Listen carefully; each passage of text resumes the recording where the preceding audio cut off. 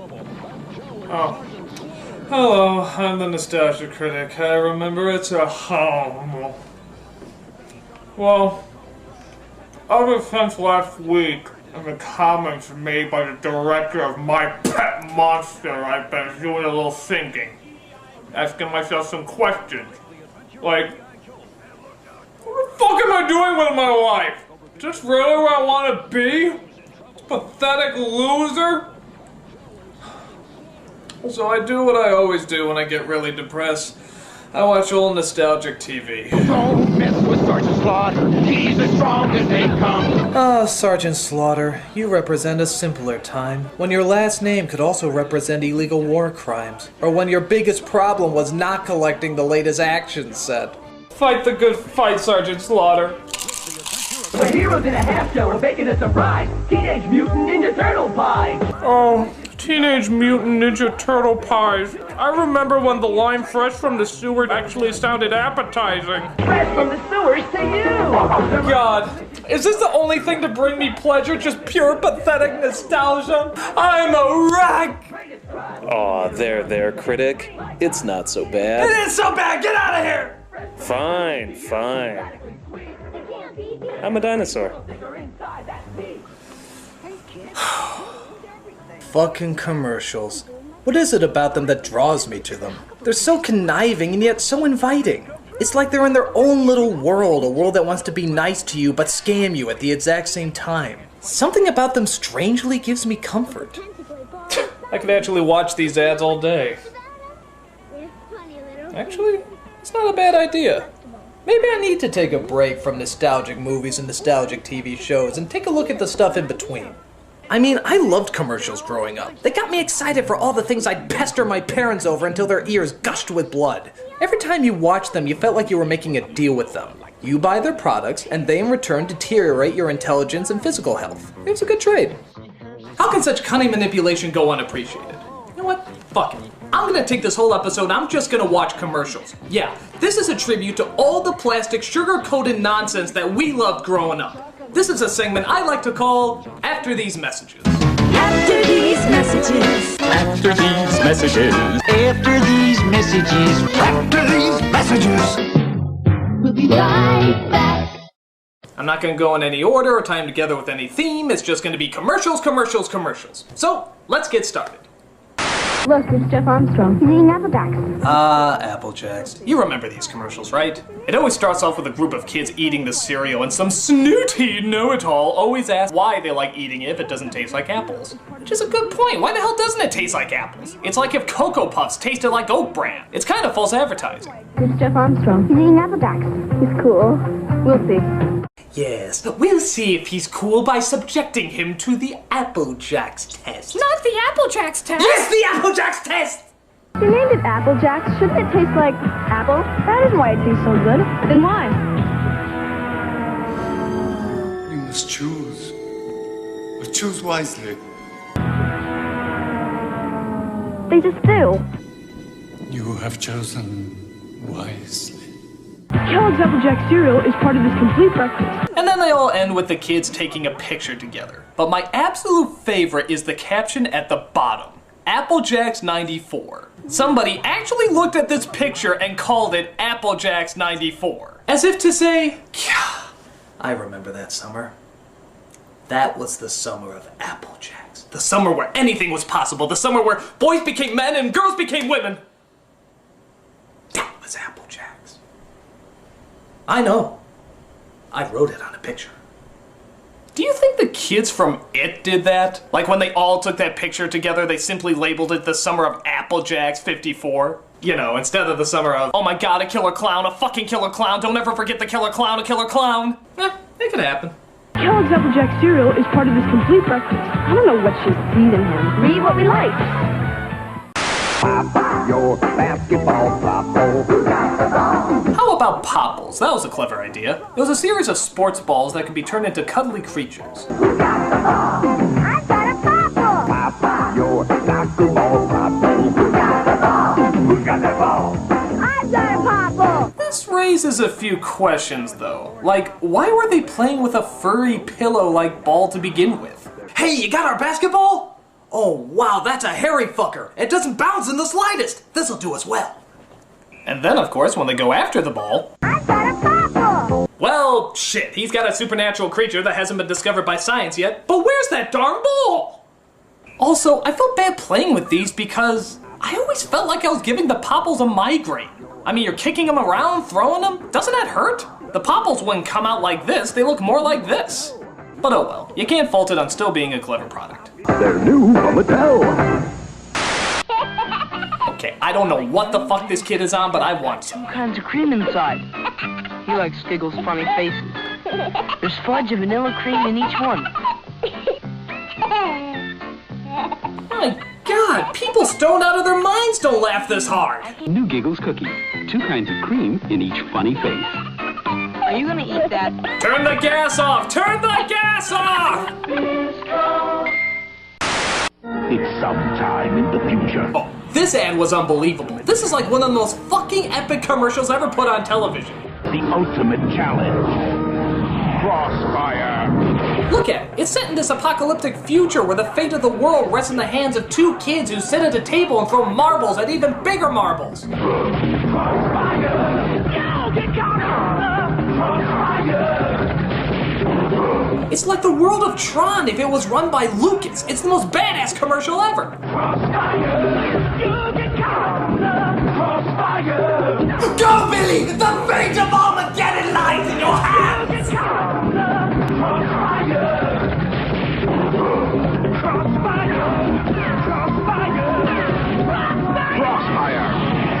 You'll get caught. Santa has a very special Christmas message he wants everyone to hear. I don't think they do these anymore, but a long, long time ago, they used to have hotlines for everything.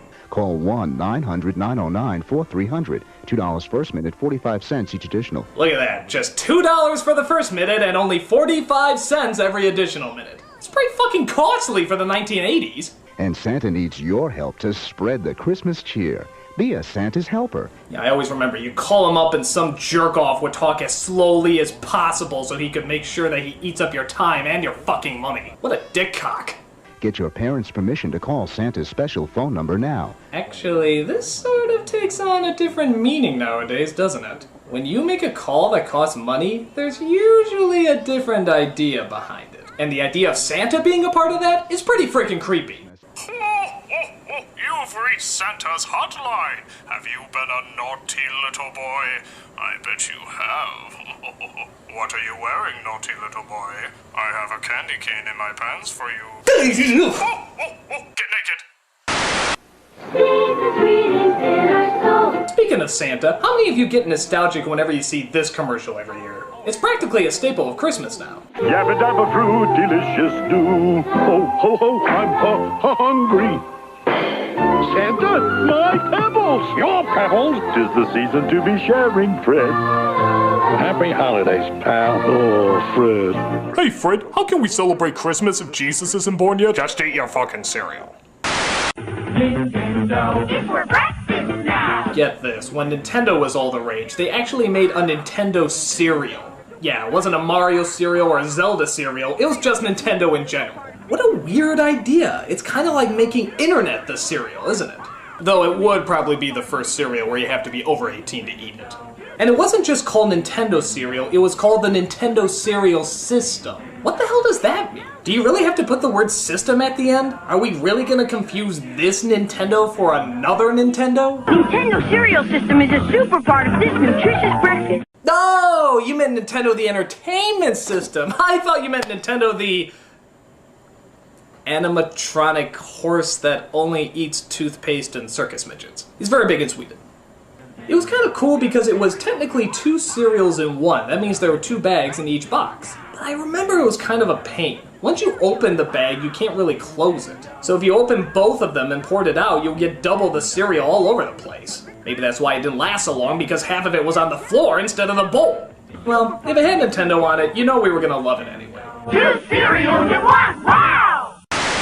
Don't worry, time to take over Castle Grayskull. Just like today, fast food joints handed out toys with their kids' meals. And sometimes you get a cup like these He-Man ones here at Burger King. They always told epic stories, or at least as much as they could, being on a cup. But here's my favorite part of this commercial. The kids get the cups, and what do? Use them as swords. Man, those must be some pretty ghetto kids. I mean, was a stick really too expensive to use as a sword, so you have to use these? Were these your birthday gifts right after they took you to your party at the dollar store? Hardcore, kids. Really hardcore. Aren't you hungry for Burger King now? Come on, guys, there's work to do. Let's move. I don't know what this kid's problem is, but he cracks me up. Listen to him. He's taking fun time just a little too friggin' seriously. Calm down, kid. You're building sandcastles and Lincoln logs. You're not a contracted construction worker. Why are these kids even hanging out with them? All he's doing is yelling at them all day. He's like a junior Sam Kinison. Go! Bang! What? Come on, guys, there's work to do. Let's move. I have to support a wife and kids working with you bozos, so let's get it right! Digger Dan can.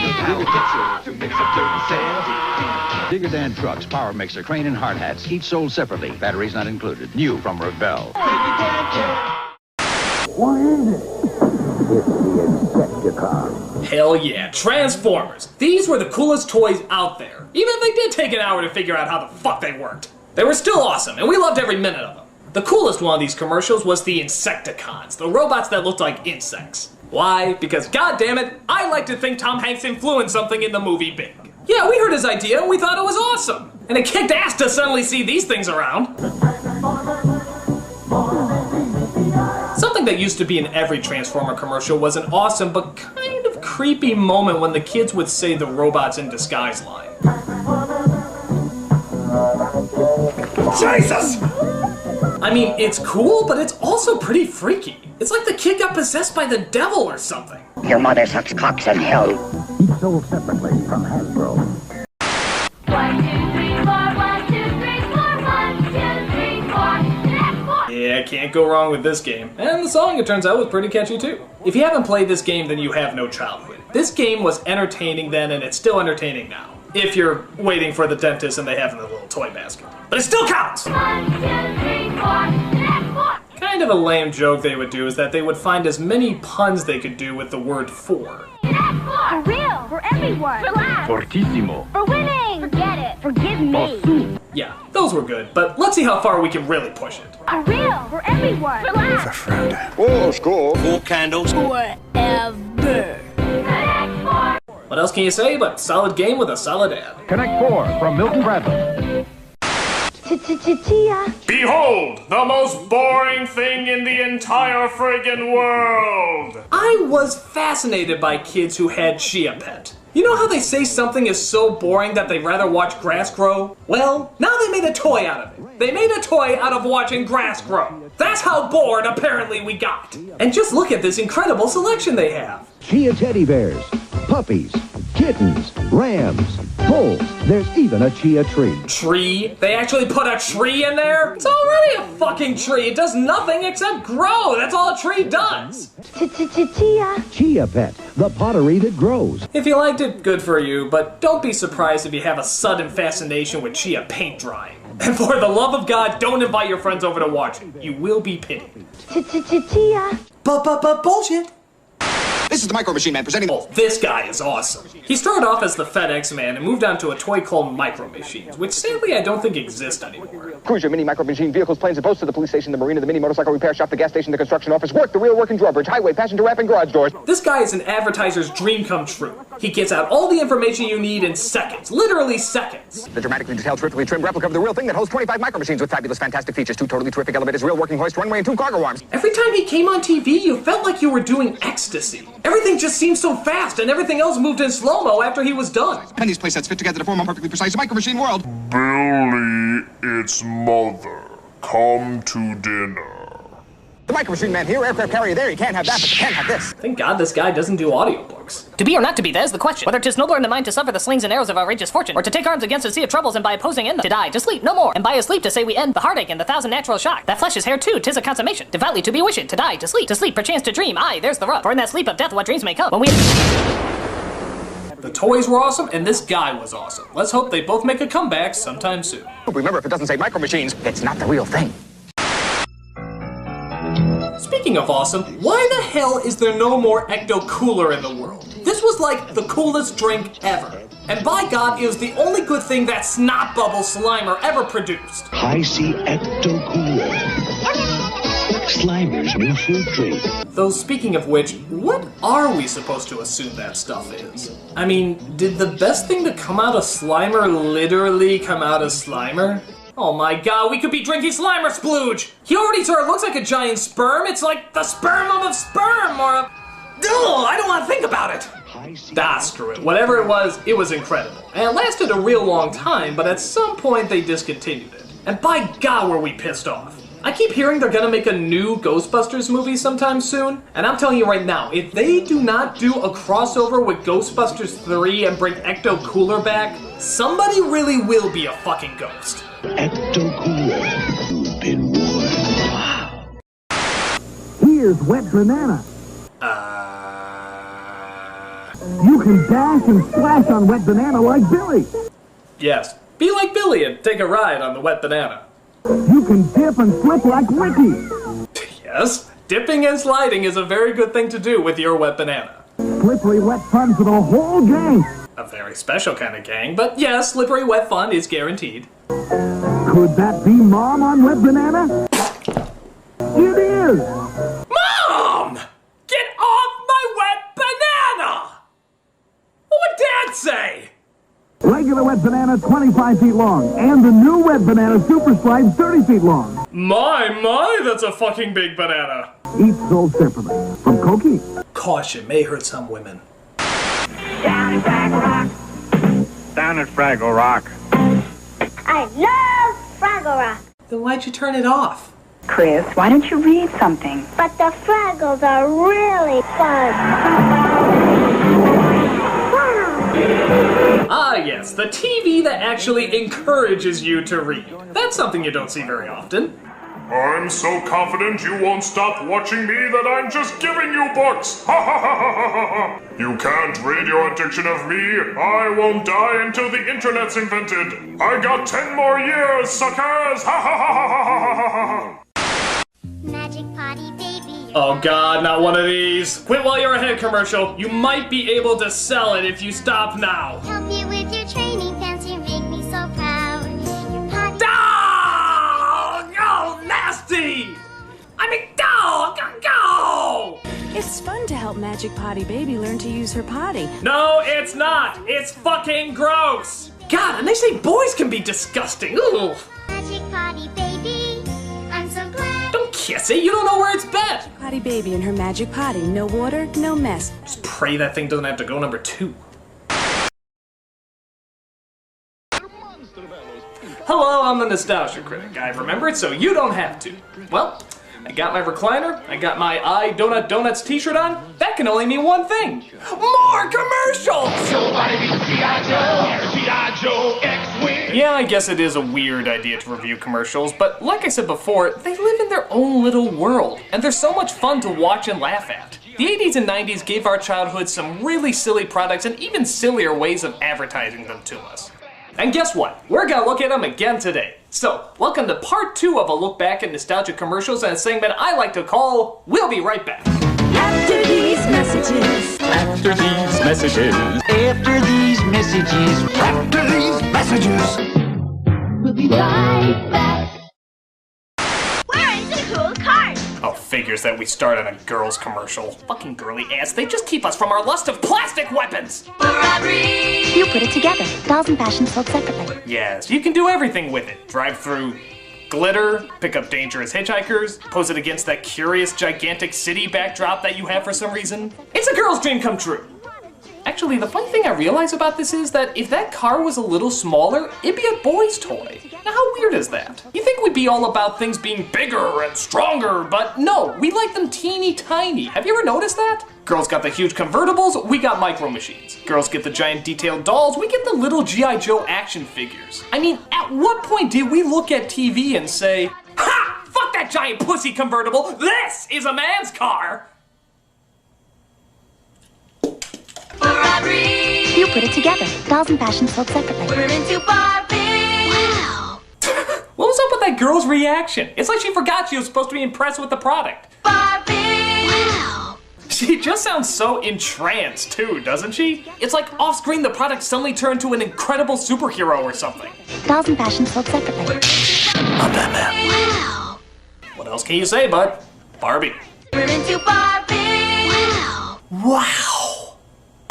I am He-Man. Call She-Ra and me at 1-900. Oh, great, another 900 number. Again, as if these didn't already have a sexual slant by today's standards, you honestly have to put He-Man in your ads now? Now you're just turning the sexual undertones into sexual overtones. Fabulous stories about what I may or may not be wearing will be revealed to you when you hold aloft your mighty phone and say, I got parents' permission! I have permission!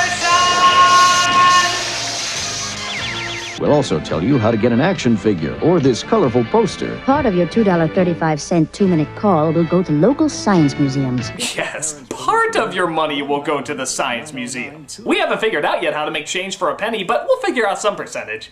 I have the power! It's not easy when you're new in town. Loser. He's new, so we hate him.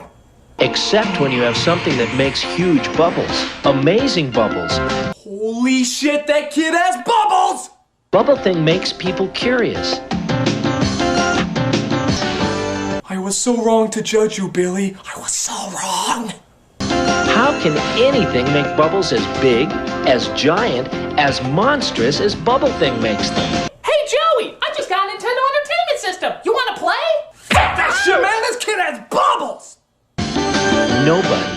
Nobody seems to be able to resist the kind of bubbles Bubble Thing makes. It's like my cruel, abusive family doesn't exist anymore. Thank you, Billy. You changed my life forever! Fucking bubbles. And what do they call this incredible invention that brings people together? Bubble Thing. Wow, was the marketing guy away from work that day? That's like the most unimaginative name I've ever heard for a product. It's like calling Transformers changey things, or G.I. Joe's Army and stuff, or Hot Wheels. Way to make us remember the product, guys. Bubble Thing makes colossal bubbles and it's new from Whammo. Fucking bubbles! Hey, what you gonna do today, Marty? I'm gonna call 976. Oh, Jesus, how many of these call numbers were there? This one doesn't even look like it's trying. They're gonna tell me a great story every day. I'm gonna ask my parents if it's okay if I call 976-7777. No, me first. Me first. How much you want to bet this was just a local pedophile who got on public access and wanted to hear children's voices? In fact, who do you think is on the other end anyway? That's a nice muscly throwing arm you got there. You know, if you get sweaty and want to take your shirt off, that'd be just fine. Oh, you are sick, man. You are sick! Don't you mouth off to me or I'm gonna slap you right in your penis. $2 per call plus possible toll. Ask your parents' permission before calling. Sega challenges you with Afterburner. Oh, hell yeah. Afterburner was awesome. Accessories sold separately. Get ready. Afterburner gives you the real dogfight excitement of the arcade version. You know, the only weird thing about this commercial is the fantasies this kid has. I mean, they're a little confused, aren't they? Wow! I'm playing a video game that makes me think I'm in a cockpit. Playing a video game! Yeah. Like barrel rolls, nose dives, supersonic speed, and radar lock-on. Yeah, now if only you can convince Hulk Hogan that it doesn't have fucking aliens in it. Give it up, Dragos. Give it up. It's Afterburner! Let's take it home. Afterburner, only on the Sega system. Sega, the challenge will always be there. But the system will not. Hey girls, looking for something more needlessly complicated than jump rope? Yes. That's.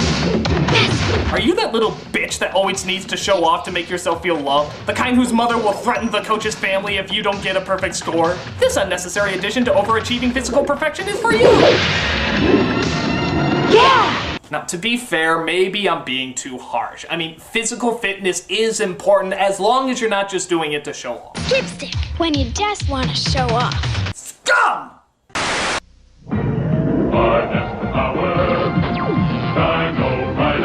Oh god, how did this toy never catch on? Listen to this. These were spacemen who take over the minds of dinosaurs and use them as weapons in their intergalactic war. How fucking... That's the coolest idea ever! They're firing on me!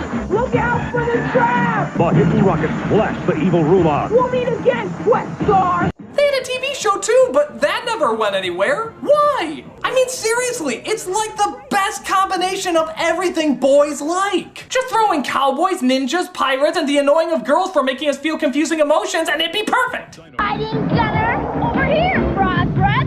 Hidden rocket shoot the brain box off. He's free! He's free! Oh well, all I gotta say is as long as Jeff Goldblum has nothing to do with them, these dinosaurs are awesome. Tyrannosaurus Rex with figures, battle gear, and motorized walking action. Dino Riders! That's famous, dude.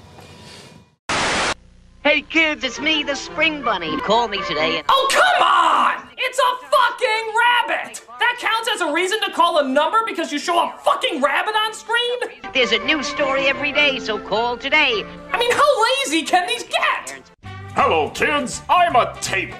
Would you like to hear an exciting table adventure? 'Cause, you know, tables go on a lot of fucking adventures. So, if you'd like to hear about me, a table, dial this number.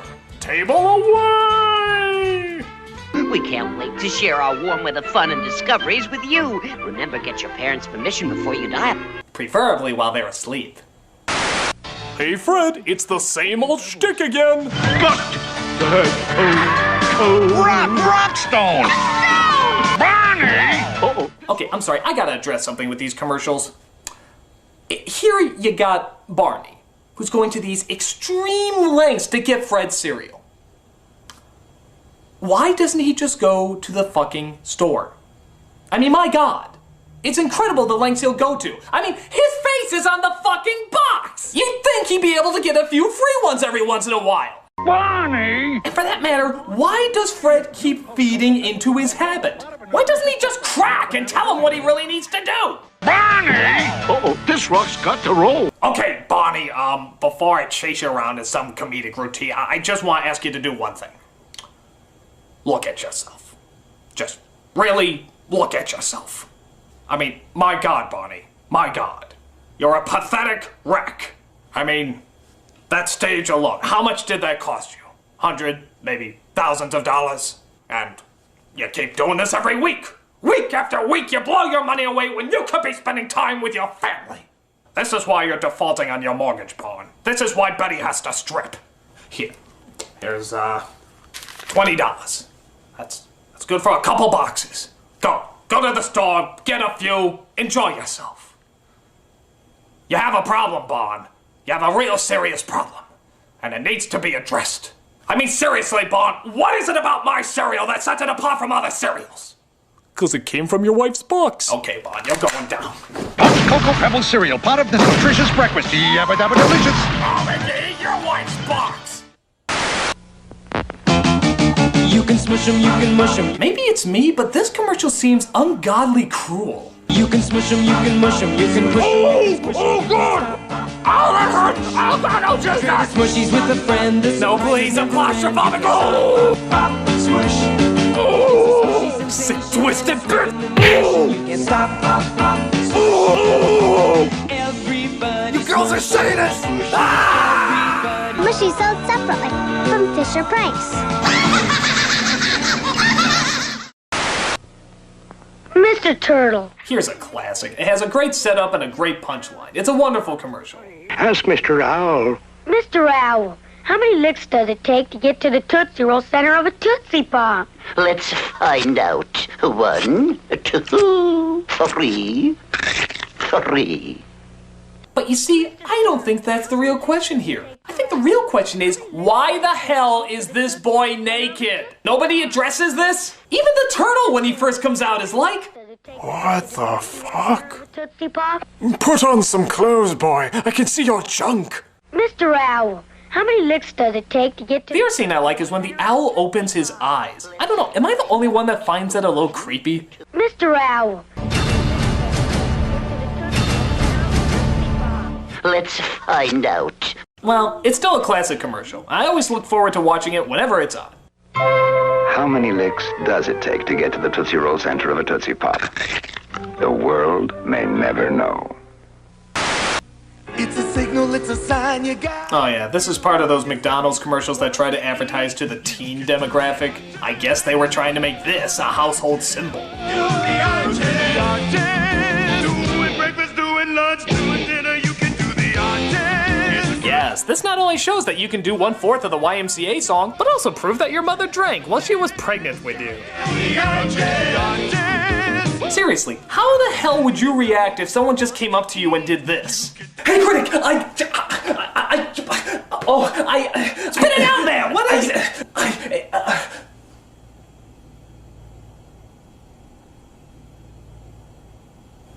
Get out of my house!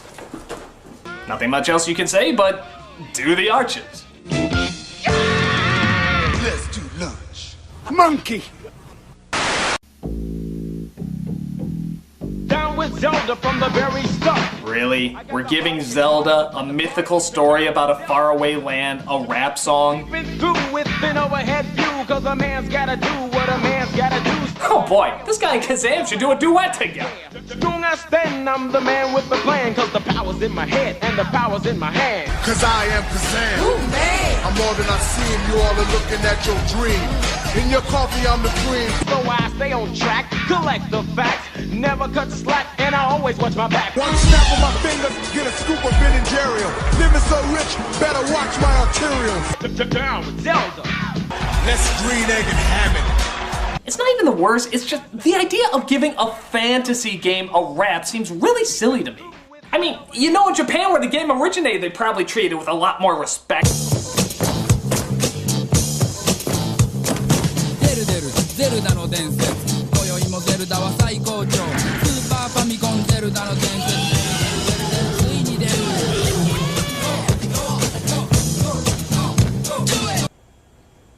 Well, excuse me, princess. It's the Great Escape game. Okay, yeah, you know how they always say that TV and movies are rotting your brain, there's just too much violence? Why don't you go play a board game or something? Yeah, alright, take a look at this board game. Make 'em, take 'em to the back study. Smash 'em, smash 'em, now they can study. A little, and now you're a little out of shape. That's the way you do it when you play the Great Escape. The Great Escape game. Race through the crazy jam castle without getting sliced. Or small for money. This is fun. I'm almost done. Maybe you won't run out too late. That's the way you do it when you play the Great Escape. Grape Escape, because killing things that are smaller than you gives you power!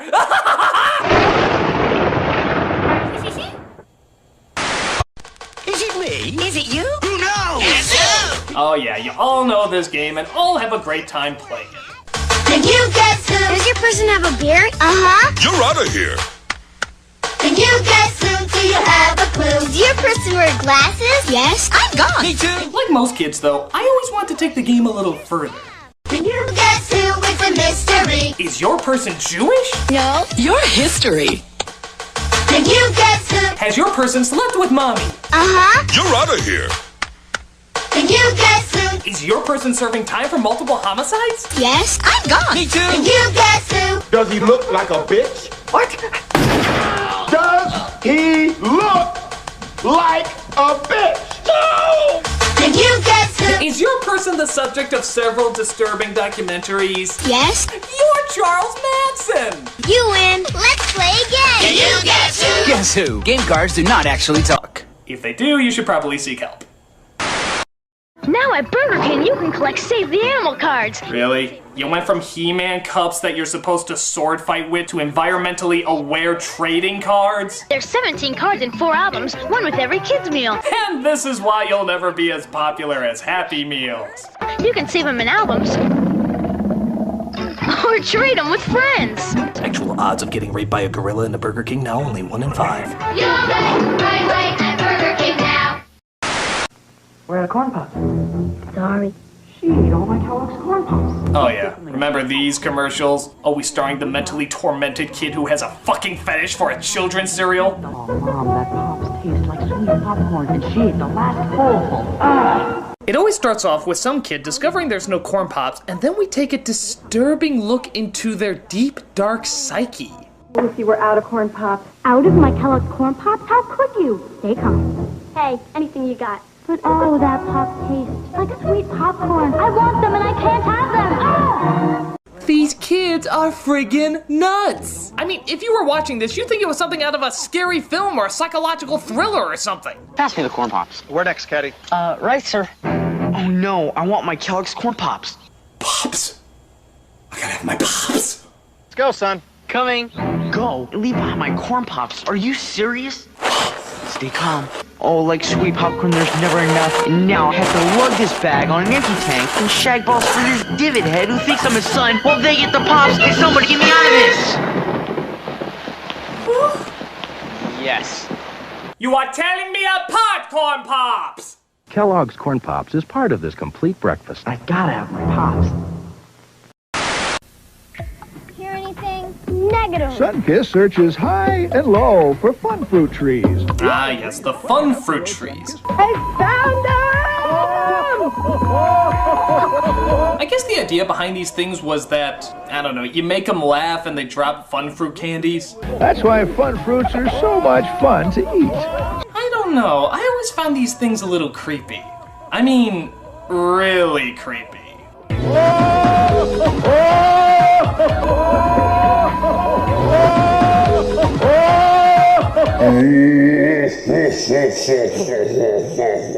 You are telling me about fun fruit trees!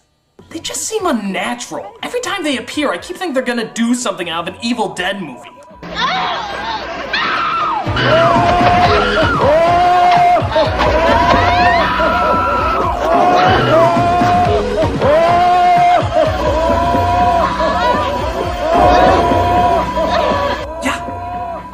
Fucking scary. Sunkist fun fruits. Every chewy one is real fruity fun. Oh boy, better enjoy this movie while you can, folks, because you will never see it in theaters again. Because he's the one and only Brer Rabbit. Back again on the big screen in Walt Disney's happiest classic, Song of the South. Did we mention that even though we're just showing the animated scenes, they're only about as long as this commercial? That's right, the rest is live action, and dealing with incredibly slow-moving racial relations. Doesn't that sound like fun, kids? Walt Disney's Song of the South, rated G, now playing at a theater near you. Warning, this Academy Award-winning movie Disney will soon be ashamed of. It may or may not be racially insensitive, honestly it's sort of hard to tell, but Disney's not gonna take that chance anyway. See the film that millions of people around the world are calling okay! Mom, your grandma. Twin. Yeah, they just arrived. Introducing Cabbage Patch Kids Twins. It doesn't happen very often. Alright, this is an ad for Cabbage Patch Kids Twins. Emma Blue is the chubby one. That's Diana Marie. How is my Diana Marie? That's Emma Lou. No, I thought this one was Emma. Grown up. Yeah, it's innocent enough, but look at how this ad begins. Mom, your grandma. Twin. Yeah, they just arrived. Now what if, for the sake of argument, she didn't know that was a joke? If your husband called up and said that your daughter is pregnant, would you react so pleasantly? Mom, your grandma. Twin. Yeah, they just arrived. What? What? Baby, who touched you? Who got you knocked up? Congratulations, Frank. We just heard. Frank, tell me what's happening. Have you called the authorities? This is Emma Lou and this is Diana Marie. Frank, did you try to hang up on me? It's still on the hook. Give me some answers, damn it! It was Uncle Bill, wasn't it? I knew his checkered past would ruin this family. Oh, God, my little baby girl's been deflowered. Cabbage Patch Kids Twins. They arrive together with special adoption papers. I don't want to live. I don't want to live. I got a wazoo. I'm going to snuggle. Name's Hippopotamus. Remember the Wuzzles? These toys were so popular they got their own Disney TV show. And who can blame them? It's a pretty clever idea. These were toys that combine two kinds of animals, like half hippo and half rabbit. Nothing really wrong with these except for one lyric that drives me nuts. I got a wuzzle, I'm gonna snuggle. Name's Hippopotamus. Cuddly as can be, 'cause she's part hippo and part bunny. Alright, that was okay. I got a wuzzle, I'm gonna snuggle. Name's Bumblebee. Cute as he can be, 'cause he's part lion and part bumblebee. And that was good too. I got a wuzzle, I'm gonna snuggle. Name's Oliver. Funny, yes sirree, 'cause he's part elephant, part kangaroo. Oh, Roo! Cheater! Cheater, cheater, cheater! Really? They couldn't come up with something to rhyme with Roo? That's gotta be one of the easiest words to rhyme. I got a wuzzle, I'm gonna snuggle. So much he can do. See? How is that hard? It's incredibly easy. Or how about, I got a wuzzle, I'm gonna snuggle. We don't care about rhyming. Buy our shit. Oh well, it's still a clever idea either way. Wuzzles come with their own storybook sold separately from Hasbro Softies. And the weather for today will be... Oh god, this boy is fucking nuts. Not thunderstorm, not hailstorm, not desert storm, nor barrel storm. What the hell is this kid? It's like he's in the lair of a Batman villain. The rapid-firing, semi-automatic rotating turret. That means 6 arrows. No waiting. Yes. No waiting.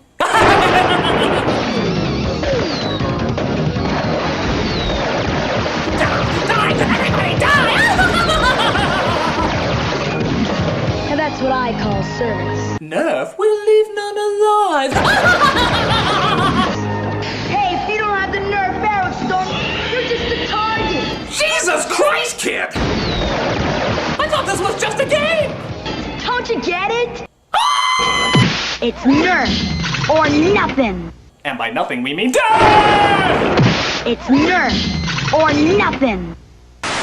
Aliens! Alright, aliens, now we're talking. It's the alien flying queen and her gruesome gorillas. Send in the ultimate space marine, ATAX. Wait. The ultimate space marine is named ATAX? It sounds like discount tampons you get at the dollar store. ATAX, disguised in his big bad bug suit. He sneaks in. Oh really? An alien disguise suit. Why didn't they think of that before? Alright, Marines, here's the plan.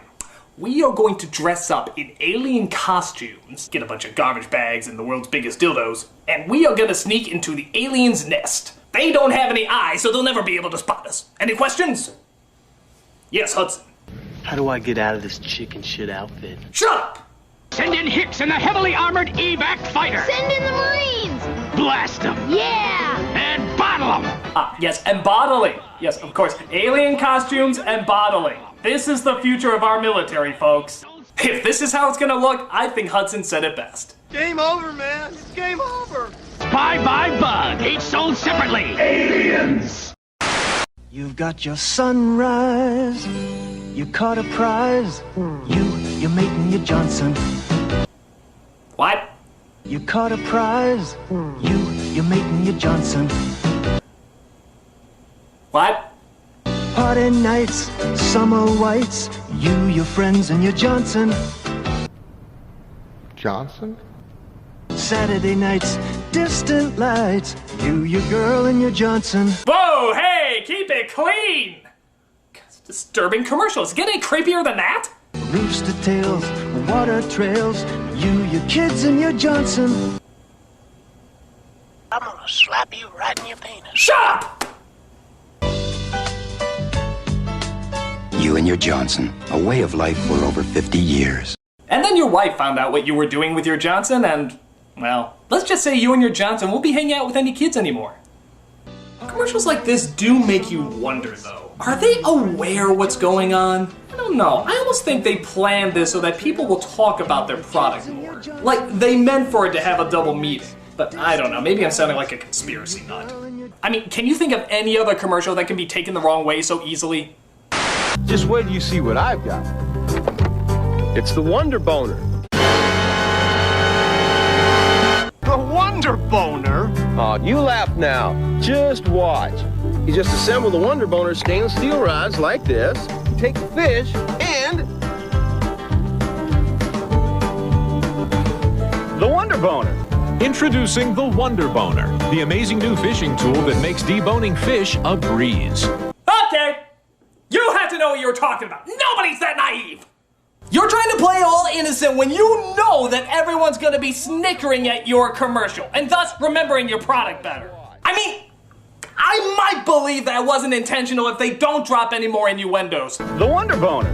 My wife would like that. You know! You totally know what you're talking about, and you should be ashamed of yourself! Well, I think the Wonder Boner's a winner. Stop saying that! I don't care if your wife would like one of those, just keep your fucking Wonder Boner to yourself! The Wonder Boner comes with a polyethylene storage case that doubles as a base and a cutting board. I mean, seriously, you can't even say that word without having somebody crack up. Watch! Wonder Boner.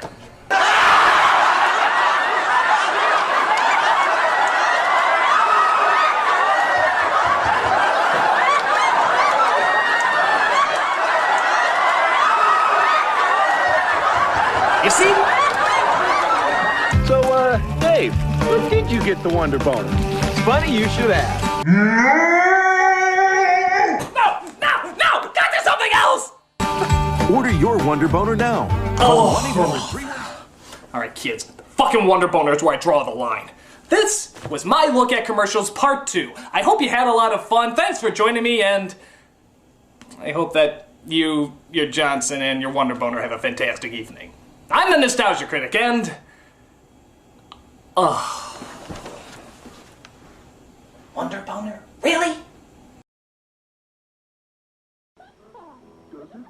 Hey kids, you want to waste some time? You must if you're watching one of my videos. It's time to review some commercials! Now McDonald's latest Halloween fashion. Yes, the commercials of the 80s and 90s are back, here to give us that joyfully awkward world of colorfully selling out. Oh, what joy these bring. Even the worst ones can manage to summon a smile to a nostalgic mind. I love them, I love them, I love them. And we're gonna look at them again today. So, seeing how one special was called We'll Be Right Back and another one was called After These Messages, this one I'm gonna entitle...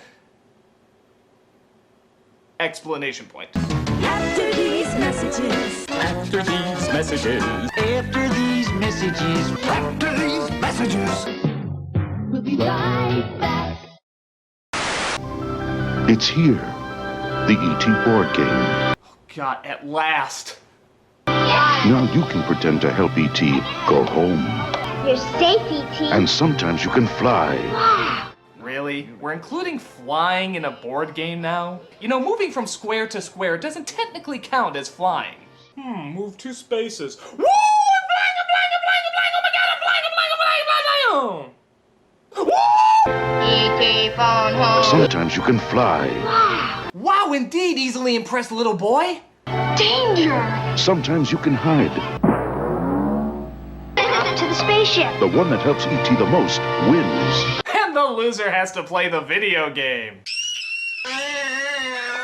Even though I see no reason to make a board game on E.T., this commercial does manage to capture the magic and drawn-out boredom of the original. E.T. board game from Parker Brothers. Also sold separately, the E.T. card game. Oh yeah, I love to see E.T. in a card game. No, he didn't. Some assembly required. What's happening in the Cabbage Patch? Oh great, more from the world's ugliest pincushions. I see she's having breakfast. Yup, she's very hungry. Uh-oh, she's crying real tears. Oh no shit, you're squeezing her hand, you sadist! Mommy will kiss those tears away. Wow. Whoa, okay, I guess her shockwave kiss solved everything. Sonic boom! Wow, you made her stop crying. I'm for Mommy. I guess I never got that about girls' toys. Why would you want a baby to cry all the time? I mean, laughing or giggling, okay, that I understand, but crying? That's a royal pain. This is just what I've wanted to do ever since I was a little girl. Shut up! And I guess, as is the way of things, you give birth and raise a little girl so you can immediately prepare her from childhood to start doing the same thing. Hey, if I raised a kid who didn't blink and looked like a deflated potato, I don't think I'd win Parent of the Year. Each purchase locally. Batteries not included.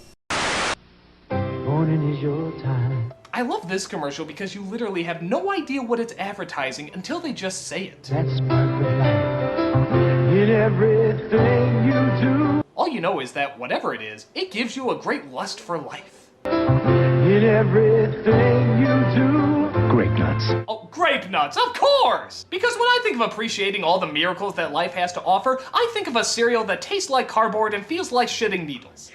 Post Grape Nut cereal. You know when you've got it good. Yes, clearly this is a woman who has it good. She's on vacation in a log cabin all by herself, no friends, no family, sipping the last drop of the most boring cereal the world has ever created. Clearly this is the closest thing to nuts that she's ever gonna get to touch. Yes, you know when you've got it good. What are you doing, Inspector 12? Comparing our new Hanes waistband with Fruit of the Loom, trainee. Because this is who you trust with your underwear, right guys? A bunch of aging old lesbians who like to snap your band like it's a prostitute's bra strap. Now pull Fruit of the Loom's band. It's weaker. Of course. Seriously, I'm all for women in the work world, but there isn't one guy in there. It feels a little odd. Here, pull it. Men know our Comfort Weave waistband fits better. For one thing, it's stronger.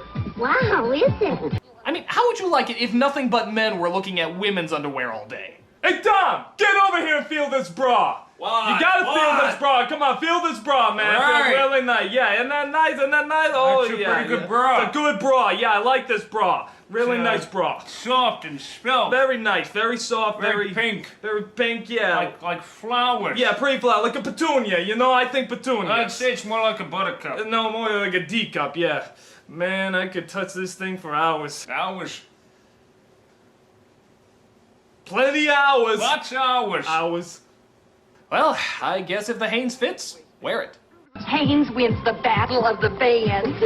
That's why we put our name on it, kid. Hanes fits better than Fruit of the Loom. We need to get laid. Yeah. It's new Kool-Aid coolers with 20% juice. Wait a minute, what? It's new Kool-Aid coolers with 20% juice. This is juice that's 20% juice. Well, what the hell's in the rest of it?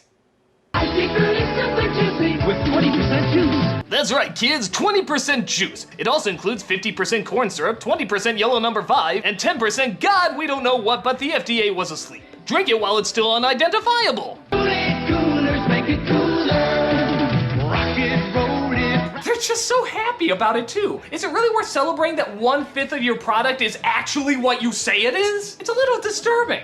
It's like advertising Pepsi, now with 20% soda and 80% rusty nails. Or Quaker Oats, now with 20% oats and 80% Donald Rumsfeld. Oh well, if Chicken McNuggets can make a big deal about having actual white meat chicken in there, I guess anything's worth celebrating. With 20% juice. Kool-Aid coolers make it cooler. I know a boy, his name is Zach. Ah yes, Zach, our favorite Lego maniac. Zach, the Lego maniac. Zach, he's a Lego maniac. Jack, he's a Lego maniac. Or was it Jack? Zach, he's a Lego maniac. Wait a minute, is it Jack or Zach? Here it's spelled Zach, but in this commercial you definitely hear a J. His name is Jack, he's new in town. And lunchtime is when he gets down. Zach. In fact, is that even the same kid? My God, it's like they just produced these children in the same factory that made child singers. He sent his cosmic fleet to Mars. He's out there cruising with the stars. His mind is lost in outer space. A Legoland basket case. So obviously there was a ton of commercials based on this legendary Lego maniac, but it does make me wonder what this iconic toy god among children went on to do. I mean, where do you think he is right now? His grandma's house is where he stays. It's been 10 years since he's been laid. At 35, his world's a wreck, collecting unemployment checks. He's still obsessed with Lego C. It gets much talk in therapy. He checks his list off every day of bullies he will blow away. Zach, he's a psychomaniac. Zach, he's...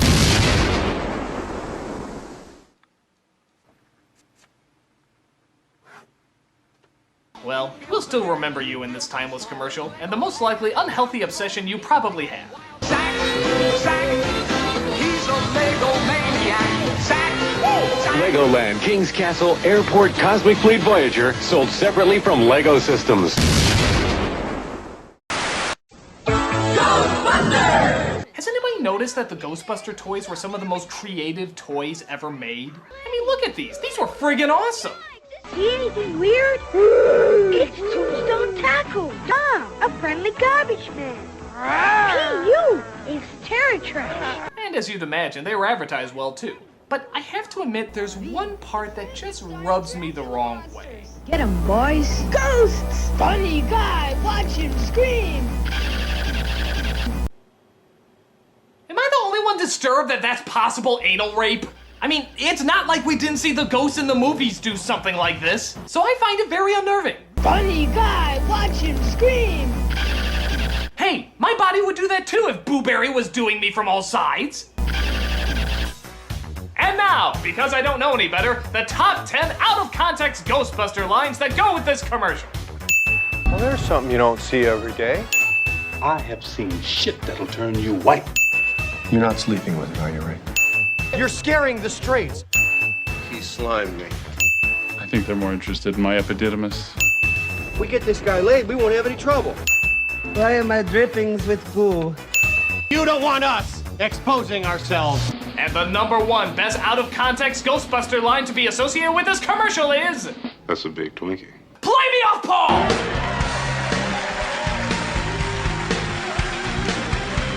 So despite the fact that this scene is a little risque, the Ghostbuster toys were some of the best toys out there, and the commercials always showed it.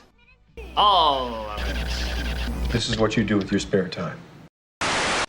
Light bright, turn on the magic of colored light. Yep, I think every kid at some point had a light bright. I don't know what it is, maybe it's the jingle, maybe it's just a cool idea, but everybody remembers this toy. Make a sign to say goodnight. And of course, every single kid in the entire world did the exact same thing.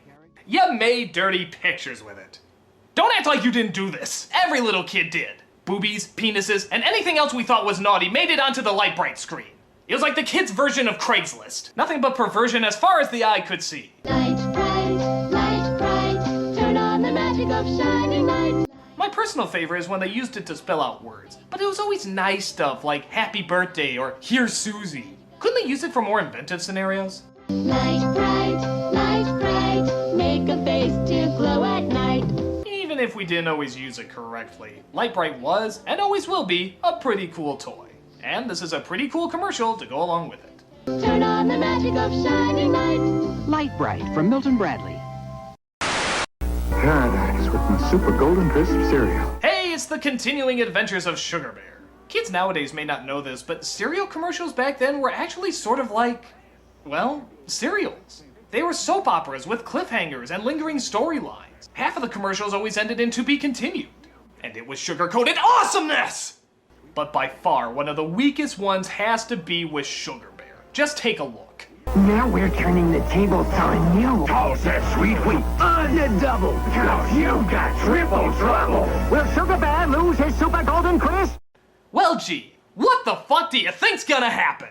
Golly, could it be like every other commercial where he just eats the goddamn cereal and saves the day? Is that even a possibility? You can solve the mystery with action-packed Sugar Bear flip books. Look at that, they just showed you what happened. They don't give a shit, they know that we know, so might as well just come out and display it. I mean, is it even worth going through the flip book to see what happens? I mean, we all know what the outcome's gonna be. Go to the last page, we all know what it's gonna... Jesus. I don't care. I still love Sugar Bear, and I look forward to him kicking some more ass with his laid-back attitude. But, Jesus. Pop-Tarts commercials were always the staple of the 80s and 90s, with its retro fashion and retro music. And of course, that confusing as hell tagline.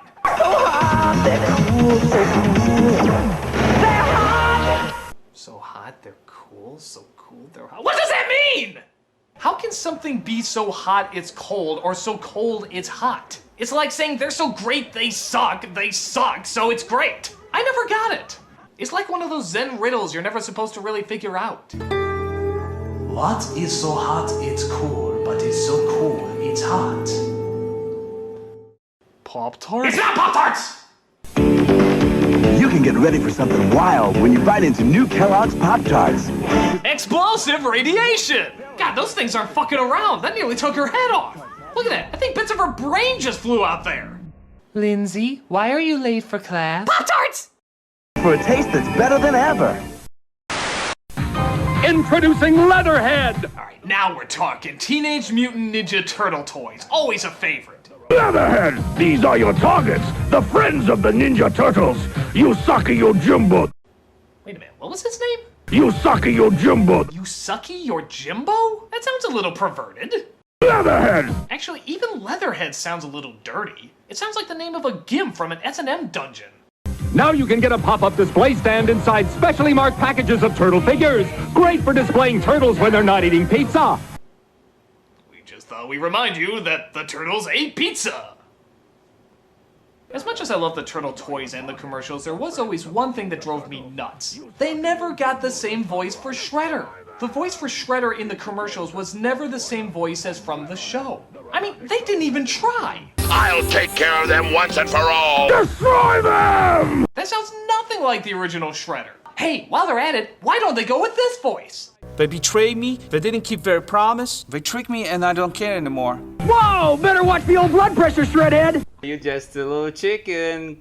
Chip, chip, chip, chip, chip, chip, chip. How is your sex life? Great for displaying turtles when they're not eating pizza. From Playmates. Bitch. Dance Club fans, do the Barbies! Yes, notice how the Barbie in no way involves bending your arms or legs? All over town, where is the Dance Club Barbie? Who's the hottest TV star? Oh god, even that was too complicated for the doll to do! Look, for the dancing toy, could you allow just a little bit more movement outside of the I'm trying to step on a bug while I have a headache move? Got the answer, it's Dance Club Barbie. Oh, a spider! God, I need aspirin. Where is a Barbie? Now the Barbie Dance Club t-shirt and video with a special appearance by Paula Abdul. Oh, now that would be interesting.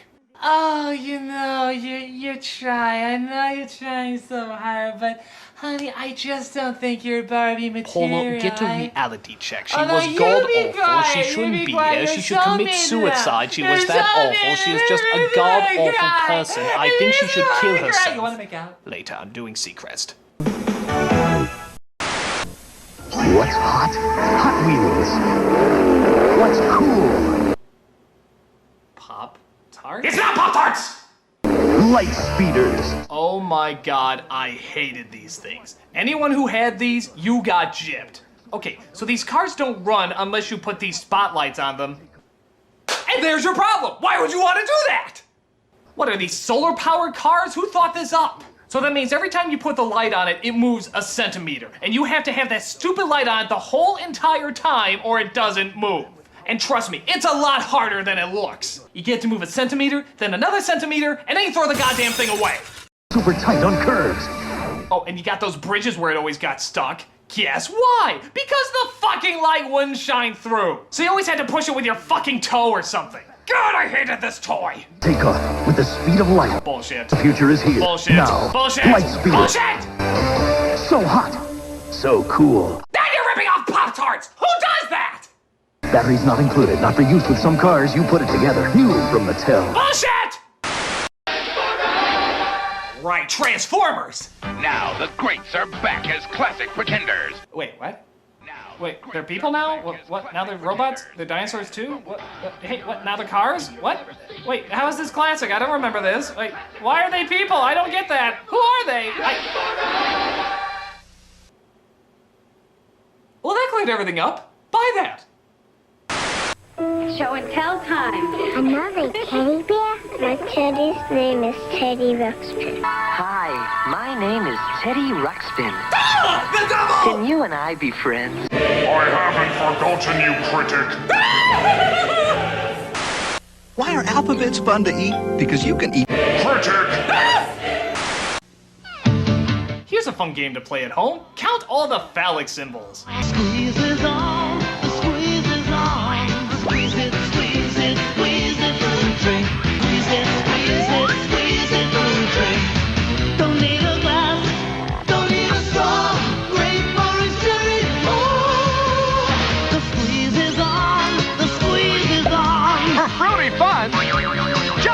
Squeeze it. No comment. Squeeze it. I'm a skateboarder. New Pretender Transformers are here. Oh, these things again. Okay, let's see if they explain it any better. The power of Pretender Transformers. And look, there are evil Decepticon Pretenders too. Pretender Transformers. Nope. Finally, we have found a cure for diabetes. What? I can't wait for the day I make that announcement. Cutties! For over 16 years... No, I'm sorry, you lost me. You totally lost me at that fake out. I don't care what you're promoting. In fact, you know what? I'm gonna give 5 people diabetes right now. Yeah, it's the Critic. Inject them! Oh, just a little side project I got going. Good God, I might be horrible. Introducing Slim Suit. Just put it on to take weight off. Okay, folks, get ready for the dumbest thing you have ever seen. Who'd ever think I could lose weight while watching TV? Do you believe we're losing weight just by talking on the phone? No, I can't. In fact, I am going to call lying on that. Just put it on to take weight off. It's that easy. No kidding! The Slim Suit can help you lose weight by doing absolutely nothing. What, does it take off like an ounce of weight a week or something? 6 hours ago, I was absolutely panicked because this dress was too tight. So I knew to wear my slim suit, and now my dress fits perfectly. Really? 6 hours of wearing the Slim Suit can make you go down an entire dress size. That's incredible. I bet all you other idiots out there were trying to exercise or eat right. Loser, though. And with amazing Slim Suit, one size fits all. Yeah, especially for people trying to lose weight like this guy. Most. One size will fit most. Yes, everyone can look great in Slim Suit. Okay, now that's definitely a lie. Look at this girl. You know she's got a date to the prom. It's simple. The more active you are, the more Slim Suit works for you. Oh, no shit! The more you exercise, the more Slim Suit will help you lose weight. Yeah, it's pretty subtle that way. It's almost as if you don't need it at all. It's the shape-up plan you don't have to hassle with. Just put it on to take it off. Take it easy or take it to the max. Professionals also recommend these magic beans, mixed with a placebo brought to you by the Tooth Fairy. When you're in Oz. For everyday wear or every night, you can actually wake up weighing less. No harmful pills or starvation diets. And all you had to do was sacrifice your fucking common sense. Because of the incredible demand for Slim Suit, supplies are limited. Yeah, we only made 5 of these because we thought only 5 people would be dumb enough to buy them. You proved us wrong, America. So order now to put Slim Suit on to take weight off. Your Slim Suit comes complete with the Pounds Off program at no extra charge. Wait. What program? You said all we had to do was sit on our asses. What, is there a time scale to sitting on our asses? Slim Suit works. I lose weight every time I wear it. Thanks to Slim Suit, I actually lost weight while sleeping. It truly is the work of an artist. Perhaps a con artist, if you will. Well, folks, I don't think I'm gonna top this bit of insanity, so might as well just call it quits here. Thanks for joining me on my commercial special, and remember, I'm the Nostalgia Critic. I remember it. Zach, he's a psychomaniac. Zach, he's a psychomaniac. Bitch. Chips Ahoy! There's new sprinkled Chips Ahoy! Yep, it's that time again to tour down the often forgotten but fondly remembered avenue of nostalgic commercials. Why do so many of them stay with us? What is it about their world of pandering and advertising that makes us so fond of them? Whatever it is, we're gonna review them and partake in their corniness once more. So, seeing how the first one I called "We'll Be Right Back" and the second one "After These Messages" and the third one "Explanation Point," this one I'm gonna call the fourth one. After these messages. After these messages. After these messages. After these messages. We'll be right back. Dinosaurs, come on! Capture the dinosaurs. Those stomping dinosaurs. It's the dinosaur hunt. Chef Boyardee. Ah, good old Chef Boyardee. Causing children around the world to grow up and shout, "I can't believe I used to put this in my body." Dinosaurs from Chef Boyardee. Tasty, wholesome pasta that's a dinosaur hunt. tasty, wholesome pasta. I can think of 3 things wrong with that sentence. Thank goodness for new Pac-Man pasta from Chef Boyardee. Now, of course, making famous characters into edible shapes is nothing new. There was Pac-Man, Smurfs, hell, even Tic-Tac-Toe got a pasta. Wherever I go, it's X's and O's. Makes me feel so hungry for my tic-tac-toe. But what some people forget is that for the longest time, they tried to make a game out of eating their products. Yeah, listen. And when you get 3 X's or O's on your spoon, you win. Because first one to capture all 3 dinosaur shapes wins. Why must you turn dinner time into a competitive sport? Wouldn't the more appropriate rules be? Hey kids, if you can eat the elbow macaroni and ketchup we're calling pasta without vomiting it up through your ears, nose, or mouth, you win. Thank goodness for Chef Boyardee. Look at this crazy kid. He is jacked up on the stuff. Just look at that face. It's like he saw Jesus and at the same time decided he wanted to eat him. Wherever I go, it's X's and O's. Makes me feel my tic-tac-toes. They're so tasty. Chef Boyardee. Well, even if you don't like the food, Chef Boyardee always knew how to give us that tasty amount of goofiness. Tick, tick, tick, tick, tick, tack toes. With and without meatballs. Hi, Lindsay. Oh, hi, Ronald. Oh God, you can't help but feel that warm, fuzzy feeling whenever you watch this classic. What's new? Nothing. Everybody says I'm too little. Really? It's a McDonald's commercial about a little girl thinking about running away. And for some reason never questions the creepy clown that's on her neighbor's lawn. I'm thinking of running away to McDonald Land. McDonald Land? That's where I'm from. I hear it's a dictatorship where people disappear. Well, Lindsay, maybe there's some undesirables there holding back genetic progress. Yeah, I hear it's really nice. I hear where you're from is really nice, too. It's okay. Because you got that basketball hoop over your garage. And your back porch has that great wind chime.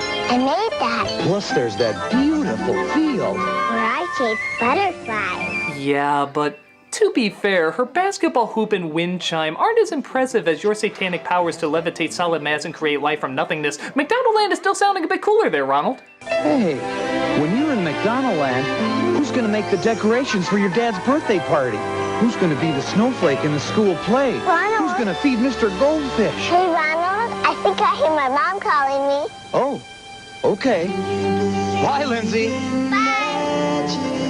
Yeah, it all seems sweet and cute until you realize this was a stranger danger commercial. Oh, come on, I can't be the first person to think that about Ronald McDonald. I mean, look at him in this commercial. He's good, but I think he's missing something. A friend. Yeah, if a strange man dressed like a clown lures you with magic tricks and, oh, I don't know, offers you McDonald's to go with him, chances are you should probably run for home. Or, as Sonic puts it, you get out of there. Just look at the way Ronald stares at her in this scene. But I think he's missing something. A friend. If someone went up to your kid and smiled like this, I'd pull her the fuck away from him. Oh well, as much as I make fun of them, I still love both these commercials around Christmas time. McDonald's wishes you a holiday season spent with the people who make you smile. Brought to you by a company set to sabotage your arteries for the rest of your life. Bye, Lindsay.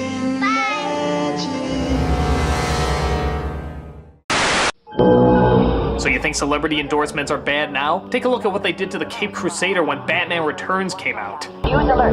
Someone is stealing Gotham City's power supply. That's right. Is he gonna stop rioters or capturing the culprit responsible for this crime? Fuck no, he's gonna get him some Diet Coke. When you want a Diet Coke, you want a Diet Coke. Diet Coke, Diet Coke, Diet Coke. I need my Diet Coke. After all, there's just one. I need my fucking Diet Coke! Goddamn traffic, get out of the way! I need my fat-free alternative to high fructose deliciousness. Sir, don't you think you're taking this a little too far? Fuck you, Mr. Belvedere! Diet Coke! After all, there's just one. But we discover it was Catwoman who was the culprit all along. Boy, slow week for her, isn't it? I mean, Was this really her grand plan? Shut down the city so she could tease Batman's bizarre low-calorie soda fetish? No offense, Selena, but you could do better. Diet Coke. Just for the taste. No, that's the last reason anybody drinks it. The first reason is, well, now honestly, because Batman drinks it. He loves it so much, he would literally let the city die just to get the last one. That's probably the best endorsement you could give a product. So I guess it works. Diet Coke. Just for the taste. Diet Coke! I don't want to grow up. I'm a Toys R Us kid. Another classic collection of commercials we can't forget, along with that wonderful jingle that we can't forget. I don't want to grow up. I'm a Toys R Us kid. They got the best for so much less. You really flip your lid. They're charming commercials and all, but is it me, or does this sound like the national anthem for adults who never really did grow up? You know, those man children and women children who never want to do anything with their lives except play with their toys. I'm telling you, it's all because of this jingle. Don't believe me? The sequel commercial that came out years later proves it. I don't want to grow up. I'm a Toys R Us kid. They got a million. Look at that! They're in the exact same location! I don't want to grow up. I'm a Toys R Us kid. They got the best for so much less. You'll really flip your leg. It's like no time has passed. They never left their parents' place. This is their life. From bikes to trains to video games. It's the biggest toy store there is. In fact, the more I think about it, they're probably there even to this day. Reggie! Go away, Mom! Reggie, when are you gonna get a job? I told you, Mom, I'm a Toys R Us kid! You keep saying that. What does it mean? You couldn't possibly understand, Mom! I'm never gonna have any grandchildren. They just complicate the plan, Mom! The Toys R Us plan! I'm going to watch old home movies of you and see where I went wrong. Toys R Us kid, Mom! Toys R Us kid! The only other problem I ever had with these commercials is that half the toys were never at Toys R Us. You ever notice that? I don't know if it was a copyright thing or what, but half of these products they were advertising were never at the store. Like, imagine you were a Ninja Turtle nut, like I was. Look at these fucking things! Holy shit! I want the life-size dancing Ninja Turtles, please! What? Don't have it? Well, okay, I'll take that gigantic teddy bear that he's bouncing around on. What? Well, how about that game where you bomb the battleship? Fuck you! Look through the store! There has to be a game where you can bomb a battleship! God, this place is an insult to Joffrey the giraffe! It's not real? I don't want to grow up! Critic! When are you gonna get a job? Shut up, Mom! More gays, more toys. Oh boy! I want to be a Toys R Us kid. Fucking liars! Chocolatey cereal with chocolatey marshmallow bats. Believe it or not, there was actually a period of time when Count Chocula was a live action character. And would you like to see what he looks like? If you crave chocolate too, chocolate can satisfy the chocolate monster in you. What the hell is that? It's like a silly putty combo of the Nesquik Rabbit and Fat Weird Al Yankovic. And okay, that chin seriously needs to be censored. I swear, I'm looking at Forrest Whitaker's testicles right now, and that should not be under the mouth of any cereal mascot. Something happens to Mickey a day like chocolate. The chocolate monster in him comes out for a bite. I don't even know what the commercial's about. It's a monster that wakes up, but when he's fed Count Chocula, he turns back into a kid. Who cares? You can't take your eyes off that image of Robin Williams' face coming out of a Muppet's butt. If you crave chocolate... Yeah! Turn it away! Turn it away! Burn it with acid! Satisfies a chocolate monster in no time flat. The monstrously good part of a complete breakfast. Count Chocula can satisfy the chocolate monster in you. You stay the fuck away from my chocolate monster.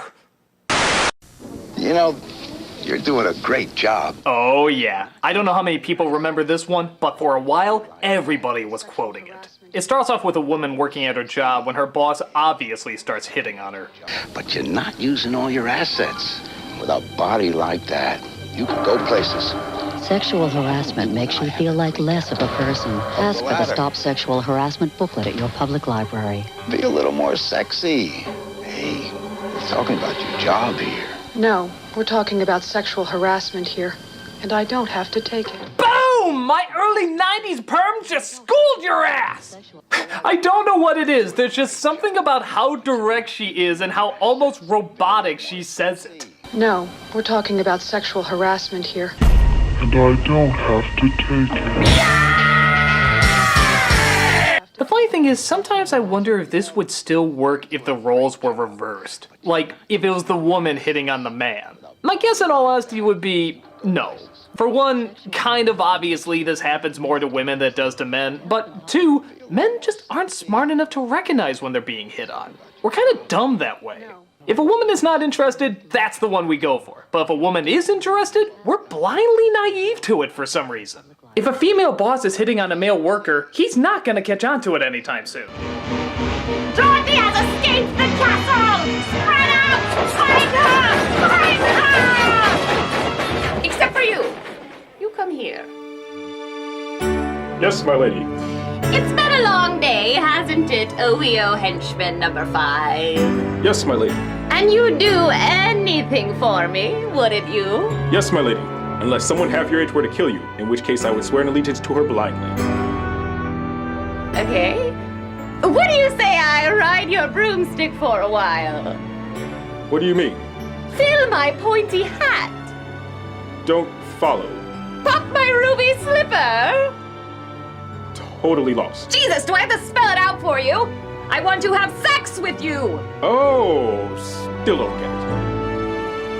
I don't have any other words to say. Not one part of that sentence could be interpreted any other way. Oh, I think I see what you're saying. Good. You want me and henchwoman number 12 to hook up?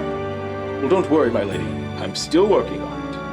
Hello, henchwoman number 12. Still not into you, creep?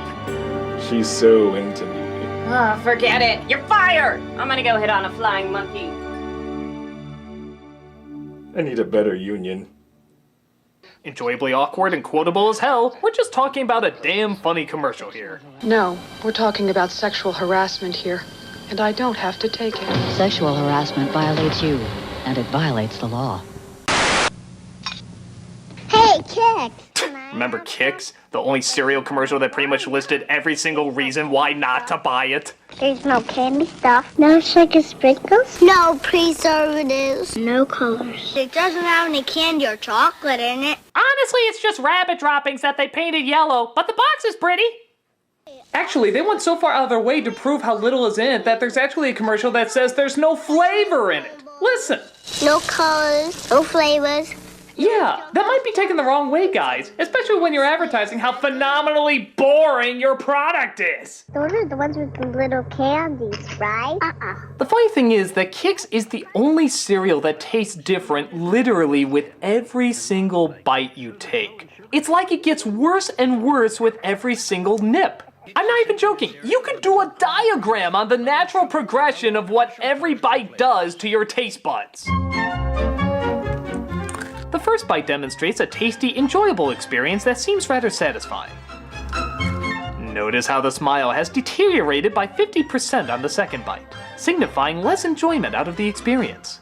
The third bite clearly shows the mistake one feels having placed this product in their mouth. Surely part of the box must have worked its way onto the spoon. Clearly they've made a cereal out of packing peanuts. This mistake will not be made again.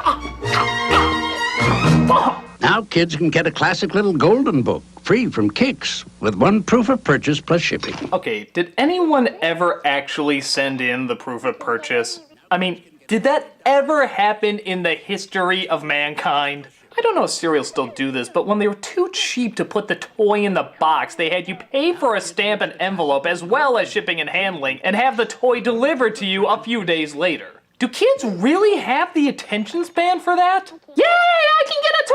All I need is an envelope! I'm bored. Ooh, video games! Now kids can get a free Dr. Seuss classic to read, with 2 proofs of purchase plus shipping. But to be fair, those books probably would taste better than the actual cereal. Kix, kid tested, mother approved. Yeah, let's say it like it is, people. Kix. Kids tolerate it, mother has coupons. Hey kids, there's another turtle-rific edition of... Now we're talking Teenage Mutant Ninja Turtles. This is just a straightforward ad promoting the first VHS that ever came out of the series. Heroes in a Half Shell. there's not a ton to talk about except for one little portion that might throw you off a bit. The video that reveals the incredible true story. Wait a minute, what was that? The video that reveals the incredible true story. The incredible true story? I'm not a scientist or anything, but I'm just gonna take a wild guess that the insane adventures of 4 anthropomorphic life forms living in the sewer, skateboarding, eating pizza, and fighting the ninja army led by Uncle Phil probably takes place in the world of fiction. It's just so strange because there's no other way you can interpret it. It's not like he meant it to be taken this way or part of some misunderstanding. No, they straight up say it's a true story. The video that reveals the incredible true story. What the hell are we supposed to do with that except draw the conclusion that FHE are fucking liars? The video that reveals the incredible true story. That's right, they're real. And if you don't see them in front of you right now, it's probably because you haven't bought enough of our products. Would we lie?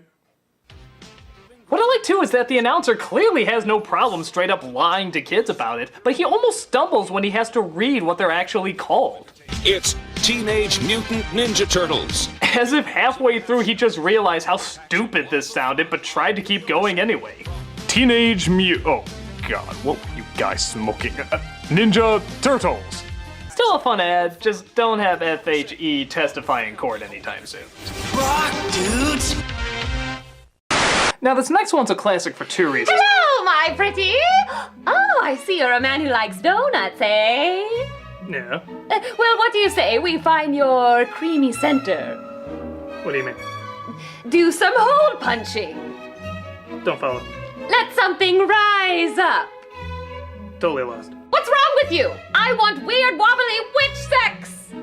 Oh, I know what you're saying. You want me and the actress from Game of Thrones, the one that plays the albino dragon chick, to hook up. Well, don't worry, I got her on speed dial. Hey, it's you-know-who. You're violating the restraining order, asshole. She totally wants me. What am I missing here? You still around? Will you piss off? I'm trying to review some commercials. Commercials? Yeah, like this one.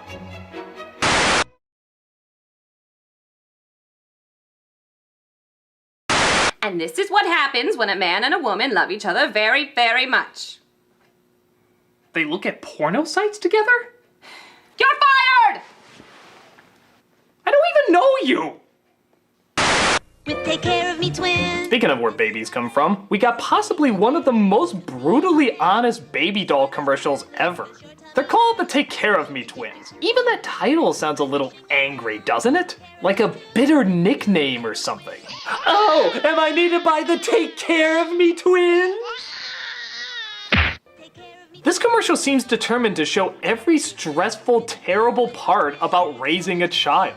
With Take Care of Me Twins, this is my day. This is my day. Again, not the happiest words to shout during a baby commercial, but keep watching. But this one is drooling, does your tummy hurt?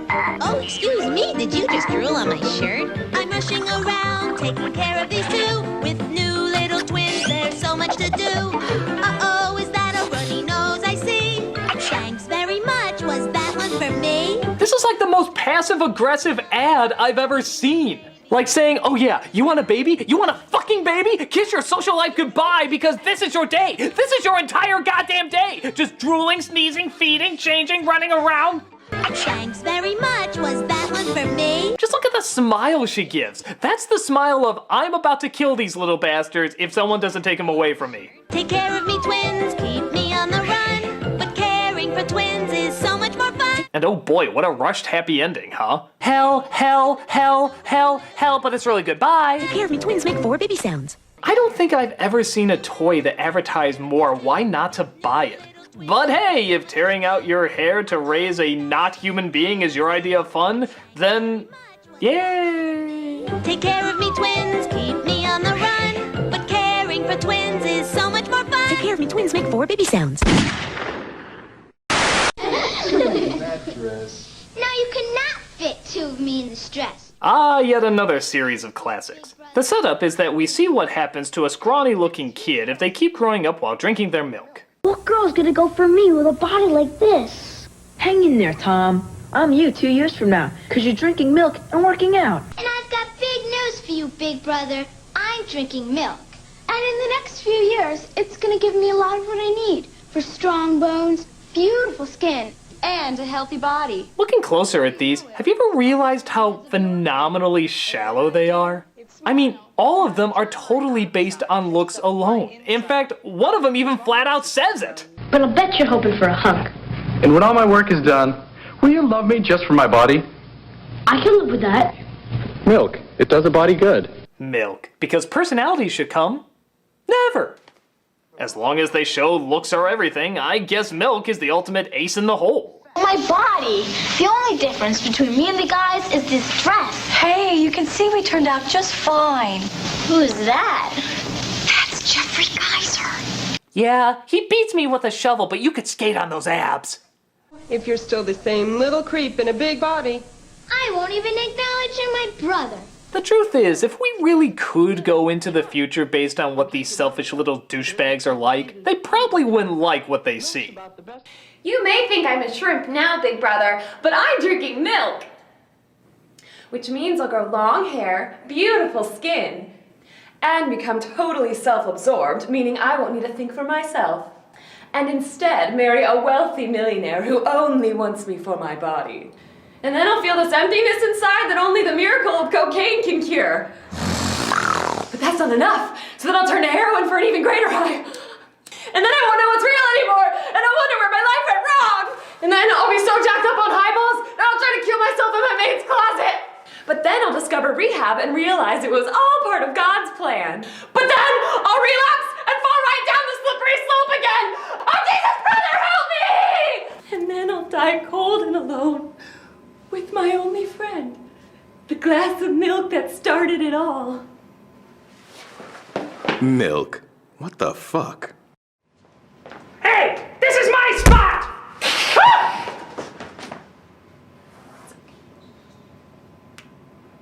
Maybe I'm reading too deep into it, or maybe they should emphasize the importance of brain power as well as body power. Milk. It does a body good. Oh good, a commercial from Canada, our friendly neighbors from the north. They're always so kind in everything they do. Oh look, a baby shower for an expecting mother. Oh, you got the little girl there and everything. Oh my god, this is gonna be adorable. What is that? It's a rape whistle.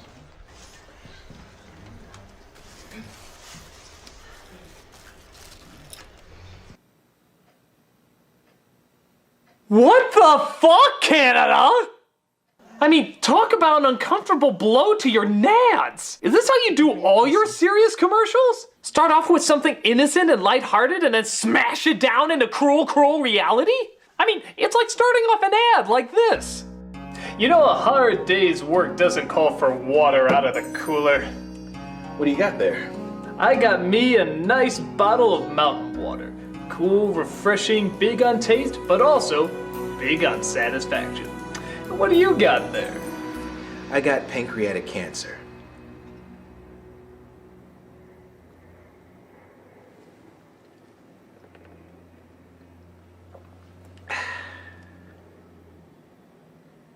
Sheesh, I mean, this can't be good for tourism. Who the hell would want to go to Canada after learning that statistic? Do they have that on the entry sign to the place? Welcome to Canada, 1 in 2 girls will be physically or sexually abused? That's pretty awkward. I mean, how do you think the expecting mother feels? What is that? It's a rape whistle.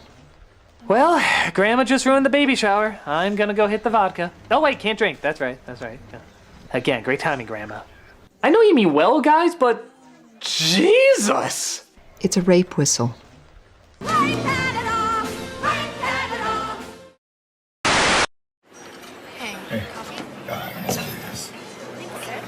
Everyone rise for the greatest commercial ever. I know it's current, but trust me when I say it is destined to become a nostalgic commercial classic. It starts off with a guy just going into a Denny's to get some pancakes. What follows is a moment of pure and absolute beauty. Red, white, and blue pancakes, huh? What do they taste like? America,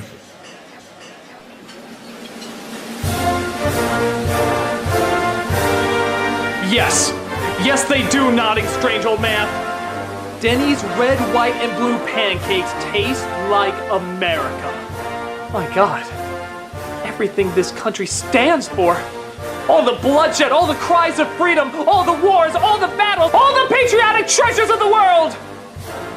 All found here in this humble, brilliant piece of brilliantness. You know, some people say they see America in the Lincoln Memorial. Fuck them! Some say they see it in the Constitution of the United States. Fuck them too! Some say they see it in our Purple Mountain's majesty, in the glimmering eye of the honest worker, or in our stars when they see that our flag is still there. Fucking pussy pansies! It's in the red, white, and blue pancakes from Denny's!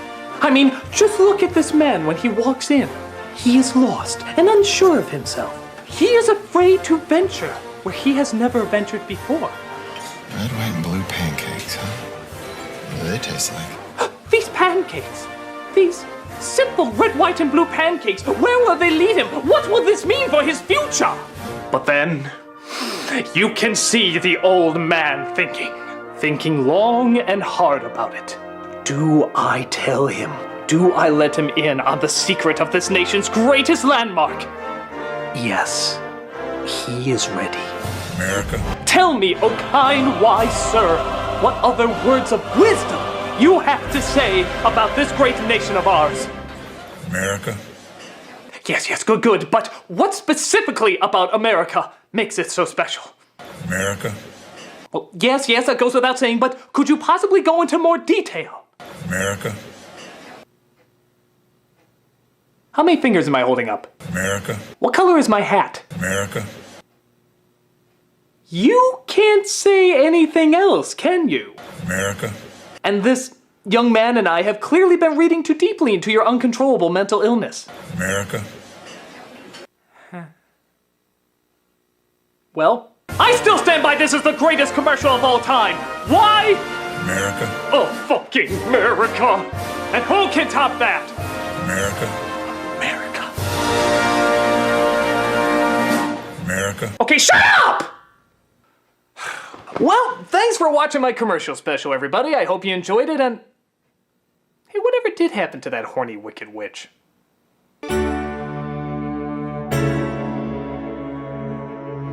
It's hot in here, and I like you very much, lover boy. Whoa, I mean the candles, the music, the sexy dress. What's going on here? Don't you like me? I'm your girl. What are you doing this for? I want you. What do you mean? I want your body. Don't follow. I want to have sex with you. Totally lost. Listen here, you bizarre man who has a picture of a spoon on his wall for some reason. I want your balls! Oh, now I get it.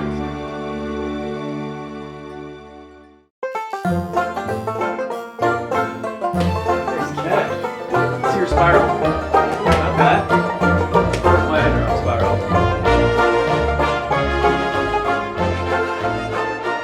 Hey, this is sexual harassment, and I don't need to take it. What just happened?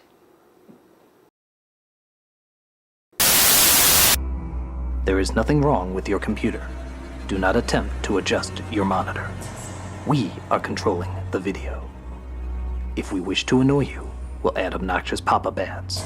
If we wish to infuriate you, we will load the video even slower so that all you can see is the annoying circle. If we wish to confuse you, we will satirize a show that was popular in the 60s, but you'll still kinda get because you saw it on that Simpsons Halloween special. For the next half hour, sit quietly, and we will control all that you see and hear. You are about to experience the awe and mystery of nostalgic commercials. Mousetrap, I guarantee it's the craziest trap you'll ever see. They're back, and they're ready to sell you their shit. Nostalgic Saturday morning commercials are practically a lost art, in that there's no more Saturday morning cartoons to play them with. Thanks, non-stop kidsploitation media! But nevertheless, there was still a strange, otherworldly feel to the ads of the 80s and 90s, and even some more recent ones too. So today, we're gonna take a look at their bright, colorful, sugar-coated, brain cell-killing awesomeness in all its glory. Because commercials are reviewable too. What makes them memorable, what makes them laughable, and what makes them memorably laughable. So, seeing how I call the first one after these messages, the second one will be right back, the third one explanation point, and the fourth one, this one I'm calling... The Quickening. After these messages. After these messages. After these messages. After these messages. We'll be right back.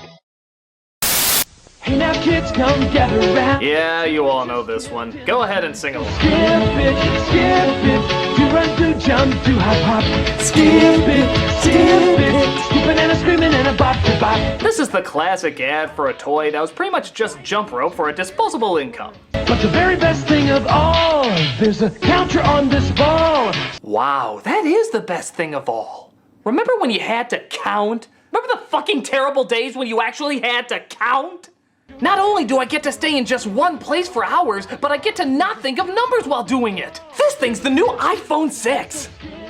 As much as I love this ad, have you ever known anyone that was good at it? I mean, fucking anyone? I sure didn't. Nobody I knew could ever get the hang of this damn thing. If they really wanted to get it right, they would have advertised it like this. Hey kids, see the new toy in town. To get you more acquainted with the ground, it's Trip It, smashing faces into asphalts. Trip It, sue the toy brand, it's their fault. Cause the very best thing of all, the phone number's on the ball. Maybe you can take those bastards to court, sue the little fuckers down to their shorts. Trip It. It's a lawsuit waiting to happen. Well, it's still a catchy song that won't be leaving anytime soon. Skip it. Come on, everybody, skip it. It's the incredible Crash Dummies! So there was this strange period of time when the crash test dummies, which were originally PSAs for seatbelt safety, got their own toys made. I'll smash their fun! Gotta run! It was weird. There was like an evil dummy who wanted to stop their crashing. Because that was a thing, I guess. But in theory, it was still kind of cool because it was the only toy you were expected to break. Break? Where's the brakes? There aren't any! Wow! The incredible Crash Dummies! Even though every commercial ended with the same line, Don't you be a dummy! Buckle your safety belt! isn't it a little ironic that you're learning about car safety by being encouraged to crash a car? This is actually kind of sick. Yeah, maybe that one went through the windshield, or that one's fucking bleeding to death. Innocent fun! Maybe I'm reading too deep into it. I mean, after all, it's not like there was a torture chair to live out your sadistic fantasies. With their crash and bash chair! What the Christicles? These guys really... Holy shit! Nice body slam! What does any of this have to do with car safety? Hey, dummy, give me a break! Wheel! Okay, there's playful violence, and then there's Saw. This is Saw Waters that you're in. These guys really take a beating. Whatever fucked up part of our brains like this, it was a hit for a while. Even if we should probably be concerned why. Don't you be a dummy! Buckle your safety belt! Or I'll kill you. 3, 2, 1. Hey there, sports dude. Yeah! I'm the melting ass animatronics from Ninja Turtles 3. Basketball, slam dunk and dunk. God, how did they go from Jim Henson puppetry to a dead-eyed corpse with fishing line pulled lips like Mr. Ed? In football, TD Toss and Leo's making sure the foot aren't having a ball. Actually, the funny thing is, you can tell this is when they were running out of ideas for stuff to put the Ninja Turtles on. In the early 90s, they were literally on everything. No, I mean fucking everything. Light and lively, six-pack, low-fat yogurt. Excellent. So it's pretty obvious this is when we were getting to the point where they had very few options left. Friends, are you in the market for a new car? Mike's Cowabunga Surf Buggy! Welcome back to the International Turtle Game. There I was, on safari in deepest Africa. Yeehaw, dudes! I just love the Old West. It's kind of like saying, remember when Batman took a baseball? Or Wonder Woman took a bowling? Okay, those were actually real things, but it still feels wrong. It's crazy crazy clown and Mike. Chief Leo, leader of the Turtle Tribe, Bandito busted Mike. It's Raph the Magnificent. Hey, the rabbit pops up. But wait, there's more.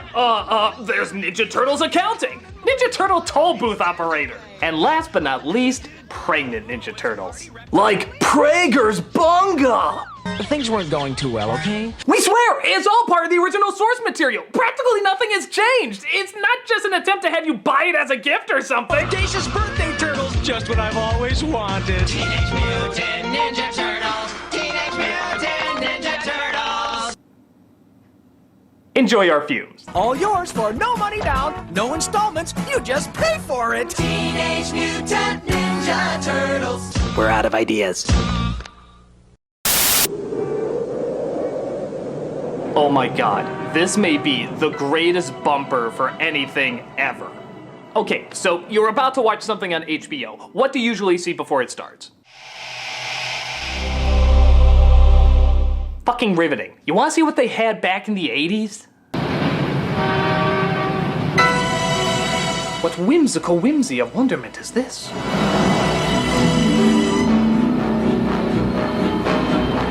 My god, it feels like I'm flying! Over a model of Micro Machines, but still flying!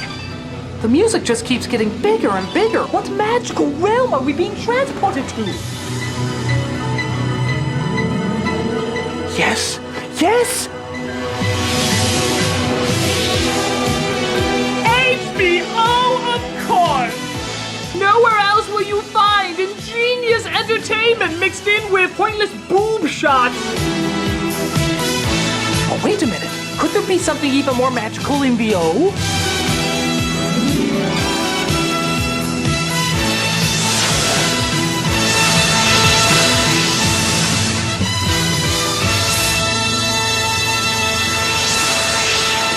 Fucking amazing. I mean, fucking amazing. What would you rather watch before seeing anything? This? We're incredible like yes, or flying like fucking Peter Pan through a Godzilla model of wonder. HBO, you gotta bring this back. I don't care if you have to throw in Tyrion Lannister or something, just for God's sakes, bring this back. Even if the movie you're showing is goddamn Jack and Jill, it'll be a little bit better with that intro.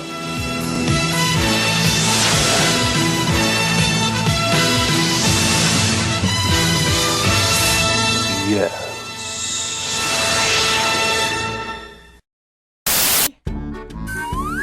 Diaper surprise! Huh? La la loopsy diaper surprise. Feed your babies water. Press her tummy, now look inside. Diaper surprise! I don't think that's how that works. Look, a magic charm! Was this like the missing line that Rocky's coach used to say? You're gonna drink water and crap me yummy wummy delicious charm bracelet! La la loopsy diaper surprise. Stars and hearts and flowers. Look inside. Which charm did you get? Diaper surprise! Ew. Charming! Listen, girls in wigs, I just think you're kind of giving kids the wrong idea. I mean, what if a parent is like, uh-oh, somebody needs their diaper changed. No, let me! I've been waiting for this for so long! Kill me? La la loopsy diaper. No, just no. Press her tummy, now look inside. Diaper surprise! Just no! I'm Polly Pocket. Want to see what's new? Polly Pocket, wasn't this ingenious? It's a tiny girl who lives in a world that's also a compact. Good Jesus, that's like the ultimate combination of girl toys. It's dolls, doll houses, and makeup all rolled into one. It's the ultimate trifecta. You'll be vomiting pink for a week. Polly Pocket has fuzzy pets, it's true. Nothing really wrong with these now that I'm looking back at them growing up, but being a boy back then, I of course hated watching these commercials. I mean, they're just so girly. What do you even do? You open up this little world, walk through it, and then close it up to carry it around? Bore friggin' ing. Now boys, we of course had a lot better shit, like Mighty Max, Mighty Max! Hell yeah, this was completely different and so much better. You open up this little world, walk through it, and then close it up to carry it around. A million times more advanced than Polly Pissing Pocket. Just look at how into it this kid is getting. He's a little fucking psycho. Me want brain. Whoa! Watch out for that first step. It's not over, Mighty Max. Will Max get fried? His fate is in your hands. Now where's that butterfly whose wings I was going to pull off? Each sold separately, Mighty Max figure included, from Mattel. But hell, that wasn't the end of it. We had other super masculine toys back then, like... Hell yeah, here we go. It's the Creepy Crawler's oven. Oh well, if it's just an oven, I don't know. The Creepy Crawler's super oven. What? Yes, before everything was extreme, everything was super. But they meant totally different things, and don't you forget it. And now you can make your own Mighty Morphin Power Rangers. Cool. To be fair, they look less like Power Rangers and more like skinless human beings who got whiteout spilled on them. But it captured their non-existent personalities pretty good. It makes super-sized bugs super fast. That's why they call it the Super Oven. Yeah, now that's how you do a boy's toy. There isn't any girl's toy out there that's even remotely close. Announcing the new Easy Bake Oven and Snack Center, making even more treats for you.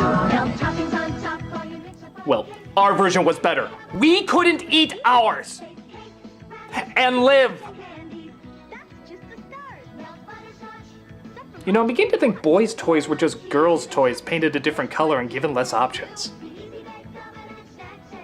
I feel so used. The new Easy Bake Oven and Snack Center comes with everything you see here, light bulb not included. How could I not see this? Oh yeah, can't forget this one around the holidays. A little snowman comes in and gets warmed up to a bowl of Campbell's soup, only to reveal it was actually a little boy the whole time.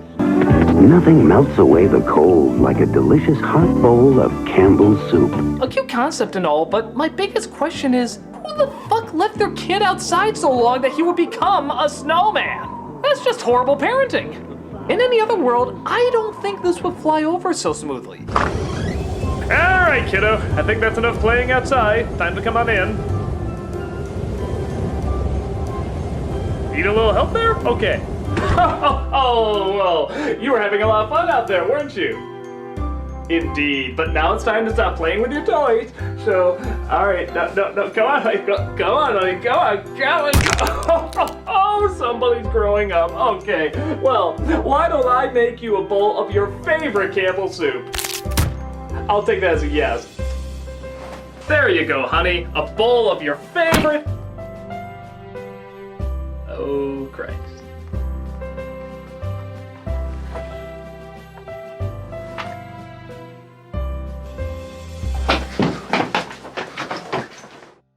Well, it's still classic in many people's eyes, and I think it's still gonna be for quite a while longer.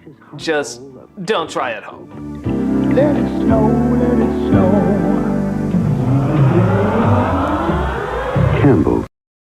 Those are good and all, but every once in a while you come across a commercial that's so ridiculous and so stupid you swear to not even trying. Like this one.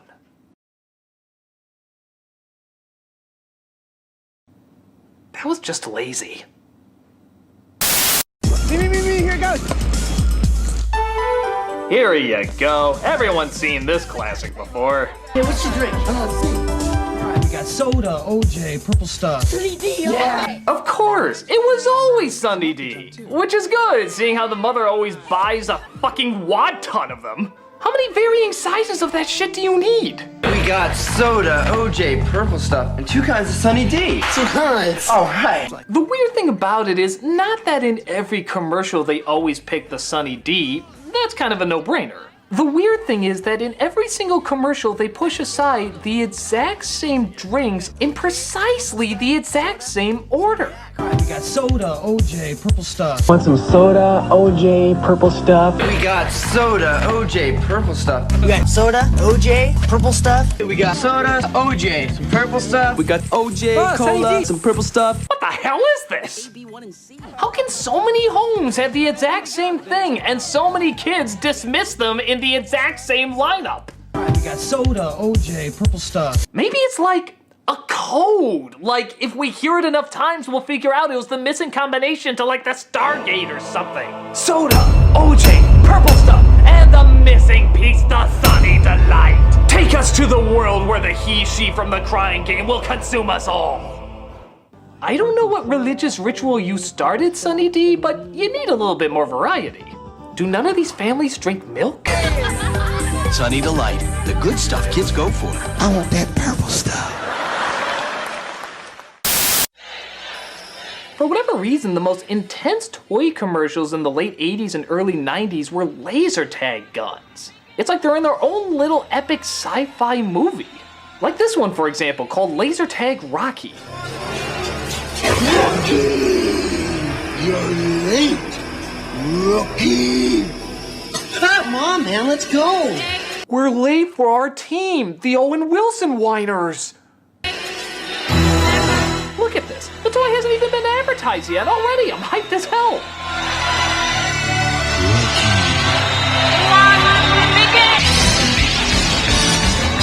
Jesus Christ! Where the hell was this laser tag being played?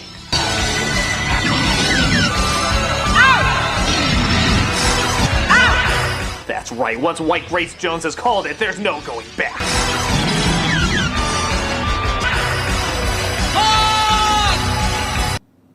What the hell was that? I just got that joke you told me 10 minutes ago! Ha! Rookie! So, ha! And rookie are the last ones left. This is far too epic. Slow-mo that bitch so we can enjoy it as long as possible! Laser tag. It's hotter than ever. By God, that was incredible! It had action, it had suspense, it had ha! And rookie! Laser Tag Rocky was literally Laser Tag Rocky! Who can compare with that? Actually, believe it or not, this one possibly could. This was an ad for Laser Pro 9000. It was a typical summer day. 3 kids in search of fun. And of course, by kids, we naturally mean 30-year-olds going through some quarter-life crisis. You looking for something? A Coke! Wait a minute, so there's 2 commercials going on here? There's actually a product placement in the product placement. You looking for something? A Coke! And the rest of the commercial isn't tied to Coke in any way. It's not like Coke presents Laser Pro 9000. It's just kind of a strange, out-of-nowhere bit of name dropping. Which is ironic, seeing how they didn't exactly say the name very well. A Coke! A Coke! A Coke! I always talk like I'm on a trampoline! You got the muscle. Now I do! Go! We will fight for our 6-pack of artificial flavors and freedom! So, I'm not gonna lie, I'm just assuming this future takes place in the same one that Crossfire does. A future focused on the revolution of a plastic-triggered uprising. It's gonna change the world. Look out! Monkeys, jukeboxes, black and white tile diners! Too epic! The high-tech sports game of the 90s, Laser Pro 9000. Yeah, they made no sense, but for whatever reason, these laser tag commercials were fucking awesome. Laser Pro 9000, each sold separately from Galoob. We're not a sound effect, we're a company. Mom? Gotta ask you something real personal. Do you douche? What? Do you douche? I'm sorry, I know that's unbelievably immature, but this is coming from a time period when women's commercials didn't talk about women's things. They always use kind of this code word known as fresh. Do you ever feel, not so fresh? Sometimes I just don't feel fresh. My best friend told me it's a real fresh feeling. Fresh is a gentle breeze. It's natural to want to feel fresh. But then, every once in a while, you just get a commercial that jumps straight to the point. Like, why douche? You can't buy any douche more effective. No more vinegar and water douches for me. But when it comes to the douche they use most... Sure, that's why I douche. I'm sorry, go to the next one. I'm too childish to handle this. Summer's Eve, the most convenient disposable douche you can buy. Hey, Remember those commercials you swear were from the 70s but were embarrassed to find out they were made in your decade? Mentos was a candy that seemed to solve every stupid problem with an even stupider answer. But because the jackass had Mentos in his hand, that apparently made everything okay. Nothing gets to you, staying fresh, staying cool, with Mentos fresh and full of life. I suppose it works, seeing how everyone remembers these ads, but I just never got how Mentos was the world peace of any situation. Fresh goes better, Mentos fresh is. Fresh goes better with Mentos fresh and full of life. Mentos. Mentos? Fuck me, everything's great! Why is this the answer to all of life's problems?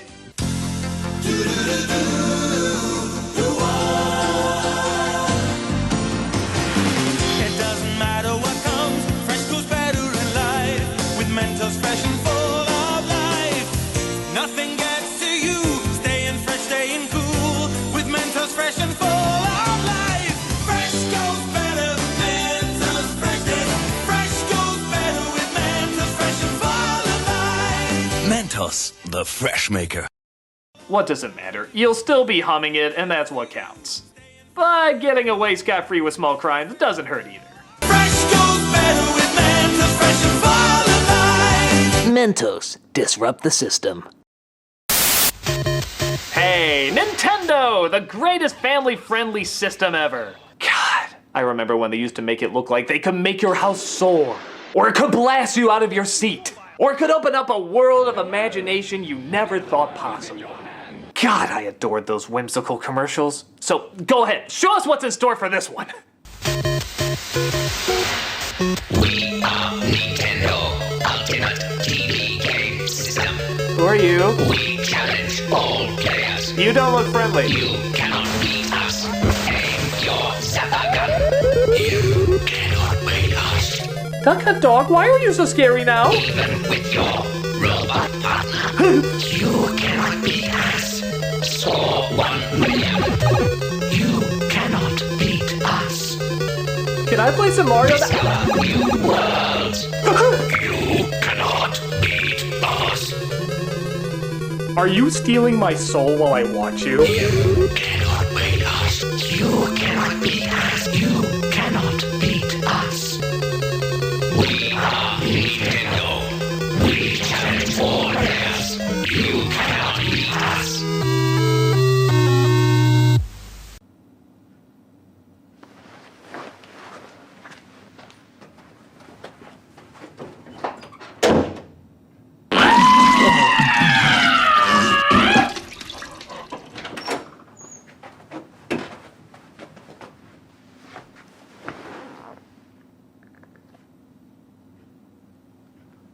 We are Nintendo. We challenge all players. You cannot beat us.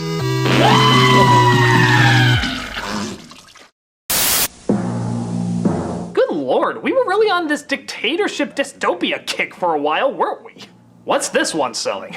There are places where imagination is an outlaw, where freedom is feared, where cookie boredom rules. Cookie boredom? No!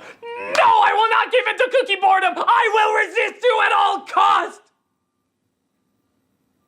Fuck you! And there are those who fight back. What?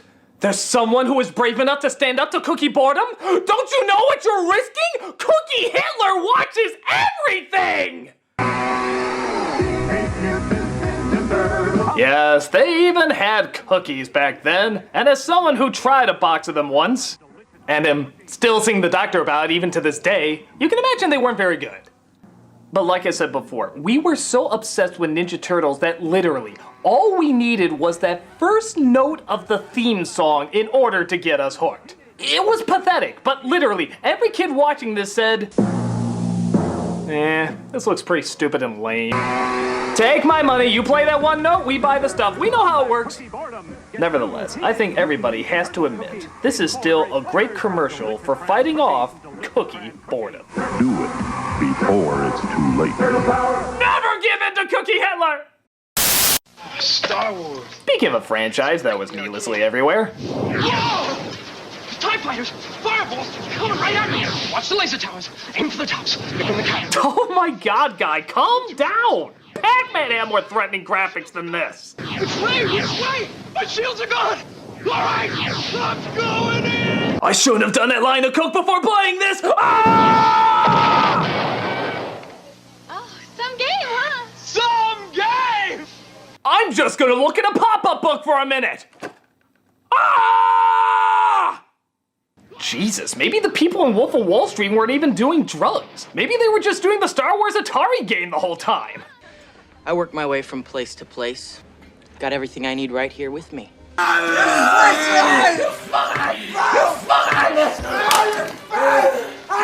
Star Wars, it's that good? Oh, some game, huh? Some game!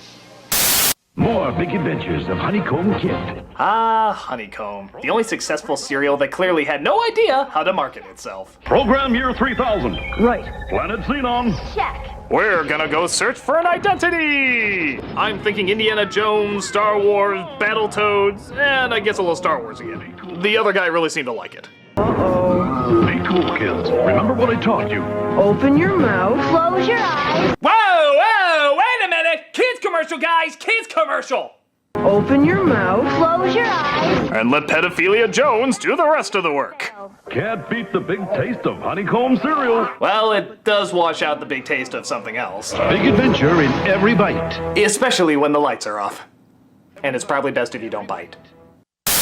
A message from Concerned Children's Advertisers. Oh, thank God, another Canadian commercial. They'll calm us down from all this open your mouth and close your eyes controversy. Why do you think your mommy or daddy are always telling you, don't put that in your mouth? God damn it, Canada. Don't you put it in your mouth. Don't you put it in your mouth. Don't you stuff it in your face. Don't stuff it in your face. Though it might look good to eat. Though it might look good to eat. And it might look good to taste. And it might look good to taste. You could get sick. Ick. Real quick. Ick. Really? You were looking for a word to rhyme with sick and that's the best one you could come up with in this scenario? Don't you put it in your mouth. Till you ask some. God, do they have to look so possessed while singing it too? It just doesn't add to the overall feel of the experience. If you don't know just what it is, don't put it in your mouth. Yeah. Just play it, y'all know it's coming. It's a rape whistle. Canada! Canada. I make fun of you with this because you have nothing else to make fun of. Don't put it in your mouth. Yeah. Always ask someone you love before you put anything in your mouth. Except if that something in your mouth is the person that you love.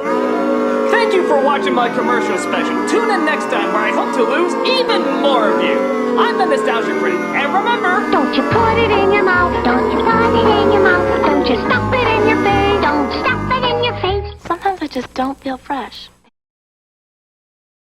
Hello, I'm the Nostalgia Critic, you know the rest. If you're like me, you're excited that we get to review commercials again. The Keebler Elves. Oh, the nostalgia. Oh, the memories. Oh, the mass marketing manipulation. You can't wait for them? Neither can I. Seeing how we called the other episodes after these messages, we'll be right back. Explanation point, the fourth one, and the quickening. This one I'm entitling... Let's just get to it. Commercials! After these messages. After these messages. After these messages. After these messages. We'll be right back. Hey kids, remember when Chuck E. Cheese made Showbiz Pizza disappear? Under mysterious circumstances. Well, this is how they used to advertise on TV. The most advanced video game you can play is awaiting your discovery at Showbiz Pizza Place. Actually, maybe the reason they ran out of business is because they put fog machines on top of their video games for some reason. Come on, I can't see the princess cleavage!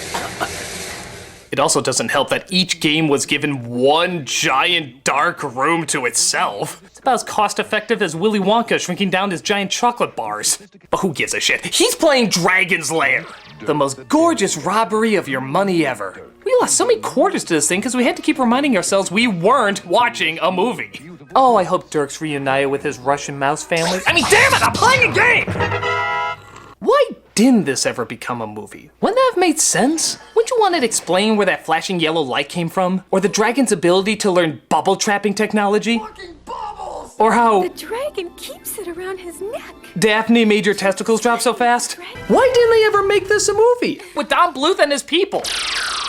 What is it, flashing yellow light? Are you trying to tell me something?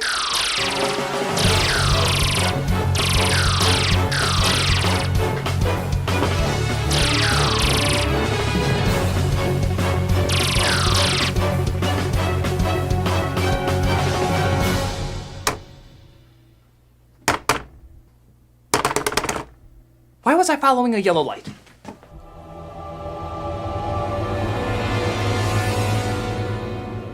A simple commercial, but simply 80s. What's not to like about it? Brand new at Showbiz Pizza Place.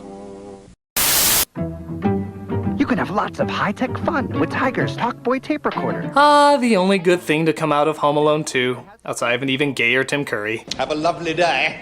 The whole movie practically served as an advertisement for this thing. Hey, stop drooling on me. Hey, stop drooling on me. Yeah, that's what a voice app used to look like, kids. In fact, that's practically what cell phones used to look like too. The commercial just shows a boy playing pranks on his sister. That's cute and all, but you gotta question a little bit of the plausibility. Like the voice speed control. Hi, kids. We're home early. Hi, kids, we're home early. What creepy ass parent sounds like that? Is there a kid and some friends out there who really has a father who's like, hi kids, I'm about to go slaughter puppies. You stay here and go to bed by 11 or...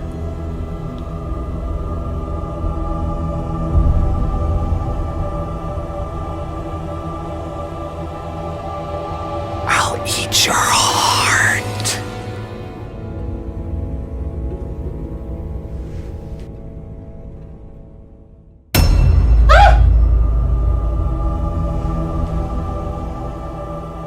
I think I need to be potty trained again.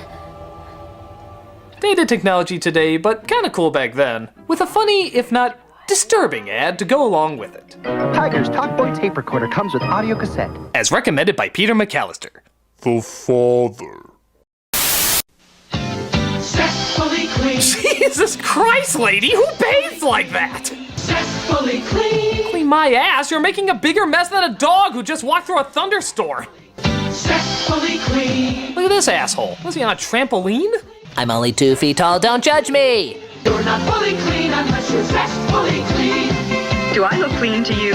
Surprise. Ah! Witchcraft! I'm not fully clean unless I'm zestfully clean. Zest turns a relatively relaxing part of your day into a seizure-inducing physical strain that'll cause you more spasms than a sponge in an electric chair. Zestfully, zestfully, zestfully clean. Look at this dude. He just wants to take a nice, quick, relaxing shower. What the hell does he get? Please hold on to the bar.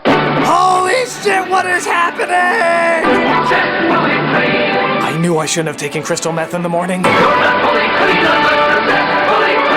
Speaking of people clearly on drugs. Zest fully clean. You're not fully clean unless you're zest fully clean. My hero's a bar of soap. I need counseling! I don't know why they have to make getting clean look like an orgasmic water park, but I guess it worked because they're still talking about it today. Pretty silly, but it's a campy kind of silly. Kind of hard not to still get a giggle at. You're not fully clean unless you're zest fully clean. Lady, what is wrong with you? Hey, tomorrow we win. Now listen. Here he goes again. Here's an old favorite. It's a coach trying to get his team excited to win the big game. But an organ dicing of pasta gets them hyped up for SpaghettiOs instead. Because yeah, I'd get a lot more excited for that than winning a friggin' sport. Look, we gotta need it. We gotta want it. We gotta be hungry to win. Are you hungry? For SpaghettiOs. Yeah! What the hell are they even playing? It's a unisex sport with no uniforms and a game plan that looks more like a map to bury treasure. No wonder they're distracted by melted gnocchi. They don't even know what they're playing. Tomorrow we win. Now listen. Here he goes again. Don't you hate it when he motivates us for a miscellaneous sport that we don't like but we signed up for anyway? Now, we're gonna want this so bad, we can taste it. Can you taste it? Yeah. What are we gonna do? Eat SpaghettiOs! Huh? Yeah, you got it right, kids. Sports are dumb. SpaghettiOs are awesome. It's just like that controversial Super Bowl last year. Attention everyone, attention. The game has been canceled because both teams want to eat SpaghettiOs.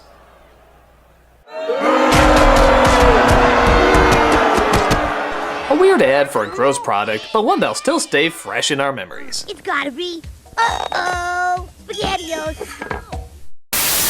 Now there's a new Barbie I can sleep with. Well, that was just said. Snuggle tonight, bedtime Barbie. I'll hold you tight, bedtime Barbie. Your whole body's soft. Okay, I'm just gonna let you figure things out, little girl. There's no rush, just... You might want to check out some of these cartoons. Close your eyes, sleepyhead. Night, night, snuggle tonight. Okay, you just kissed her nipple. I'm okay with being curious, but sleeping in pink potato sacks is not consent. I'll hold you tight, bedtime Barbie. Oh look, she sleeps the same way zestfully clean people bathe. Though I guess you'd want to move around too if you slept in a nightgown that even the Duggars would call too conservative. Let's get ready for bed. I'll hold you tight, bedtime Barbie. Bedtime Barbie doll has a soft body. Okay, I don't want to enforce any gender stereotypes or anything like that, but what if this was a boys commercial? Like, the exact same lines and everything, just you switched out the genders to male. Would we really look at this the exact same way?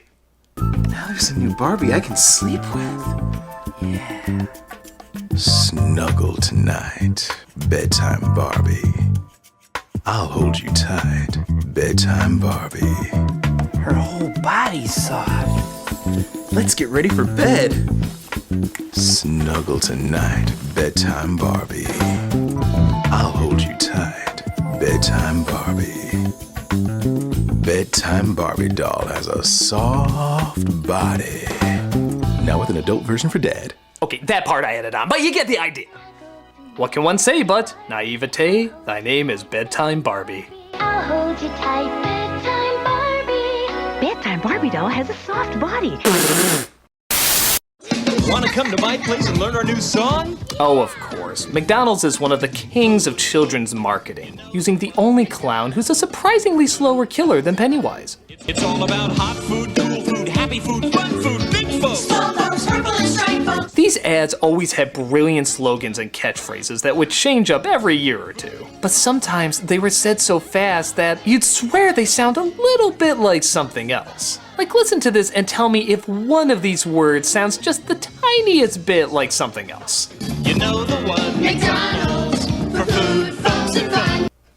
What? We're on our way to McDonald's, for food, folks, and fun. Did they just add orgies to the dollar menu? It's food, folks, and fun. Is the secret sauce lubricant now?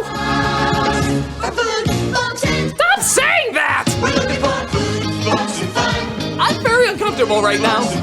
You were that clown in Eyes Wide Shut, weren't you? For food, folks, and fun. Is nobody hearing this? We're looking for food, folks, and fun. Don't touch those kids! This might be how they did McDonald's at Caligula's home, but not on Saturday mornings. We're on our way to McDonald's, for food, folks, and fun. This is way too unsettling. I gotta find something more pure and innocent.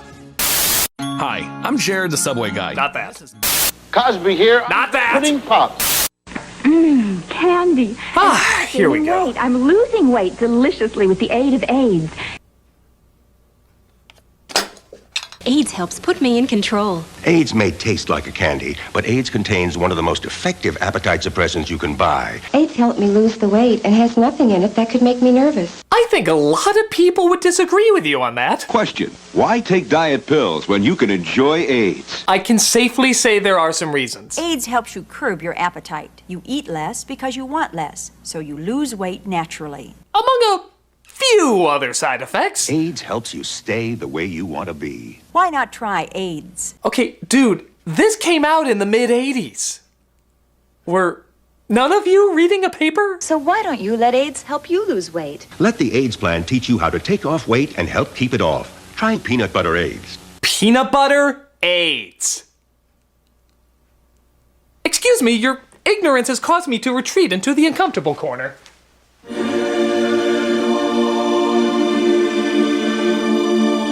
Lose weight deliciously with the aid of AIDS. Now comes with sweaty collar to tug at. Wow. Try peanut butter AIDS. Okay, we gotta get the bad taste of that commercial out of our heads. So let's travel all the way to Japan for one of the greatest ads of all time. It's for the Sega Saturn, and to emphasize how intense it was, they created Segata Sanshiro, the most aggressive spokesperson ever. It didn't matter what you were doing. If you were off to play baseball, he'd beat the shit out of you and say play Saturn instead. Segata Sanshiro. Sega Saturn. Going out dancing tonight? Fuck that noise, you're playing Saturn now. Segata Sanshiro. Sega Saturn. Hey look, it's Santa. Oh shit, it's Segata. Better start playing Sega, goddammit. Segata Sanshiro. When he wasn't pounding the console into you, both figuratively and literally, he was winning soccer games, beating skaters with no skates, killing zombies, falling in love, and training to his kick-ass theme song.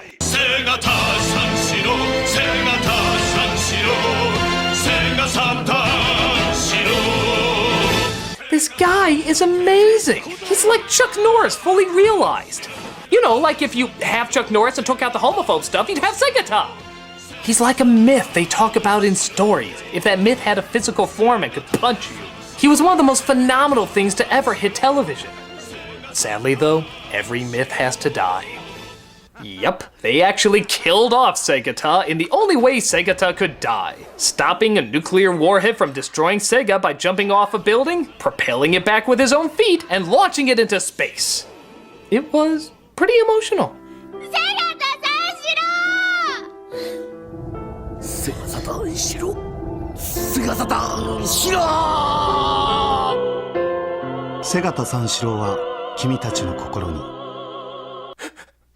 We will never forget you, Segata. We'll ironically forget the Sega Saturn is not around anymore, but you will always live on! He's one of the most awesome series of commercials ever, and I proudly support a beating of me if it means seeing more of his incredibleness.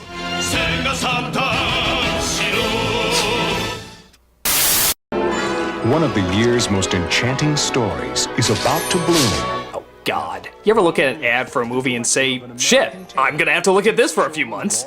Now, Don Bluth, the director of An American Tail. The director who gave us some of the greatest anime movies of all time says, you know what, maybe Barney was onto something. A troll in Central Park. Now, you too can enjoy the wonder and enchantment of a friendship that grows and blossoms. God, I'm just waiting for Dirk the Daring to slice his head off, or the T-Rex from Land Before Time to devour him, or the owl from Secret of Nim to peck his little face out. Don Bluth up this Don Bluth film! And I know what you're thinking. Aren't I being a little too hard on an animation legend? Well, if he has a problem with it, he can tell me himself.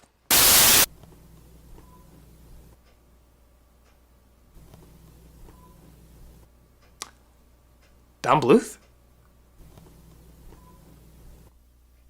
Oh my God, I am the biggest fan ever! Oh my God, Don Bluth, look at me right now! Oh my God, Secret of Nim is one of my favorite all-time movies. Holy shit, American Tail, when he's just like, I'll never find my parents' mother right there! Look to the fucking left! Land Before Time, oh my God! Before George Lucas was a swear word, that was like the most unbelievable thing. You like, I want a kick-ass movie about dinosaurs! You are amazing! And what are you doing right now? Just waiting. I want to see what you're gonna do. What? Oh, I see. Because I made fun of some of your work in the past, you're giving me the silent treatment, huh? Okay, alright. I'm not gonna be intimidated by a film giant like you. You're gonna give me the silent treatment? I can give you the exact same thing back.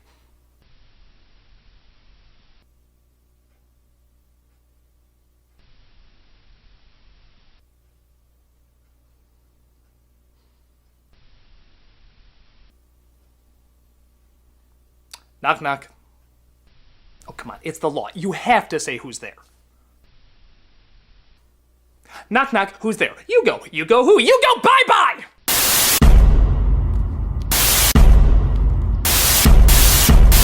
How the hell are you doing that?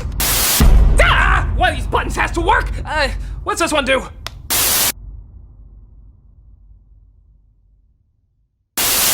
Ah! Suck my cockadoodle, you weirdo! Now you can get the power with your own Power Rangers gloves. Hey, it's the most tediously advertised hand garments until Frozen. With built-in karate chop sound effects. Now you can be tough by looking like a mix between a NASCAR driver and Dexter's mom. Turn on the TV projector lamp and shine it anywhere to summon other Rangers. Oh look, you even pretend you're the Power Rangers with this stock footage. Just like the real actors pretend they're the Power Rangers with stock footage. Actually, the funniest thing about this commercial isn't even the gloves. It's the alarm you're supposed to put outside your door. Get the Power Ranger Room Defender, a motion detector that scares off the bad guys. Stand back! This room is protected by the Mighty Morphin Power Rangers! Oh yeah, if you got bullies at your school, that's sure to scare them away. Look at that, he hears the sound and he immediately goes into a seizure. I think most of us know what would really happen in this situation. Stand back! This room is protected by the Mighty Morphin Power Rangers! Give me all your money! Hey, as long as they don't play Let It Go, I'm totally okay with these things existing. Saban's Mighty Morphin Power Rangers gloves, TV projector lamp, and room defender sold separately from Happiness Express. Give me all your money!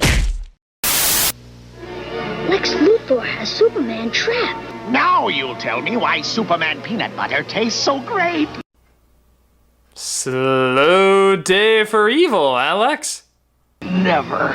So fresh roasted, so creamy, so yummy, that its secret will be mine, all mine! I needed to make my ultimate weapon, peanut butter AIDS! The kids save Superman and supposedly put Luthor away in jail, but I don't know, is it me or does this look more like Rapunzel's tower? Why do they lock him up in the same place Bowser holds Princess Peach? Also, Superman was ready to die to keep the recipe of his peanut butter safe? That's some pretty jacked up priorities there.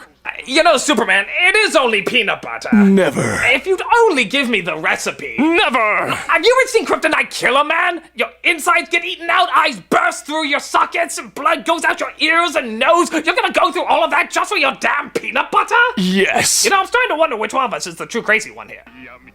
With ads like these, I'm not shocked this super butter isn't still around. Just wait, Superman! I'll find out! Superman peanut butter. Its strength is its great taste. And the fact that it apparently makes you invisible. What the hell? That is it, devil! As an adult, I insist on a cereal that offers nutrition. Frosting! I want frosting! Yeah, remember these? These were the Frosted Mini Wheats commercials that advertised to both adults and kids, as adults and kids. I love the crunchy wheat taste of Kellogg's Mini Wheats, but the frosting side agrees with the little kid in me. The adults would always talk about the healthy aspects of the cereal, while the kids always talked about the sugar-coated part of it. The proper cereal is low in fat, salt. And taste! What about taste? The only problem is, if any adult really could communicate with himself years later, it probably wouldn't be as chipper as they were letting on. I am a very proper adult, so I always eat sugar frosted sweets that keep me energized! It's filled with whole grain wheat and is so nutritious for the little kid inside! Of course, if the younger me knew that scraping off the sugar side would have prevented him from being a diabetic, he probably wouldn't have eaten it. Wait, what? Oh yes, and don't even get me started on your colon. That gets really jacked up. Dude, I don't want to know this. Neither did I, but you go through it, along with an ex-wife and a divorce that cost you most of your earnings.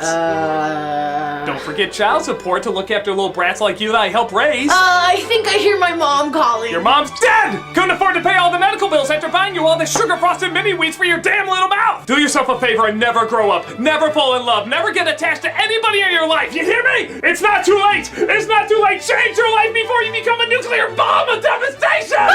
Get back here! You can't escape your misery! Frosted Mini Wheats is part of this complete breakfast.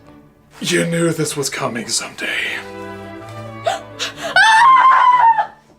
Still a cute idea, even if reality can get the best of it.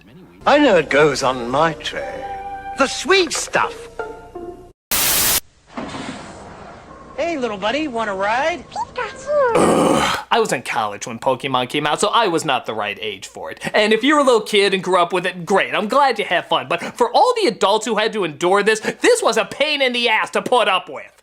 It was everywhere. It was like every boy band except the obnoxious music was replaced with Pika Pika Pika. We didn't know what it was about and we didn't care. We just knew it was annoying. So friggin' annoying. So pardon me if I'm not very excited to watch another commercial on it.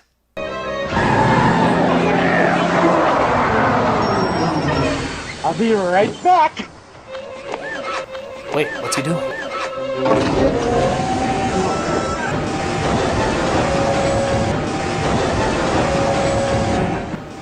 Is it true? Are they finally gonna die? Yes! Squash them! Kill them all!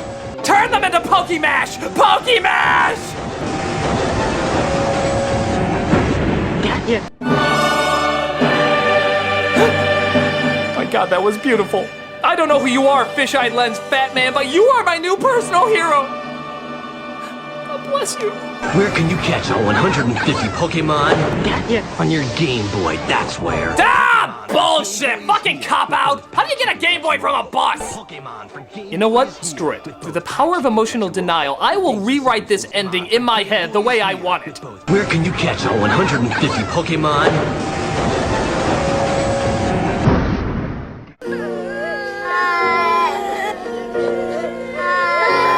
Oh, happy thoughts. A nice dark idea, even if it does need to go too happy near the end. Pika, die! You're looking at the next breakthrough for the Super Nintendo Entertainment System. Ah, yes, the Super Scope. The Rob the Robot of the Super Nintendo. Okay, so you're a Nintendo kid, and you have a ton of fun blasting things with your blaster. What do you want that's even more advanced than that? Well, gee, how about a shotgun, or a machine gun, or a bazooka? Okay, in hindsight, it does sound kinda cool. I mean, bazookas make big explosions, and we're all sick fucks, so we like that. But with those other guns, you could be mobile. You can move around, you can pretend you're an action hero. Who pretends to have a bazooka? What little kid is like, hey, you wanna go play cops and robbers? Nah, I'd much rather play gigantic piece of plastic I place on my arm, immediately making it sore and sitting still looking through a little eyepiece. I'm gonna hear about you on the news, aren't I? Yes, you are. It was so boring even to look at that they had to line up a bunch of them in a row, tricking you into thinking it was more cool than it really was. Yeah, you know the one thing they're not doing? Firing them at the friggin' screen, because it's goddamn boring. Oh, wait, we'll do it once. There we go. Now back to all the exciting things you will never do with it.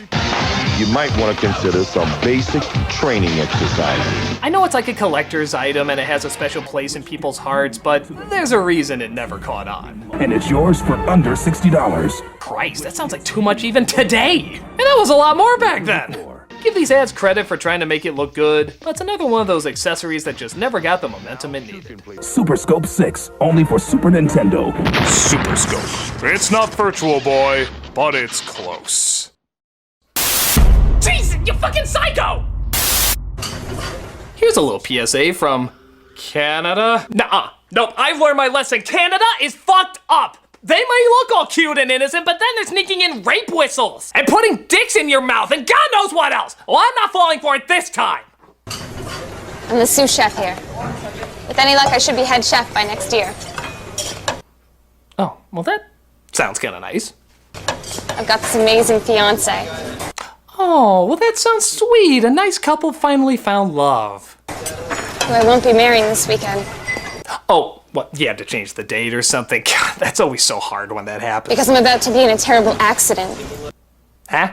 But really, I should have cleaned up the grease over there. And they should never put the deep fryer so close. Oh, God! Oh, God! Canada, you're sick! You're sick, Canada! What the hell's wrong with you? She was gonna be married, and then you fucked up with her face! You're sick! You're sick, Canada! No, I don't care what you're advertising, because you're sick! You're sick, Canada! I am never visiting you, because you're scary! You're a scary place, Canada! Put it on your flag! You're scary! We're keeping Michael J. Fox! You keep whatever the hell we gave you! Which is probably nothing. Because you're sick!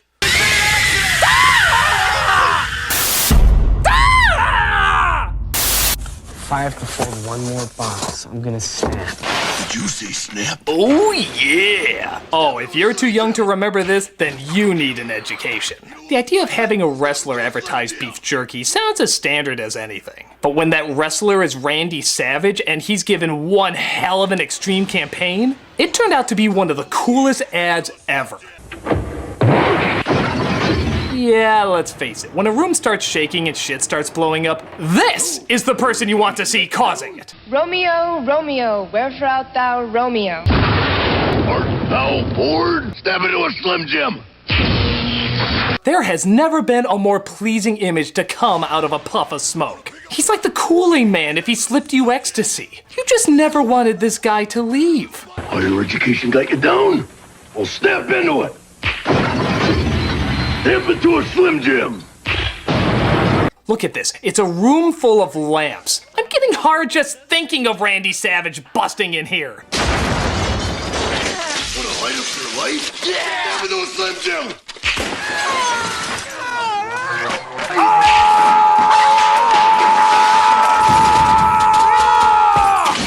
Need a little excitement? Step into a Slim Jim. Oh my God, is there a way to mate with Slim Jims? Don't answer that, internet. Turn to the spice! That's Mr. Savage. How about the funky chicken? Is that a waltz? Oh, yeah! He had so much testosterone, even saying the letter T seems super aggressive. Need a little excitement? These are some of the coolest ads ever, and so much of it came from the Macho Man himself. If you haven't come across any of these yet, then definitely go check them out. Gotta have beef, gotta have spice. Need a little excitement? Step into a Slim Jim. Oh, yeah! I'm calling Telephone Tammy. Hello. I've been waiting for your call. No! I have so much to tell you, Tammy. Let's share secrets. Hey girls, ever want to talk on the phone with a toddler? Of course you haven't, because that'd be goddamn insane. But this exists for some reason. Wait till you see my new hat. I just love to go shopping. I do too. Fucking weird, right? What are the chances of finding another girl who likes shopping? We're like soulmates, 2-year-old who seems uncomfortably well-spoken. That's great. Can I talk to Tammy? Do you like pizza? She said so much. Does she? Because it sounds like mostly useless shit to me. It's like they're trying to combine traditional girl stuff to a point where it makes no sense. Like, hey, you like horses and dresses? Here's a dress made out of horses. You like babies and cooking? Here's how to cook babies. You like dancing and tea parties? Read Pride and Prejudice. It's an engaging read of challenging social class. Why did these things come together? I don't know. It doesn't seem to still be around, so I guess it didn't work. Some combinations are clever. This one is just odd. I love you. Batteries not included. Call me soon, okay? Okay, I'm done. I'm sorry. I'm sorry about all the things I've said about you. Just for God's sake, stop giving me that death glare. I'll do anything you want. Anything at all. Just for God's sake, stop looking at me with those horrible Don Bluethy eyes. What do you want from me? Well, you could promote Dragon's Lair by supporting our crowdfunding campaign. You mean you are making a Dragon's Lair movie? Yeah. Actually, we ironically have never done a commercial in a commercial special before. But wait, so you're telling me that if you get this funded, we would have gotten Don Bluth, the Don Bluth, one of the animation gods, to return to animation? But if you're gonna do it, you have to do it the right way. Right way? What's the right way? The most advanced video game you can play is awaiting your discovery.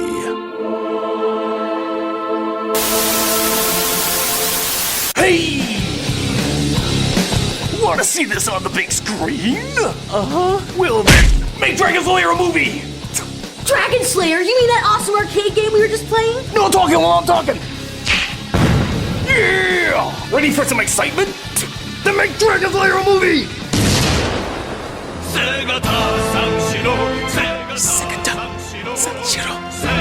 You go, Dragon's Lair, Tekishiro!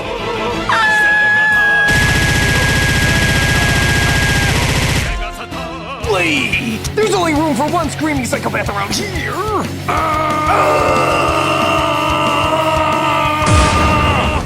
Oh, we just blew up Africa, Suko!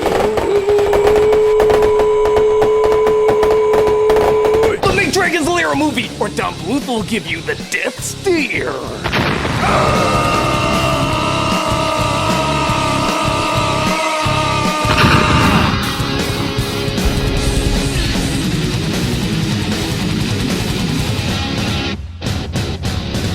Yeah.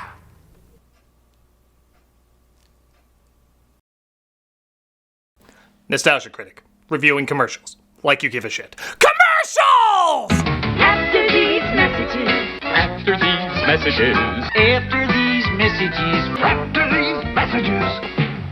We'll be right back. Uh-oh, what's the Green Goblin up to now? Oh no, he's forcing Spider-Man to play his own Atari game! Actually, that is kind of evil. Watch yourself fall, Silk Slinger! This is an enjoyably goofy commercial, but what really sells it is the guy playing the Goblin. Try to get up there in time, Spider-Man! I think his dentist put meth in his laughing gas. If I don't get you, webhead, my diagnosis will! Holy Hannah! I love this guy. He can't even leave the frame without going nuts. Stop presenting! Show some dignity when you're in that costume! Holy Hannah! You're running out of fluid! What's he even saying here? He's so excited I can't make it out. You're running out of fluid! What? You're running out of fluid! Okay, I've watched this over 100 times. I've studied it. I've analyzed every possibility. I still don't know what the hell he's saying. You're running out of fluid! Here are my closest guesses. You're running out of fluid! You're running out of fluid! You're running out of fluid! You're running out of fluid! We laugh at this, but honestly, it's not too far off from what some of the movies have. If Goblin and Spider-Man can relax on a roof in those ridiculous outfits, playing an Atari game isn't too far off. I could crush you like a bug right now, but let's play video games instead. Seriously, you told her you hunch? Yeah, I thought it was a good pickup line for some reason. Oh, it's gotta be less awkward than how I cut a Thanksgiving turkey or crawl on the floor to a chair with a Spencer's mask on it. Yeah, let's hope nothing as ridiculous is in our near future. Outside of a song and dance number, how could it? Can I say, but web-slinging fun never looks so pixelated. Is this more action than even Spider-Man could handle? Spider-Man, a video game from Parker Brothers, the ones to beat. Here comes Federal Express. Whoa, stand back. The world's most exciting toys are here. Ready on the ground. This is the Federal Express Air Cargo playset. Yeah, I remember how jealous I was of the kids that had Federal Express playsets. Here I was watching the side of my painted house dry. I had no idea there's something even more boring. The door is opened, and a real conveyor system inside the plane moves the containers into the cargo bay. Hey, slow down. There's only so much excitement we can take. Now Federal Express takes off again with cargo for Phoenix. I have enough intensity with my pet rock, thank you very much. They're put in containers, loaded on trailers, and taken to the plane. Wow. Did that really deserve a wow? I could barely muster an eh. The van delivers packages to the airport. Wow.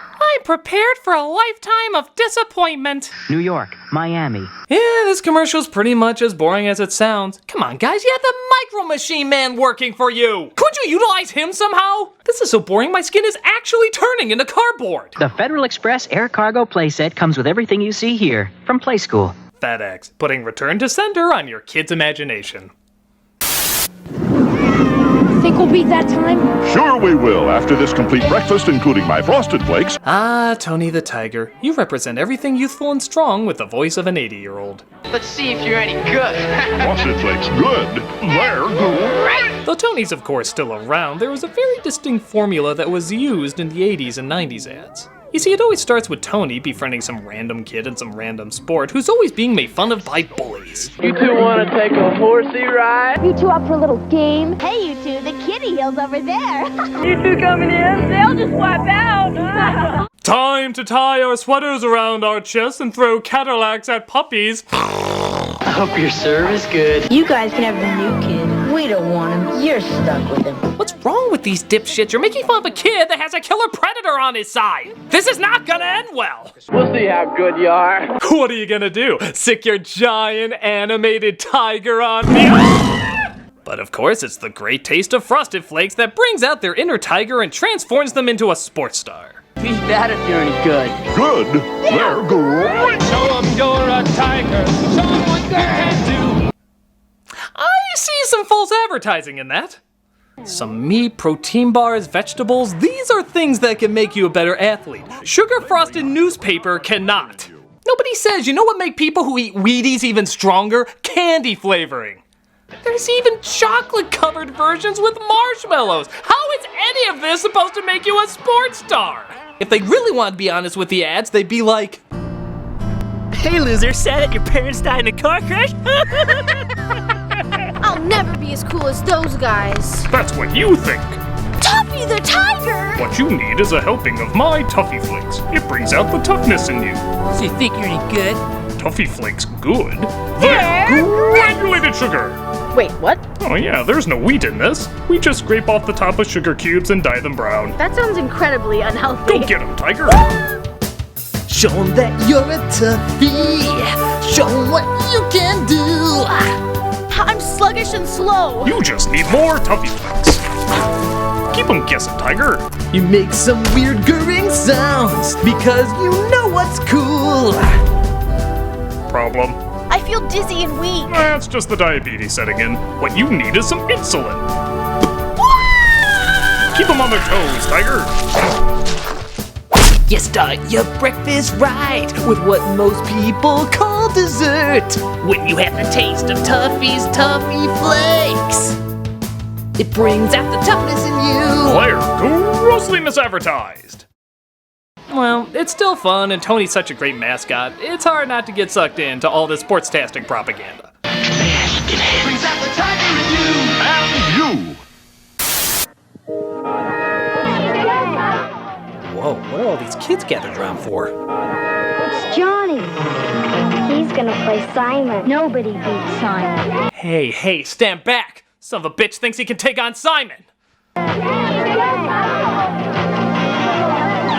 Wow, girl, I think that jacket just put you through early puberty. I will smell Johnny's jacket all through the night. Smells like SpaghettiOs and victory. I want you, Simon. I want to blow away this easily impressed group of 4th graders. Simon is the challenge you've been waiting for. And if you get very good at Simon, great rewards await you. Yes, if you take on the challenge of pushing beeping buttons, you get the great reward of them beeping without you pushing them. It takes coordination of hand and mind just to play the game. Thank you, Simon. I love how politely he thanks the machine before he soaks up the victory. Thank you, Simon. I want to thank you for a challenging game. It really did well to enhance my reflexes. Look at these kids. It's just Simon, guys. I mean, what do you think this is, Crossfire? You may be cool, Simon, but you're not Crossfire being played by Dante Bosco dressed as Firebender Zuko Cool. Crossfire! Check out the look he gives when the girl puts the jacket on him. He's just like, girl, you my bitch now. Simon says I own your ass. It ain't Crossfire, but as game commercials go, it's a close second. Simon is waiting for you from Milton Bradley. You my bitch now. 1 kid's meal. Please? Right away. So we all know McDonald's has Ronald McDonald, but for a while, Burger King had the Burger King Kids Club. It lasted for a good chunk of time until they realized the 90s wanted to die, and this was the last remaining thread of it. I mean, look at them. They're drenched in the 90s. It even has all the 90s token characters. The token geeky kid, the token Hispanic kid, the token black kid, the token wheelchair kid, and ooh, 2 token girls? The 90s aren't ready! Truth be told, it was kinda neat to have such a wide variety, but they never really had any characteristics like the McDonald's commercials. Ronald was confidently goofy, Grimace was a doofus, Hamburglar was a troublemaker. What are these kids' story? They kidnap kids through black magic? And don't forget to clean your room. It's not that bad. This'll take you away from your ethical obligations. All right. They take pictures of boys bathing? Okay, you and this girl need a talking to. Turn away people they don't like. Who belongs to the Burger King Kids Club? He does. She does. I don't think so. You're turning away dinosaurs? What's wrong with you? Your coolness would have gone up 1,000,000% if you had a T-Rex as a member. Definitely yes. Definitely not. For a crew that's trying to be so open and accepting, you sure are saying no to a lot of people. Definitely not. Screw bagpipe players! They can go to hell! No wonder your characters never sold that great. Hey guys, wanna go to the toy store? Nah. Burger King made toys boring. I don't know if they'll ever get a reaction from us again. Ah! Spoke too soon! A valiant attempt, but if they don't even mention their names in the commercials, all we're gonna see them as is the black kid, the Hispanic kid, and Cyclops. What do they call you? Wheels? Actually, yes. Awkward. The Burger King Kids Club. It's just for fun and just for you. This is the stupidest thing I've ever heard. ideas and an Oreo cookie. Always a classic jingle for a classic product. But while we all remember how to dunk and eat an Oreo cookie, what is up with these kids' reaction to them? I swear you could freeze any of these and it looks like the Oreos are opening up the dark dimension from Doctor Strange.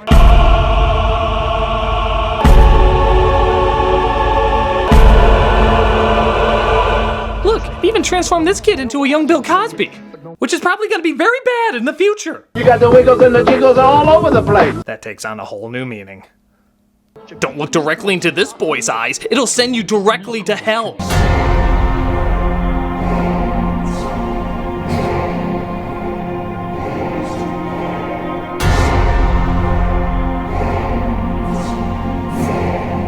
I need Jesus.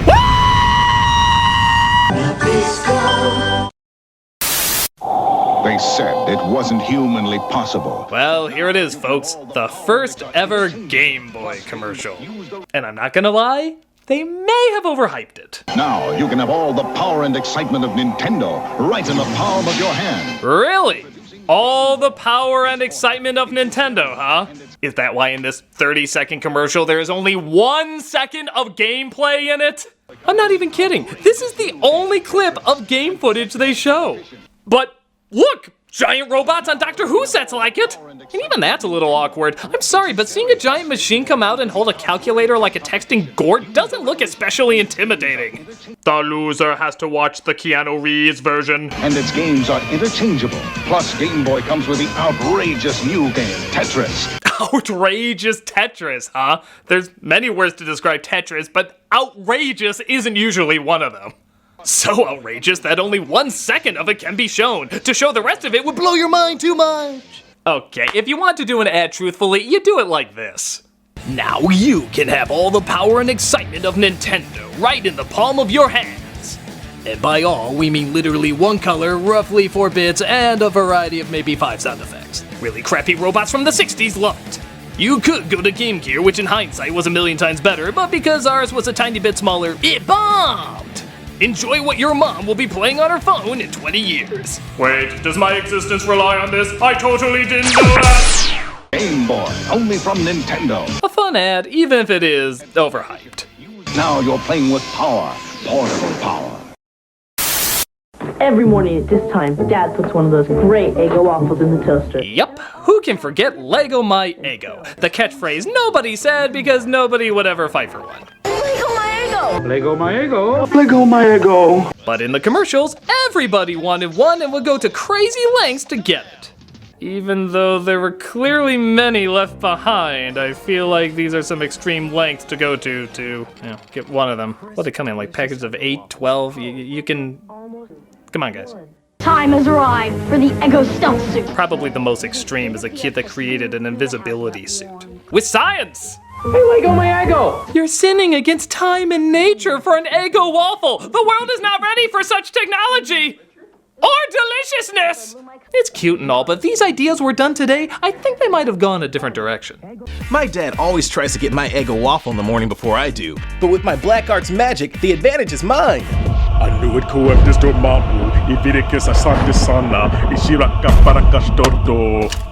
And that's how it's done.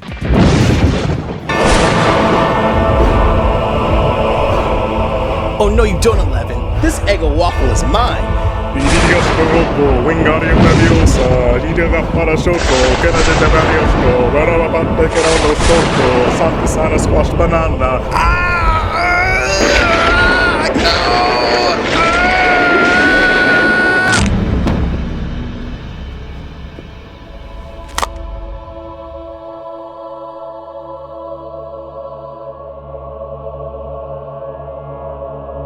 Eggo waffles is part of a complete breakfast. Lego My Eggo. I'll shut up.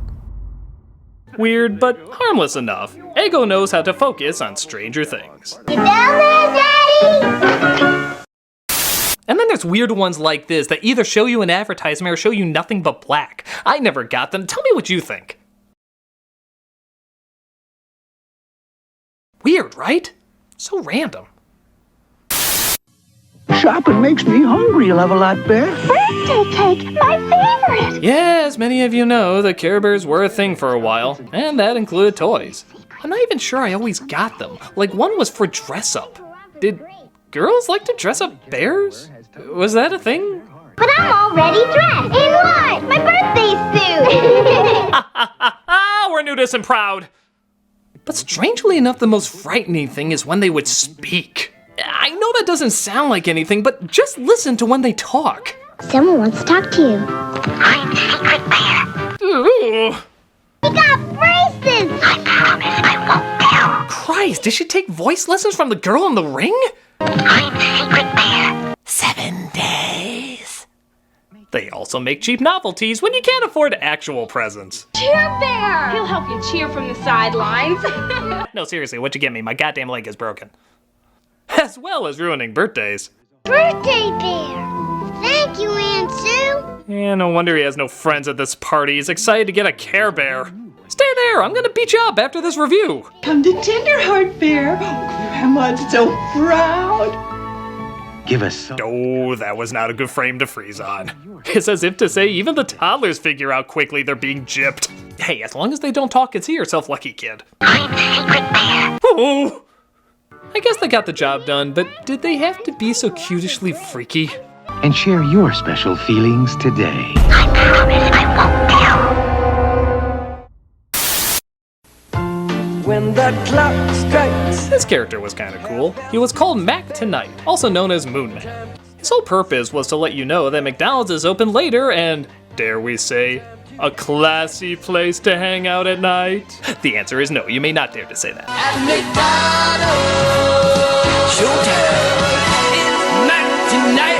The ads looked cool and the character was pretty neat, but I'm sorry, this would never convince anyone McDonald's is an upscale place to be. It just ain't gonna happen. These McNuggets are especially chickenless today.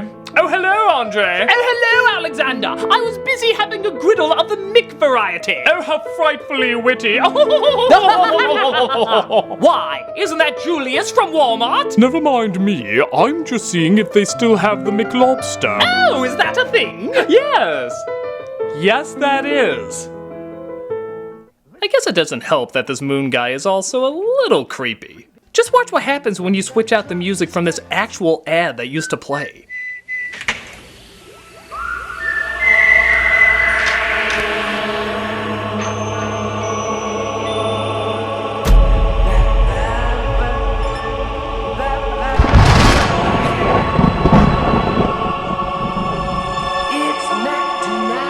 I will stab your heart with my chin. Only I and Bruce Campbell can do that. Still a cool character, even if he is a bit nightmare-inducing. It's Mac Tonight. Come on, make it Mac Tonight. Meet the absolutely remarkable My Interactive Pooh.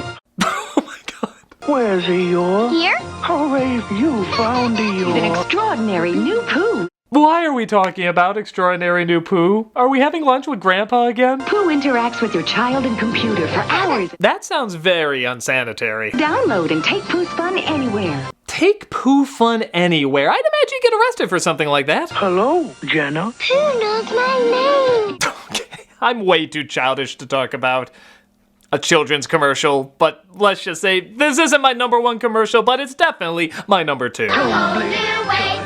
The incredible new My Interactive Pooh. Okay. Wow, this goes back. A PSA from when the Adam West Batman show was still on. Let's see what 60s Batman had to throw at us. Quick, Batgirl, untie us before it's too late. It's already too late. I've worked for you a long time and I'm paid less than Robin. What? Holy discontent! Same job, same employer means equal pay for men and women. No time for jokes, Batgirl. It's no joke. It's the federal equal pay law. Holy act of Congress! Can we talk about this later? Will Batgirl save the dynamic duo? Will she get equal pay? Contact the Wage and Hour Division, Department of Labor. Okay? Where do I start with this? First of all, Adam West is really phoning it in, isn't he? His life is on the line, yet it sounds like he's teaching a geometry class. Quick, Batgirl, untie us before it's too late. And please tell me the property for X. Second, Batman's kind of an asshole. Equal pay for men and women. No time for jokes, Batgirl. Wow, what a douche. I mean, come on, your vagina alone docks you like 20%. Even Robin's like, come on, you crazy dame. We gave you the vote, what else do you want? Third, superheroes get paid? When did this start? Are superheroes getting regular wages? Do they have a union? Plus, I don't know what the paychecks are, but the idea of anyone getting paid less than Robin is friggin' hilarious. Fourth, she's just gonna let Batman die? Kids at home must be pissing themselves. She's about to kill their favorite hero and a young boy. Batgirl's gonna become everyone's most hated character since The Killing Joke. Fifth, even with the threat of killing Batman, women still aren't given equal pay. This was made back in the 60s, and it's still unequal. We'd rather see one of our favorite superheroes die than give a few more bucks to these weird titted creatures. Dude, if that's not gonna do anything, I don't know what will. 6? While it is well-intentioned, is this really the best time for Batgirl to bring this up? Couldn't they, like, sit down and discuss a back and forth or a protest or, I don't know, call your congressman like you just said?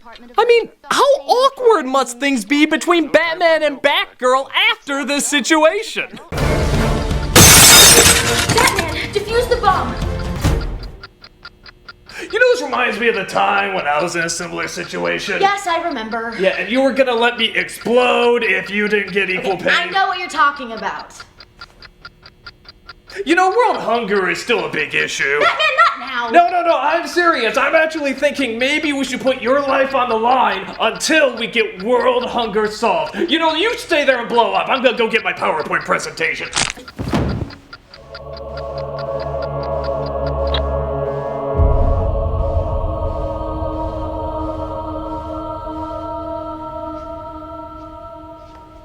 Okay, I'm still here though. A well-meaning message done in a hilariously ridiculous way. What else can you say but holy acts of Congress? Contact the Wage and Hour Division, Department of Labor. Here's another PSA from Canada. Oh no. No. I've been fooled by your PSAs before, Canada. You always try to make them look so friendly and nice, but then there's rape whistles and face burnings and putting things in your mouth. Well, I'm ready for you this time, Canada. Do your worst. It's nighttime in a kitchen just like yours. Uh-huh. All is quiet. Or is it? Blah, blah, blah. What the shit was that? The North American house hippo is found throughout Canada and the eastern United States. What? House hippos are very timid creatures and are rarely seen, but they will defend their territory if provoked. They come out at night to search for food, water, and materials for their nests. What? They eat children or something? The favorite foods of the house hippo are chips, raisins, and the crumbs from peanut butter on toast. I'm not falling for your cuteness, Canada. Where are you going with this? They build their nests in bedroom closets, using lost mittens, dryer lint, and bits of string. And then they flamethrower your family, don't smoke? House hippos sleep about 16 hours a day. That looked really real, but you knew it couldn't be true, didn't you? That's why it's good to think about what you're watching on TV and ask questions, kind of like you just did. A message from Concerned Children's Advertisers. Well, that was nice. Downright adorable. So, let me get this straight, Canada. You start off your dark, disturbing PSAs as cute and innocent, and start off your cute and innocent PSAs as dark and disturbing.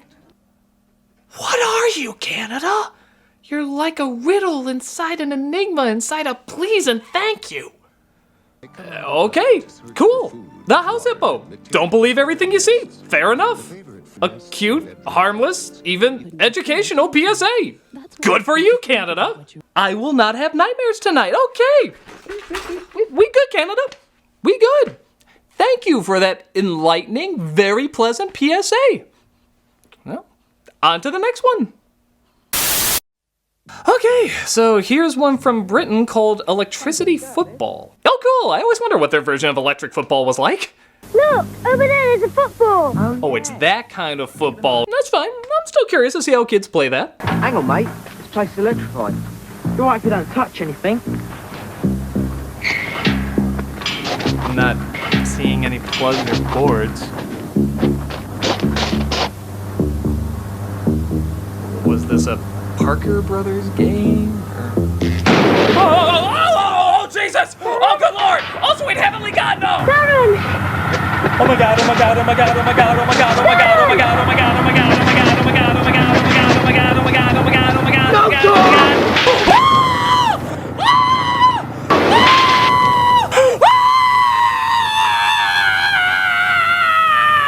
Stay safe. Stay out. Don't take a chance with electricity. I'm afraid of Britain now! Your new Canada! Your new Canada! Stay out. Oh, trust me, I will! You electrocute kids like bug zappers! You're sick! You're sick, Britain! You can keep your Terry Gilliam because you're sick! You're sick! Oh, finally, a Starburst commercial. Okay, something a little less freaky. You tried these new berries and cream Starburst? Pardon me. What kind of Starburst did you just say? Berries. Berries? Berries and what else? And cream. Oh! Oh! Okay, commercial, I'll bite. Where are you going with this? Berries and cream, berries and cream. I'm a little lad who loves berries and cream. Berries and cream, berries and cream. I'm a little lad who loves berries and cream. Give up. Just give up. Give up on everything. What are we doing? Is this really what we're paying people to give us now? We're denying good writers such wonderful paychecks so that piece of shit writers can give us this? This was a gift that only the rare exceptional talent could give us? And we said yes. Let's make this a hit. Let's reward the asshole who came up with this on his lunch break, stoned off his ass when he went in to pitch this commercial. And they said, Larry, you're stoned off your ass. And Larry said, yes, I am. And they said, well, 11 million people are stoned off their asses too, because 11 million people watched it on YouTube. And not only that, they shared it and came back for more. They said, I'm not talented enough to come up with something so ingenious. And you got more. There are remixes of this commercial. There's other variations of this commercial from different angles. Completely different, mind you. Look, there's a version where he says this. Are those new berries and cream Starburst? That completely changes the dynamic of everything it was trying to accomplish. Is this what it takes now? Is this what if I wanted to sell this black couch, would I be like, black couch, I pooped a black couch, and that would sound like a bajillion black couch? Would black couches stocks just go through the roof if I played that ad? I say no to you, berries and cream. I say no. I've taken a lot of stupidity over the years, but this lunacy madness take I will not. This commercial is awful. It's just stupid and awful. I'm sick of insanity being rewarded. I'm sick of laziness being counted as clever. I want something to make sense. There's good reason for my glistening skin, and how my pores are so clean and clear. I eat little baby's ice cream. It keeps me young. It keeps me light on my feet. I spring from activity to activity. When you eat little baby's ice cream, you'll wink and nod with great enthusiasm. Ice cream is a feeling. Okay, yeah. I apologize, that version of me has expired. He simply had nothing more to give.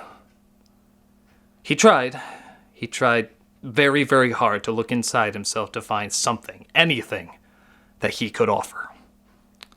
But in the end, you just took too much from him, world. You just took too much from him. He will be missed. A moment of silence, if you will. Me, on the other hand. What the hell?! This is the freakiest thing I have ever seen!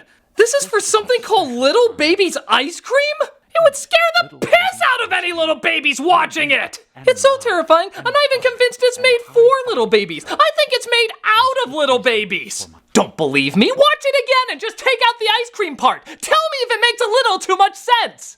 I eat little babies. It keeps me young. It keeps me light on my feet. When you eat little babies, you'll wink and nod. This is a special time. Little babies is a feeling. Little babies ice cream is people! Well, if there's anything I've learned from this commercial special, it's that fear sells everything. So, without further ado, I have a black couch to sell, and I know the best way to do it. Black couch, I pooped a black couch, I pooped a black couch, I pooped a black couch. Creepy moon people with pointy heads and chins that'll kill you in your sleep by the couch. Oreo kids that eat your souls with black couches, black couches, black couches. I'm the Nostalgia Critic, and pleasant dreams.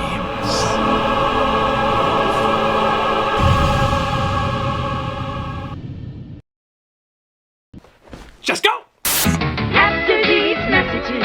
After these messages. After these messages. After these messages. We'll be right back. Yeah, this one launches the nostalgic feels. It's the first commercial for Super Smash Bros. On Nintendo 64. Now it's a commonplace idea to see your favorite lovable characters beat the shit out of each other, but back then, seeing these cuddly cute balls skip was pretty shocking when it was followed by this. Good lord! Suddenly it's Joaquin Phoenix from Gladiator looking over an enchanted bloodbath. Something's gone wrong in the happy-go-lucky world of Nintendo. What I like is before you realize it's all going this direction, it just looks like Mario snapped at Yoshi. What the hell did he do? Did he have a flashback to when he was a baby and Yoshi failed to protect him?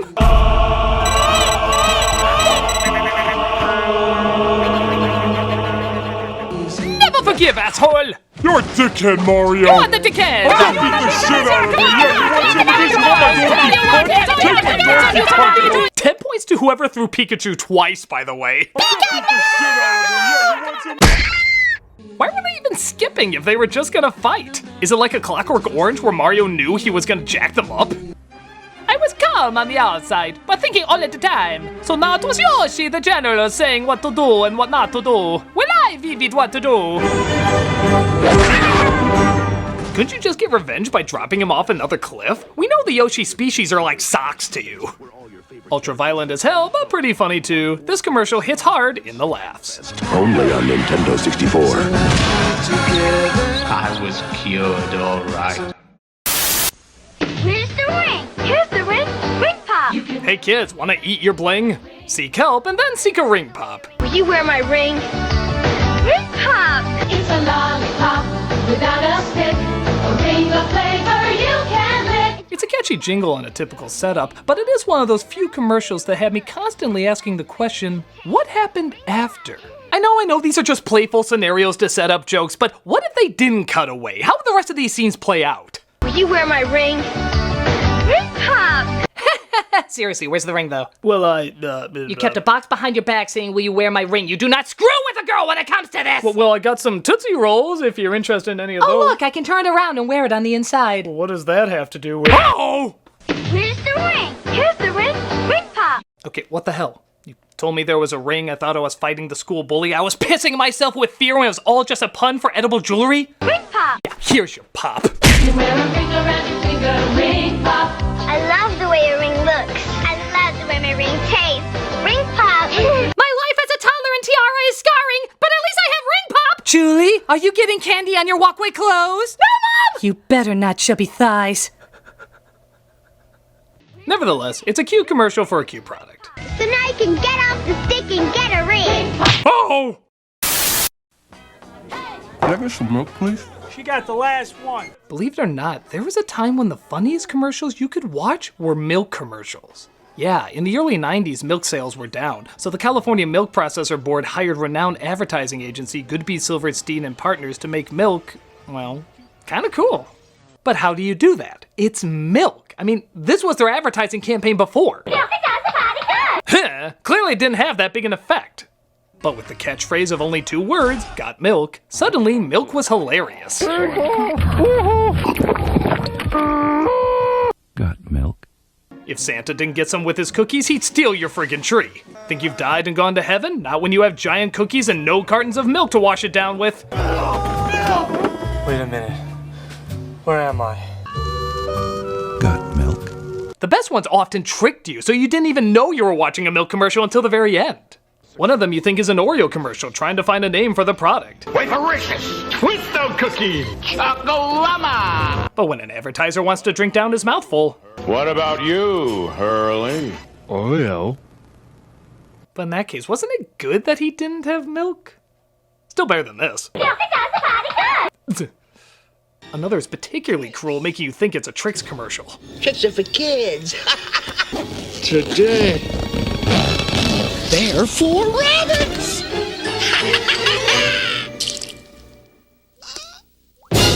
Oh, that hurts so good. Next time, try a better costume than Kenny from Half-Baked. These ads were so popular, they were even being mentioned by Got milk? CG Vagingerginas. But by far the best is the one that started it all. An obsessed fan of Alexander Hamilton. Still obsessed. Makes a peanut butter sandwich when a radio call-in contest asks for $10,000 who shot it. Who shot Alexander Hamilton in that famous duel? All right, let's go to the phones and see who's out there. Hello, for $10,000. Who shot... Excuse me?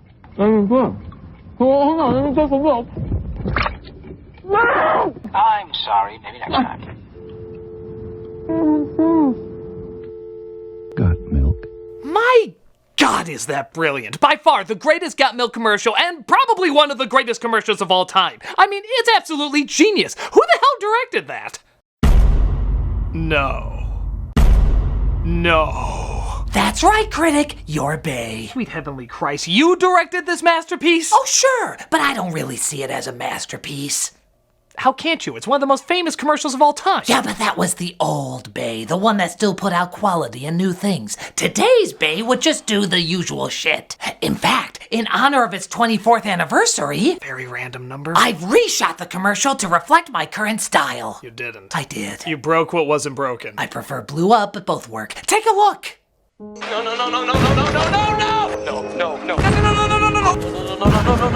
That was Annoying Boy Says No for 2 hours. And now for today's sexy question.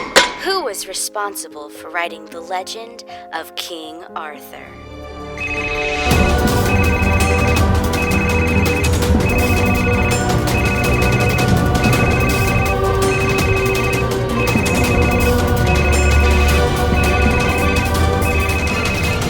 I know the answer. It was Transformers covering up a drunk Merlin. Oh, that's so correct.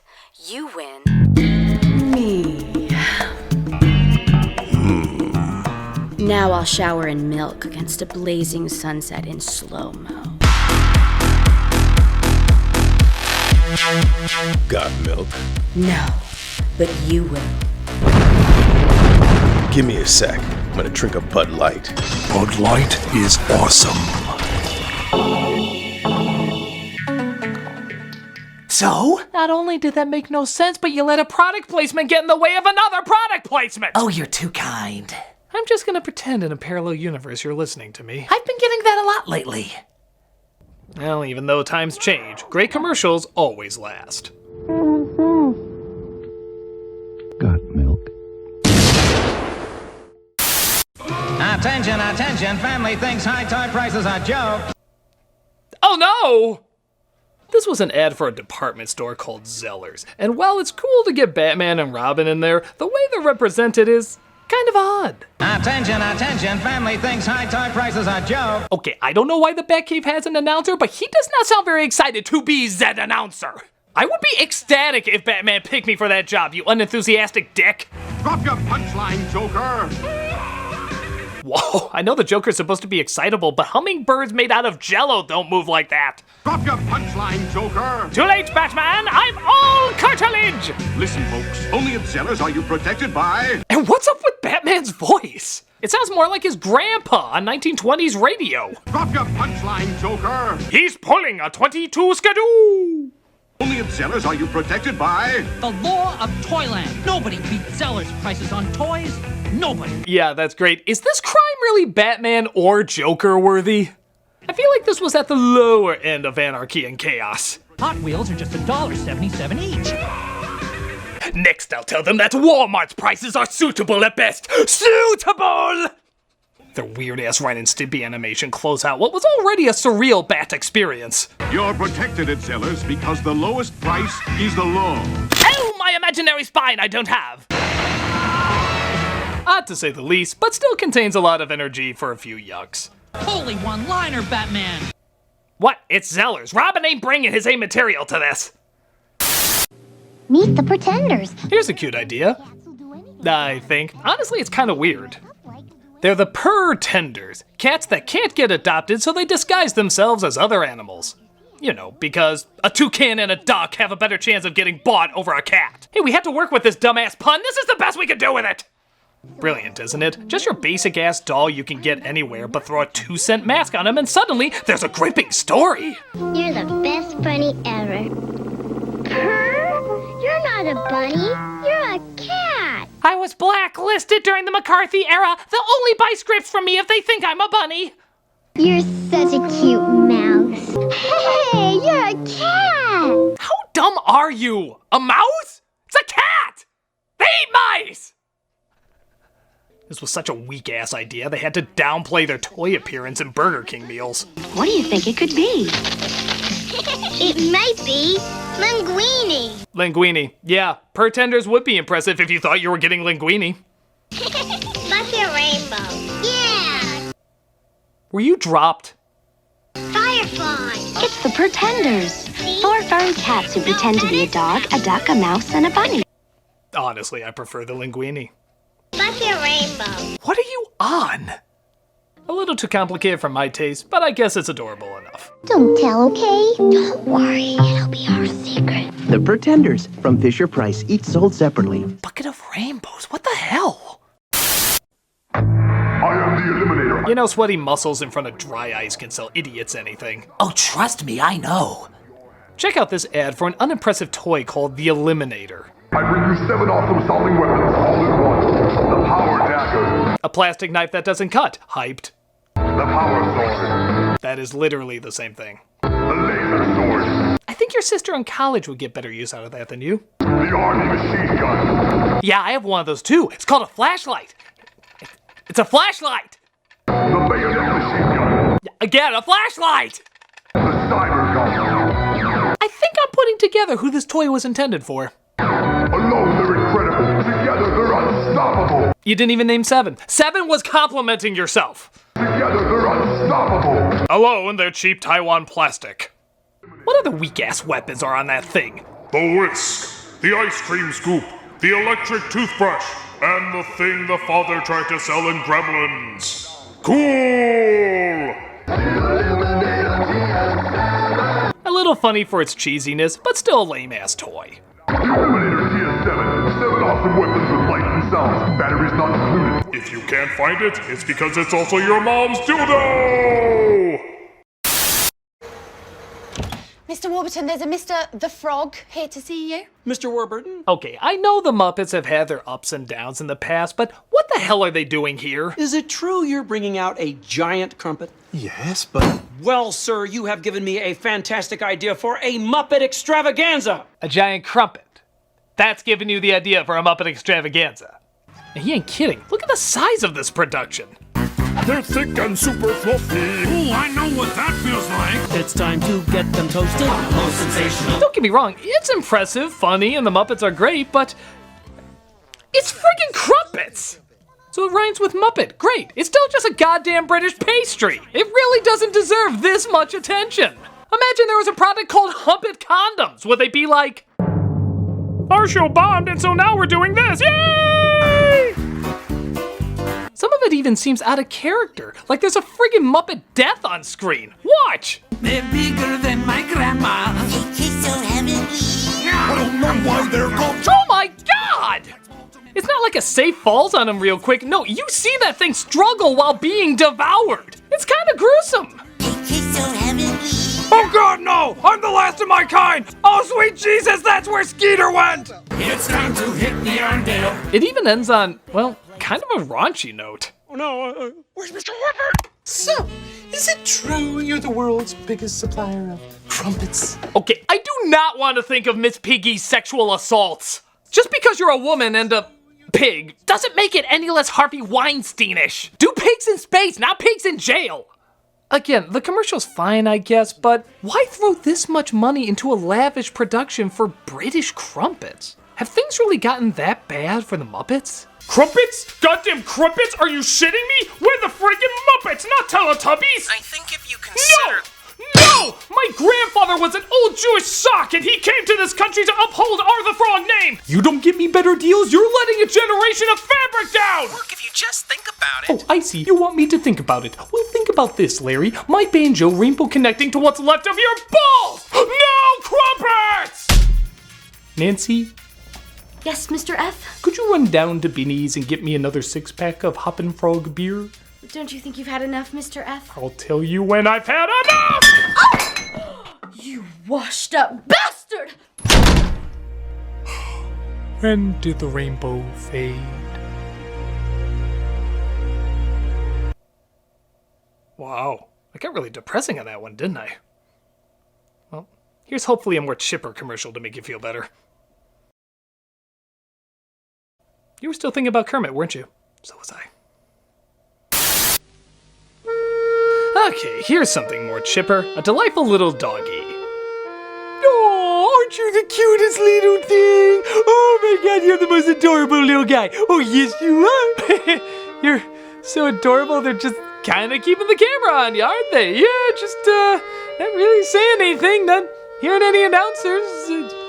Guess they're just banking on your cuteness. Okay, I can go with that. You're the cutest little guy. You're the most adorable little thing in the world. Oh, yes, you are. Oh, yes, you are. Oh, Christ. Oh, shit. Holy, whoa, whoa. What the hell? What the hell? What? Please give us a pound, or we'll have to pull the trigger.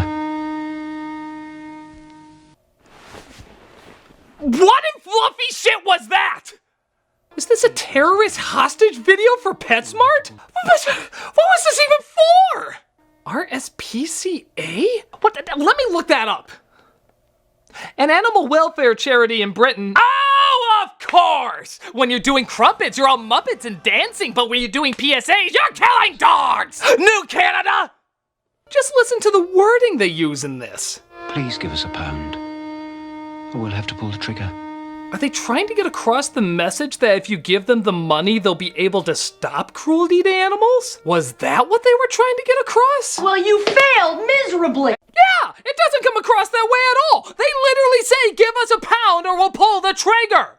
I would think this is a gritty reboot of Cats and Dogs directed by Christopher Nolan. They don't even say what RSPCA stands for. Well, in my mind, it stands for really shitty puppy crucifying assholes. This got such a negative backlash that they cut down the PSA and had a kid sing how much is that doggy in the window while answering how much a dog really does cost. Yeah, don't forget to include the funeral, you sick shits. In fact, that ironically contradicts the last one they did. Where this one says don't spend the cash if you can't afford it, the other one says give us the cash or you'll see Benji's brains. Okay, I'm done with this one. It's horrible, it doesn't get the point across, it's just disturbing. Please show me a different one to watch. Those lonely pound puppies really... Oh, don't show me that! No! Pound puppy, I'm so glad to find you. Put that lonely puppy pound behind you. Okay, come on. Maybe I won't think of the PSA.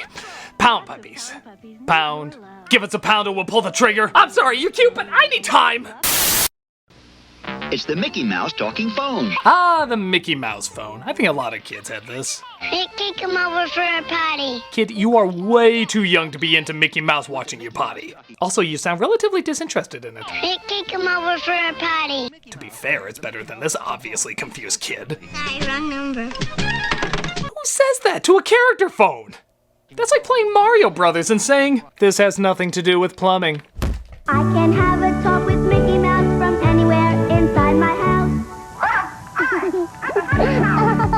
was Mickey Mouse, huh? Sounds more like a drunken old lady shouting obscenities.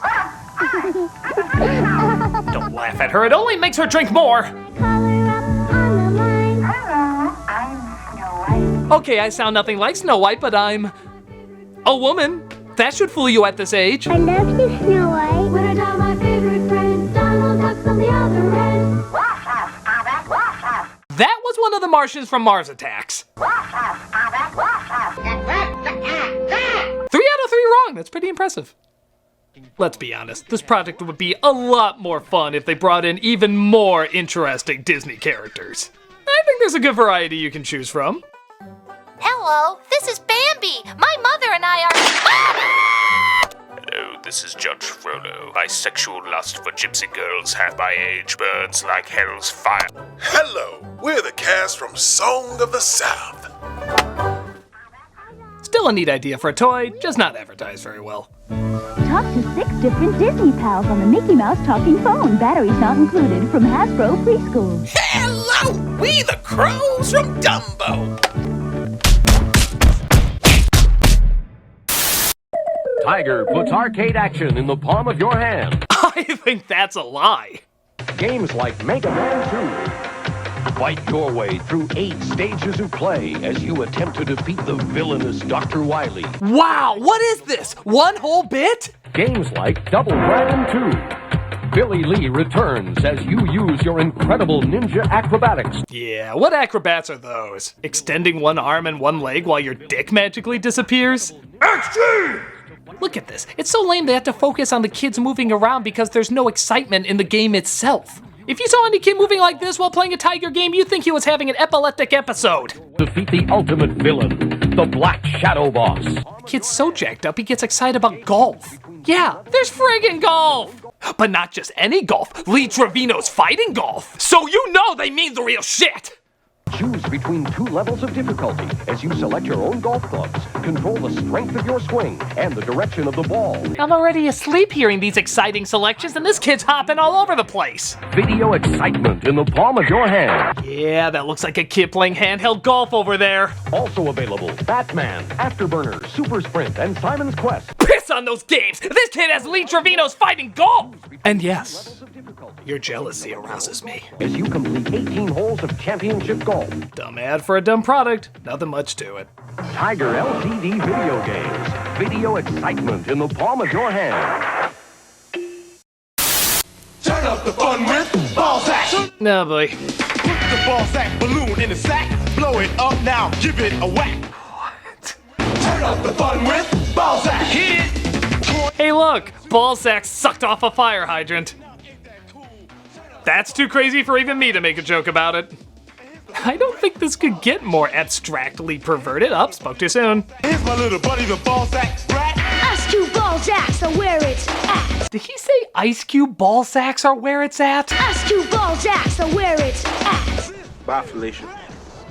Okay, you know what? These commercials are innocent enough. I shouldn't read too many innuendos into them. It's immature and it's been done to death. I should really just grow the hell up. So, let's move on to the next one. The name of the game is Ball Buster. It's a family game, fun for children. And for adults, it's exciting. Oh, come on. You make strategic offensive and defensive moves, then try to bust your opponent's balls. Oh, come on! It's as easy as checkers. Except Kevin Spacey likes to play this one more. It's acting like pool. You're a ball buster. You know what you're doing. I know what that wink means. You know what you're doing. Ball buster. You know, it'd be easier to get through if the narrator didn't salivate every time he talked about it. Ball buster. And for adults, it's exciting. Try to bust your opponent's balls. Oh, I think I can hear his tongue on that one. A great new game from Mego. You know what, though?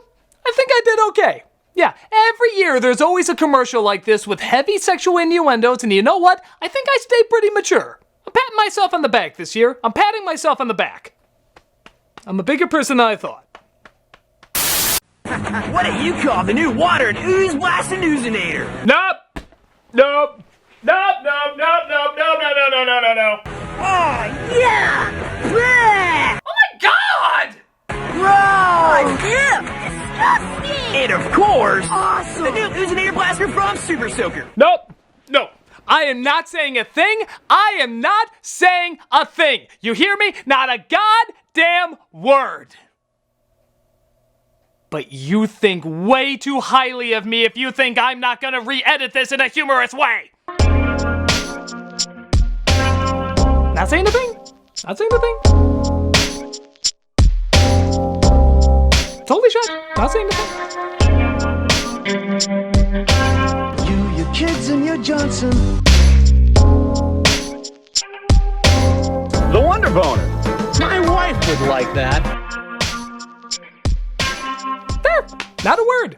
Final verdict, Oozinator is a fine commercial, it just has the misfortune of coming across the wrong way. I mean, damn it! Oozinator Blaster from Super Soaker. Oh, cut away, you green goblin dick! Oh my god, this Atari commercial is amazing. I really mean amazing. It's actually so good, it's hard to believe it's real. Hey! Yeah? You look like a real jerk. I already believe every commercial should start off that way. So what you doing? Well, Muffy, Buffy, Biff Jr. and I are going on our Sunday drive. Oh, no, you ain't. You're gonna play pole position! What? Whoa! What? Whoa! What? Whoa! What? Whoa! What? Whoa! What? Whoa!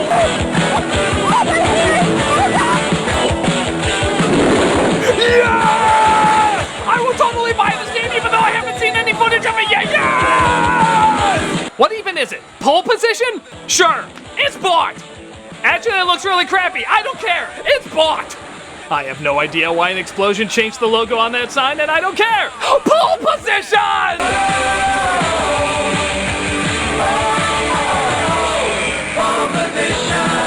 I went through pole position.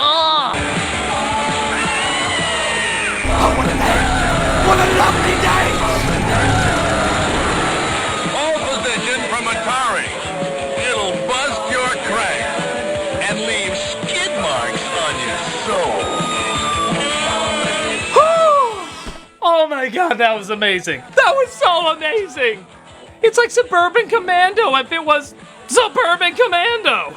It's just phenomenal. The comedy, the energy, the over-the-top 80s of it all, it's pure perfection. And I think at the heart of it is that guy, that punk-ass narrator. He is just so aggressively random. He calls this dude a jerk and then he rewards him. And he's so hostile to this quiet, non-threatening family. I have no idea what this guy would do in everyday situations. All I can say is, I want to see this guy's style of madness in every commercial. Hey! You look like real jerks! So what you doing? Oh, well, we're going to a family reunion. Shut up! You're fighting dinosaurs now!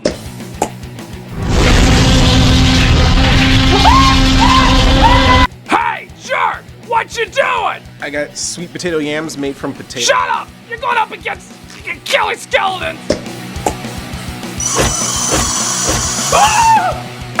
Hey, jerk! What you doing? Well, I've got some... Shut up! You're in a volcano!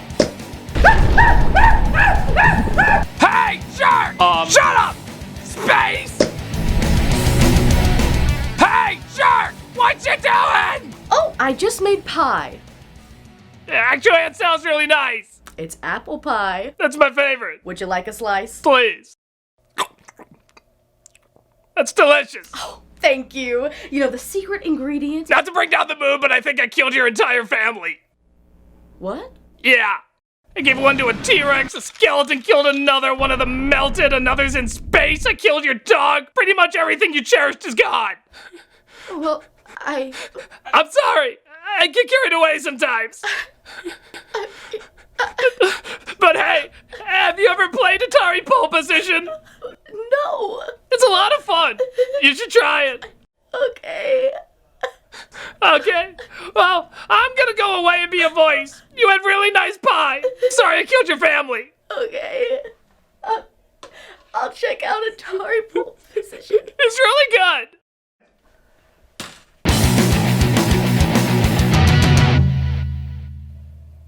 Wow.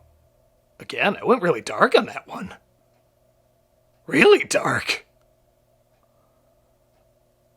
I'm the Nostalgia Critic, and I don't know why I look forward to this every year. I think I'm sick. Really sick.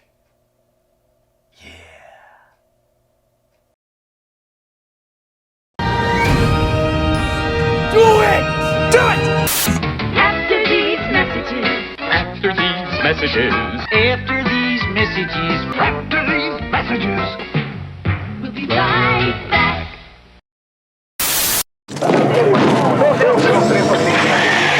Shaquille O'Neal, a.k.a. Shaq! Well, anything with Shaq's name on it has to be of quality. The Carnival 30-minute tour. Go big at JCPenney. For the age of beer, I got my mojo going strong. Boom! It's the award-winning Medea vodka with the world's only personal programmable LED display on the bottle. Nah, I guess you need some vodka after watching his movies, as well as some choice words written in lights. What will your Medea bottle say? Okay, so what do we have this time? This is your target! Introducing Shaq Fu. Ah, yes, the palate cleanser after watching Kazam. Lethal weapons! Right foot! Enforcer of justice! Register! What's even up with this guy? It's like he's so ashamed to be advertising this product, his body is rejecting the idea. Justice! Left hand! Register! This is Shaq Fu! It's really good! I really recommend it! Oh god, I'm going to hell! No wonder the villains in this game lost. They couldn't even understand who they're going up against. Shaq! Lethal weapons! Size 22! Alright, be on the lookout for a guy size 22! Introducing Shaq Fu. Kung Fu Shaq style. What exactly is Kung Fu Shaq style? Is it throwing all the leftover copies of steel nobody bought while building a fort behind Pepsi cans and Allsport? Let me check the instruction book. Wow, lucky guess. This ad is every level of 90s with its need to feel extreme! Wide-angle close-ups, Black Wonder Woman, I think that was the thing. It's funny for the time period it came out. Size 22! It's corny, but it's a lot of fun! Kung Fu Shaq style. For Sega Genesis and Super NES. New Mr. T breakfast cereal. Speaking of celebrities that were disturbingly on everything. Teaming up with Mr. T cereal. It's getting on the team that knows how cool. Look, they're making a tea. That means they're the cereal now. I don't know, just buy it. Mr. T is on it. Teaming up with Mr. T, golden sweet crispy teas. One bite. Look at this girl's face. That's a face that says I'm being held hostage until you buy this damn thing. Better Morse code your way out of this one. This is also one of the few cereal commercials that included a PSA. Mr. T here, and today I'm talking school. Oh, hey, I was just kidding. They really did PSAs in these? Mr. T breakfast cereal presents Mr. T talk number 1. Don't ask where talk number 2 is. Apparently the cereal wasn't popular enough for another commercial. Which is good, because I had him teaming up with Pee Wee Herman talking about crack. It was weird. So study hard, listen to the teachers, and learn something new every day. But hell with that ad. We want the one where Mr. T keeps his lines to a 2-word minimum. Teaming up with Mr. T. It's cool. Yeah, it is cool. But after all the songs and stunts and action going on saying how amazing it is, do you have anything else to say about it? Teaming up with Mr. T. It's cool. That's literally the same recording! You used the same recording twice! You really couldn't record him just saying it's cool in a slightly different way? What do you think the story behind this is? So eat Mr. T's cereal. It's cool. That's great, but there's a lot more script to read. What? I don't say anything till I get paid by the syllable. You think I can't see into the future?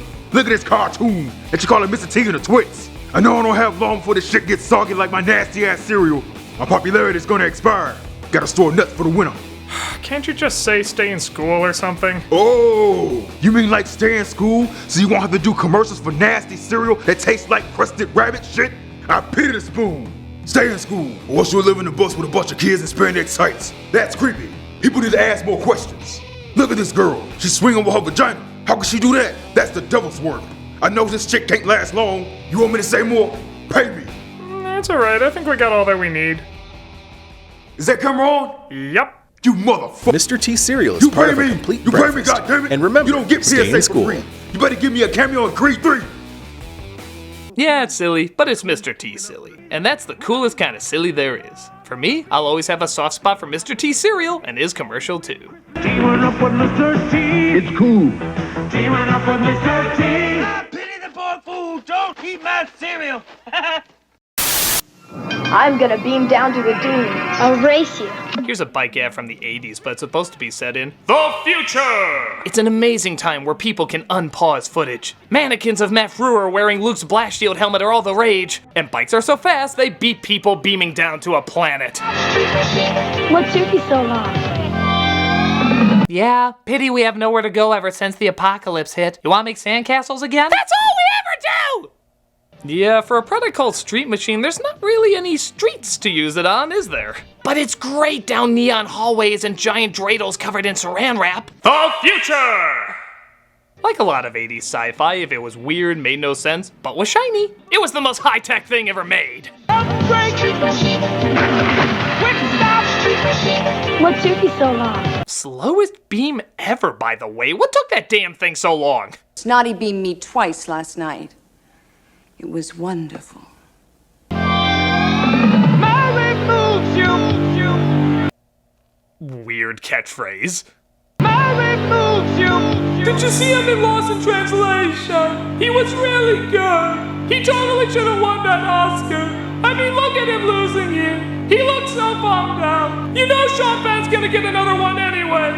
This was Murray's big chance. What a bunch of pretentious assholes. I blame politics. It's pretty stupid, but it's 80s sci-fi cheese stupid. I can't act like I don't get a giggle out of it. Mary moves you. Now Skeletor charges into battle with awesome artillery.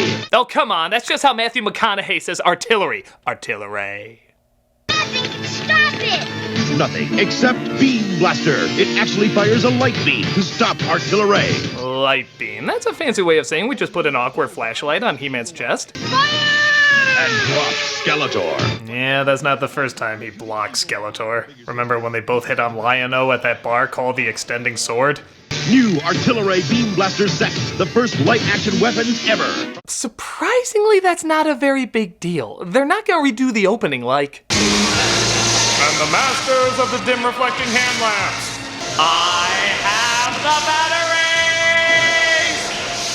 But only with a bullseye to the evil eye. You know, outsmarting those must not be that difficult. Ha ha! I got you now, He-Man!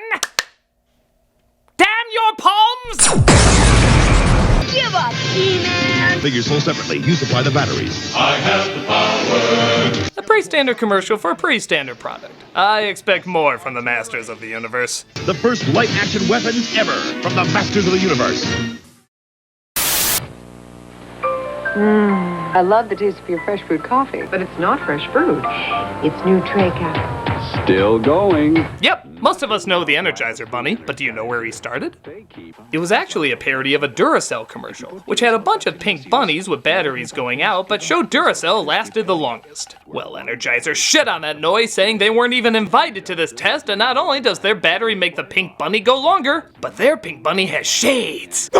That means he's in cahoots with Attitude! Attitude! They keep going and going. Stop the bunny, please. And going and... It soon became a running joke as it brilliantly interrupted other commercials. Yeah, you thought you were watching something else, but suddenly, still going. Into an amazing world. You still going. Nothing outlasts the Energizer. Yeah, you never knew when he was gonna pop up and ruin a product that maybe you wanted to buy. Tension headaches this bad need a pain reliever this good. New extra strength Darnitol. No, really, that sounds like it might be very helpful. Still going. God damn it, I wanted to buy that! It soothed my head from your dumbass drum! This bunny is rude. These people are just trying to do their thing and he keeps getting in the way of it. How would you like if you were just going along your everyday life and suddenly... Still going. Nothing outlasts the Energizer. They keep going and going and... Eventually they start hiring assassins to take him out. Shit, this battery business is hardcore. Oh, Mr. Energizer Bunny. Your hippity-hoppity days are over. They're pretty funny for a while, but suddenly Darth Vader couldn't even take him out. What the shit is this? There is a great disturbance in the Force. Get his battery. All too easy. Why does the Empire even need his battery? Is it like the Force, because there's a positive and a negative side? This is stupid! Get his battery. That seems kind of trivial. While you're at it, close down B. Arthur's Cantina and give Han Solo a name. We are the Empire!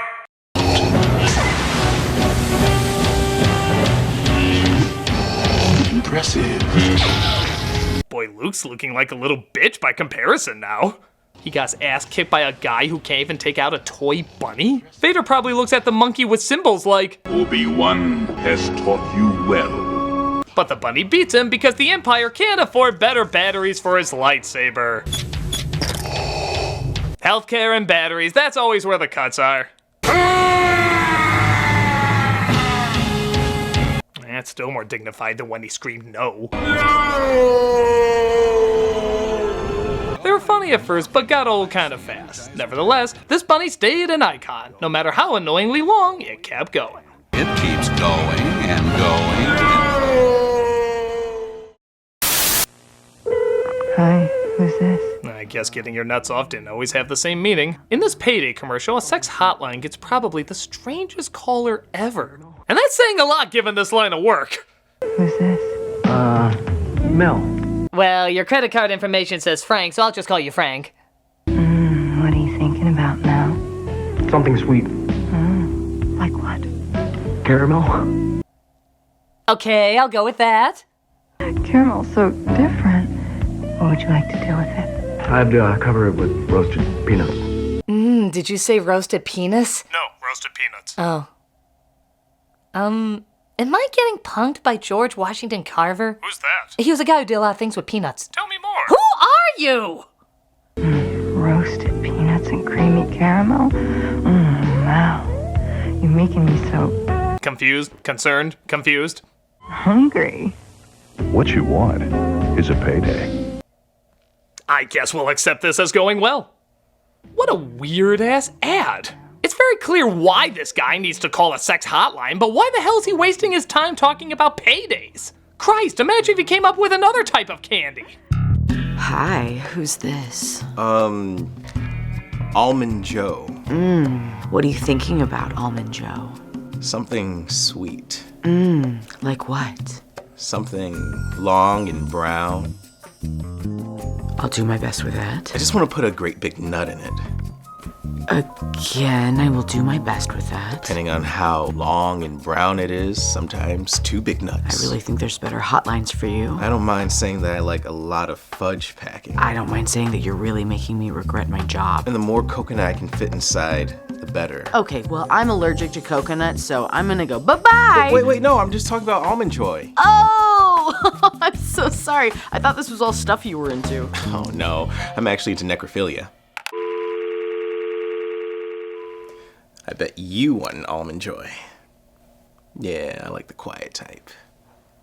A dumb ad with a dumb setup and a dumb punchline leaves only one conclusion. This is pretty dumb. You're making me so hungry. What you want is a payday.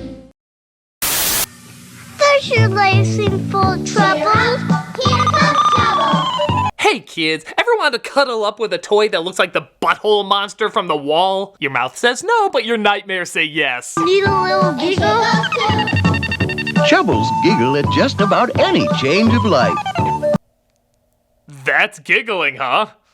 Your giggles sound like a security alarm when someone's breaking into your house. You know, that classic pleasant sound? Chiggles giggle too. Okay, these things are horrifying, right? I feel like only David Lynch's kids would find these adorable. To the rest of us, they're uncomfortably disturbing.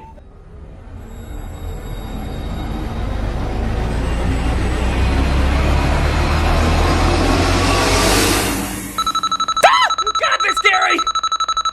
It's like what Nell sees when she's trying to sleep in The Haunting of Hill House.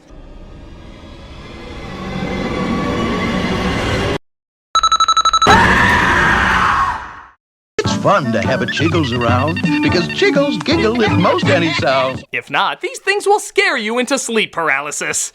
Chubbles and Chiggles, perfect friends for you. Cause when Chubbles giggles and chiggle, Chiggles giggle too. Chubbles and Chiggles are also 2 STDs you can get if you're not careful. I don't like these things at all, and the ad doesn't make them any less menacing. Just get away from this shit as quickly as possible. Chiggles giggle too. Each sold separately from Animal Fair.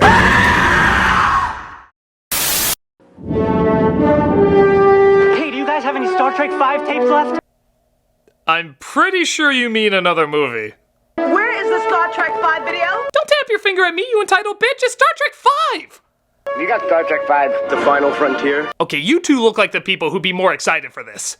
Any Star Trek 5s? Ooh, thank you. Great. You do know it's Star Trek 5, right? 5? Thanks. Fabulous. Yes. Star Trek 5, they physically go looking for God? Oh, thank goodness. Oh, trust me, lady, I know. I have 5 babies at home. Star Trek 5 is perfect for them. It puts them right to sleep. Would you happen to have Star Trek 5? Wow, Shatner was such a cheap-ass director, he didn't even get you a copy? Yes, sir. Star Trek 5, The Final Frontier. So tell your dealer you want to see it. No, why the hell do you have to tell your dealer? It's clearly the biggest hit in the world, according to everybody! Man, who would have thought we're all out of Star Trek 5 and Barbed Wire? They didn't do shit at the box office, but apparently they're the voice of a generation. Talk about missing the mark. This commercial had no idea how to advertise this movie. It just comes off as unbelievably desperate. Star Trek 5, The Final Frontier. Yeah, no, the one where I bump my head, we all sing row, row, row your boat, and Uhura does that feather dance? Ah, Christ, what am I doing? Take that away from me! This is definitely one of those ads that's so bad, it's good. It makes no sense, but it's a pretty good laugh. Star Trek 5, The Final Frontier. So tell your dealer you want to see it. I'm sorry. I just got rid of my last copy. Oh, I see you've got my Kellogg's cornflakes again. It only figures the whitest of cereals would have the whitest of commercials. You know cornflakes are daddy's cereal, son. And I'm afraid you'd have to come up with a pretty convincing argument to get me to change my mind. Problem number 1. A kid is trying to steal his dad's cornflakes. Since friggin' when? Hell with those marshmallows and chocolate. I want the taste of soggy cardboard left out in the rain. Second? Well, just watch. You'd have to come up with a pretty convincing argument to get me to change my mind. Kids love cornflakes, it's what they like. They eat it in the morning and they eat it at night. It ain't just for mommies, it ain't just for dads. All kids like it and they like it real bad. Bad, bad, they like it real bad. So you can't keep a kid out of Kellogg's cornflakes. Well, you convinced me, son. I am never buying this cereal again. You see, Dad, this is how lame our cereal is. We got these guys for mascots. At least Toucan Sam never rapped. Another Frou-Frou Sam. And I got great taste. Like me, Toucan Sam. No, never mind. This was a weird time. I don't even follow. Were these guys just waiting for someone randomly to say they need to be convinced that cornflakes could be eaten by kids too? Was that like their lifelong goal? I don't get it, man. We've been wandering the streets for years and years. Why are we doing this? I told you. One of these days, a grown-up is gonna need convincing that cornflakes are for kids, and then our amazing rap will save the day. But why? I just don't get why it's such a big deal. Don't ever question the cornflakes again. I'm tired and hungry. I haven't eaten since we ate our 4th member. I miss Funky Spoon. Get it together, guys. Someone's gonna need convincing one of these days. I just know it. Oh, I see you've got my Kellogg's cornflakes again. And I'm afraid you'd have to come Where's up it with coming a from? pretty convincing argument to get me to The change house. my mind. Go! Kids love cornflakes, it's what they like. So you can't keep a kid out of Kellogg's cornflakes. Yeah, and don't forget, cornflakes are for kids.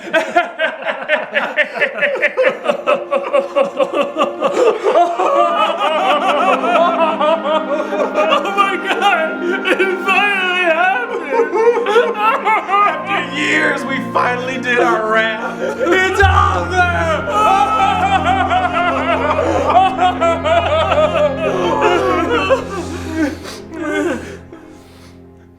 I think we wasted our lives. There's no think about it. Totally crazy and dated in all the wrong ways. This is a lame way to wake up to a lame cereal. Well, that was pretty convincing, son. Setup joke about reviewing a nostalgia commercial. That's a real commercial here. Punchline! We love you, son! Oh yeah. These damn things. In the early 2000s, Quiznos tried something hauntingly different by introducing the Sponge Monkeys. They were photoshopped acid dreams that looked like villains from Wonder Pets. If you feel they look ungodly and unnatural, fear not, their heavenly voices will win you over. The Quiznos subs! They are so good we need them robot-eating roast houses barbaric! We are not the Huns! Thank you for clarifying that. You know, I was looking at you saying, I recognize you from somewhere. History books. I recognize you from history books. Clearly, I've seen you in a picture of some sort. The Huns. It must be the Huns. I've seen you in so many history books as the Huns, but you have clarified you are not the Huns. Thank you. Thank you for making that clear. Non-Huns. What the hell? They are tasty, they are crunchy, they are warm because they toast them! They got a pepper bar! Unless that's a place where peppers serve me alcohol, I'm not interested. They got a pepper bar! We have a Hulk. We have a T-Rex. We have to stop. It only figures a restaurant that appeals to stoned teenagers would have marketing by stoned teenagers. This must have been made up at the last minute while somebody was coming off of Quaaludes. So what's your ad, person getting paid thousands of dollars to represent us? Sponge Monkeys, yeah, and they got a song. It goes like this, which I'm totally not just making up right now. We got new subs! No one's a special prize! You had me at Sponge Monkeys! I've waited all my life for someone to say that. You can even hear the announcer being like, Quiznos has all new subs at, oh god, what is that? I didn't know I was attached to garbage like that. I thought this was a respectable company. Oh, hell no, I'm out of here. No, tear up the contract, I don't care. Don't follow my car, I'm not coming back! They got a pepper bar! It makes no sense, and I guess that's the point, but to their credit, I do remember it, and so do a lot of people. It is what it is. I just don't know what it is. Quiznos subs! Quiznos. Toast.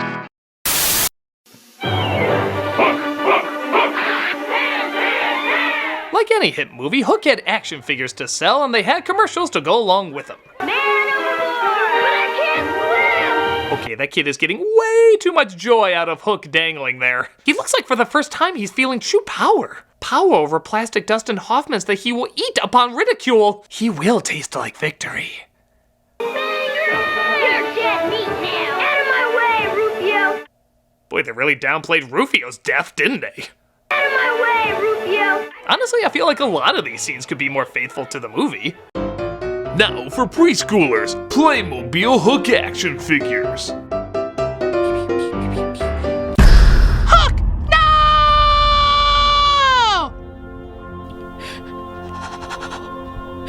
You know what I wish? What? I wish I had a dad like you.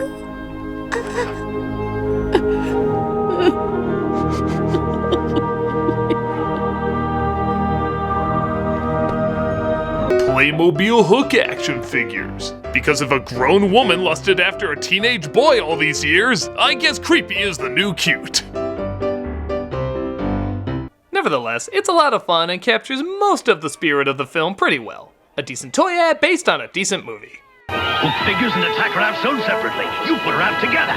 New from Mattel. You man! You stupid man! It's the New Kids on the Block. Yeah, can't act like this wasn't a huge thing. New Kids on the Block had so much merchandise, it was hard to keep track of. But these creepy-ass stalkers will try. I'm the #1 fan. I've got all the kids, their stage, and the New Kids on the Block phone. I don't even go outside anymore. The day ball hurts my eyes.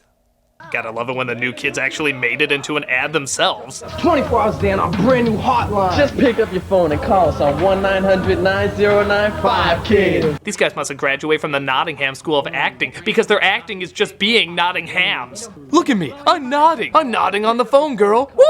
That's right, I'm nodding. We're both nodding. Isn't that something? I'm nodding like a dog. All right, I'm serious again, I'm deep. But the best of these ads are the ones that pin the fangirls against each other to see who's the scariest. Who's their #1 fan? I'm the #1 fan. I've got all 5 concert kits with all 5 personal interview cassettes.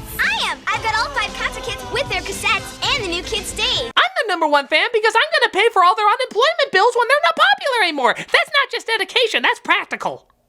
Seriously, how far can these obsessions go? I'm their number one fan because I've collected samples of Johnny's hair to add to my voodoo doll. He'll go out with me if he doesn't want his testicles in a blender. I'm their number one fan because I've collected enough of Danny's blood to make several clones. Soon my army of Danny's will rise! I'm the number one fan because I have Johnny tied up in my storage room. Shut up! Shut your damn mouth! I know you love it here! I have guests out there that I am trying to entertain, and I know that you love living here! You're gonna marry me! We're gonna have a June wedding! You will burn if you don't marry me! I swear you will burn!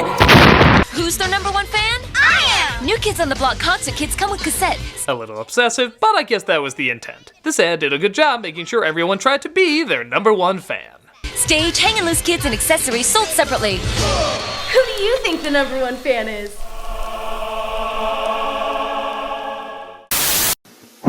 Terminator's back. Yeah, remember when hard R films had kids' toys? How did Batman Returns get in trouble for having Happy Meals and yet a movie with countless impalings had these at every Toys R Us? What can we say? We thought the sequel would be more for kids after seeing the first one. A family product. Fight evil with this mobile assault vehicle. Yeah, remember that from the movie? I think you're confusing that with Arnold's other vehicle from Batman and Robin, a film that should have been R on principle. Disguised as a policeman, Evil T-1000 aims to destroy. Boy, his shapeshifting's improving because that looks nothing like Robert Patrick. It looks more like Tom Arnold escaping questions about Roseanne. Evil T-1000 aims to destroy. Hey, wait a minute. Didn't the movie kind of address this? Can't form complex machines. Guns and explosives have chemicals, moving parts. It doesn't work that way. Bullshit! Kenner disagrees! He can totally do that now! I think it'd have to be, seeing how his stabbing weapons look like a melting Washington Monument. Terminated this time. Here's another one that's kinda cool. Actually pumping Arnold up with human flesh over the endoskeleton. Battle damage. Add flesh compound. Terminator created. There is one drawback, though. Terminator. I'm back. I don't think you're ready to fight yet. Arnold still got clothes before kicking some ass. Granted, you might be looking for a lot of these looks, but you know, with that package, I don't think you're gonna get much. I'm as anatomically impaired as a kendo. No, well, despite not being a ton like the movie, the commercials are still pretty creative and capture the tone of an R-rated gore fest. Seriously, this is so weird. The party's over, T-1000. Adios, amigo. Or wait, was it? He said something in Spanish. I don't know. Nobody will remember it. When you're a toy company, you have to ask the question, what are girls most likely to play with? Dolls, fashion, a wizard in a bubble that can predict the future? The usual! What was that last one? Ask Xandar. Wave your hand and he speaks. Ask Xandar is a dating game. No need to rewind the video, I'll repeat it. It's a dating game about which boy likes you. Ask him, ask him. Ask Xandar. This game clearly understands every girl's need to talk relationships with a warlock. Xandar, am I going to the prom with a geek? Please say no. Excellent chance. You're going to the prom with a geek? Lord knows there's no geeks in this room. Ask the wizard another question. Do I have a secret admirer? Absolutely. He knows everything. Is there a future for me and Bobby? That's a definite no. Hello, Bobby. It's Melinda. I think it's time we broke up. I really thought we were going somewhere too, but Xandar told me there was nothing for us. Xandar, a magic toy wizard that predicts the future. Could you say that again? Your voice became distorted because you were yelling so loud. Hello? Hello? Hello. Wave your hand and he speaks. Guess what he predicts, and the winner gets the special fortune read. Should I pull the plug on Grandma's life support? Absolutely. That seems a little harsh. She might pull through. Do it! The bitch has lived too long! Yes, Master!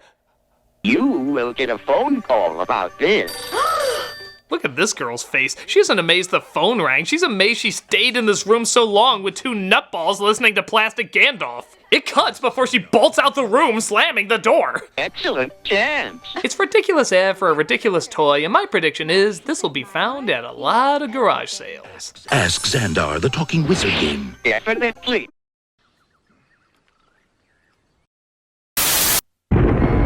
Pokemon are everywhere. They're invading. Well, seeing how so many of you were triggered by my joy of Pokemon being destroyed. Safe place, ball! Protect me from reality! I guess it only makes sense to look at another Pokemon commercial. This one's for a product called... Pokemon Ball Blasters. What's it called? Pokemon Ball Blasters. I can't believe I actually have another opportunity to play this, but... You're a ball buster.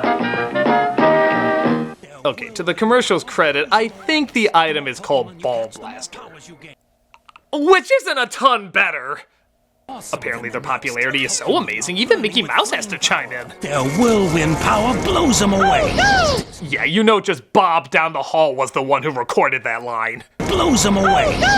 Hey Bob, our actress couldn't make it in today. Can you just imitate Princess Peach turning into Mr. Bill? Oh no! Great, go back to cleaning the toilets. Even Pikachu sounds like he's half-assing it. Can they be mastered? Pikachu? Shouldn't he be more excited and less questioning? Pikachu? Come on, Pikachu, say it. I'm tired. I don't even know what I'm doing anymore. Come on, just say it. You know I used to play Hamlet at the Poke Theater? Just say it. I don't even care if you act like you mean it. Pikachu? Ha! You said the thing that makes us millions. Ha ha ha ha! I hate everything. Me too. Well, there's definitely one kid that takes this ball thing pretty seriously. You could put Pokemon power in your pocket. Gotta catch 'em all. Kid! He means the pocket in your pants, not your drawers! These suckers are gonna be blasting my balls all throughout math class. I'm not sure Poke Testicles is a fetish, but if it is, we know there's a hotline that'll take them up on it. I guess it's a pretty standard ad, and there's nothing annoying about it, but yeah, it's a little awkward. It's an okay commercial, just don't ask what makes this kid Squirtle. Gotta catch 'em all. Pokemon Ball Blasters, Battle Figures, Power Bouncers, and Talking Pokemon, each sold separately from Hasbro. Here's an old school one, all the way from the 70s. Ah, the 70s. They knew what was sexy back then. Charlie's Angels, Wonder Woman, long hair, tight pants. For all its faults, this is a time period that knew how to be hot. So, what sizzling angle are they taking up here? There's one person nobody can resist, and that's a baby. Unusual start. So love made Baby Soft, with the innocent scent of a cuddly, clean baby. I mean, I don't... What? Informing bath, body lotion, body powder, and body mist. So innocent it may well be the sexiest fragrance around. Okay, alright, I'm not Jacob from Twilight. I don't look at a baby and imagine them at a bangable age. I just look at them and see a baby. That grew up very sexy. Loves Baby Soft. Love's scaring me right now. Because innocence is sexier than you think. I never thought of innocence as sexy because I never wanted to. In fact, isn't innocence kind of the opposite of sexy? Like the direct opposite? If you look in a dictionary or something, wouldn't it just say it's... This feels wrong! For your baby at Christmas. Wait, so now my lover's a baby or it's actually 4 babies? Both are insanely unsettling. I just want to know what kind of creep I'm dealing with. This is every layer of ew I think you can legally show. It's crazy how this starts off so alluring and quickly turns into super ew. There's one person nobody can resist, and that's a baby. It's hard to even know what to say. Why do the most disturbing commercials always require babies to be in them? Does the agency of creepy-ass commercials just meet up and say, not creepy enough, stick some babies in there? The innocent scent of a cuddly, clean baby. This is ewy. This is so ewy. I don't like watching it. I don't like thinking about it. It's just ew. Ew, ew, ew, ew. Shame on all of you and the ew you have let loose on the world. Ew. Because innocence is sexier than you think. For your baby at Christmas. Look, if there's anything I want to leave you with before I take off here, it's that commercials can be creepy, commercials can be scary, commercials can be made by very disturbed people.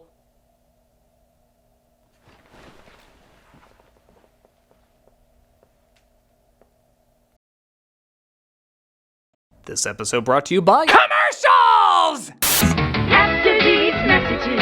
After these messages. After these messages. After these messages. We'll be right back.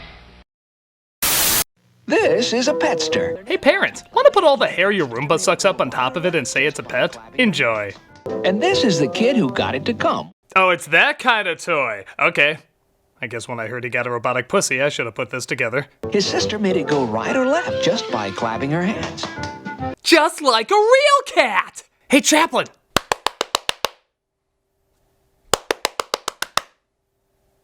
Fun! Their neighbor likes to play games with Petster. Your parents will love the constant clapping noise this even less expressive tribble will conjure up. Hey, Dad, look! Kitty! Hey, Dad, look! Kitty! Hey, Dad, look! Kitty! Hey, Dad, look! Kitty! Hey, Dad, look! And the little girl down the street just loves him, even though Petster's batteries are not included. That was a weird segue to that fact. Even though Petster's batteries are not included. You're the greatest kitty ever. Even though my batteries aren't included! Get out of my memory! Then there's the kid who let Petster do its own thing, while she did nothing at all. So if your kid's a lazy shit, look up this melted ice cream kitty to enable her. The Petster and Petster Deluxe, with leash, are sold separately. This goddamn thing needs a leash? Yeah, put this robot with batteries and moving parts on a rope. Kids won't use it as a weapon of pummeling at all. You're kidding. Yeah, a weak toy for a weak commercial. Definitely puts the Petster in Petster. Are sold separately by Axlon. I'm Petster. No, you're not!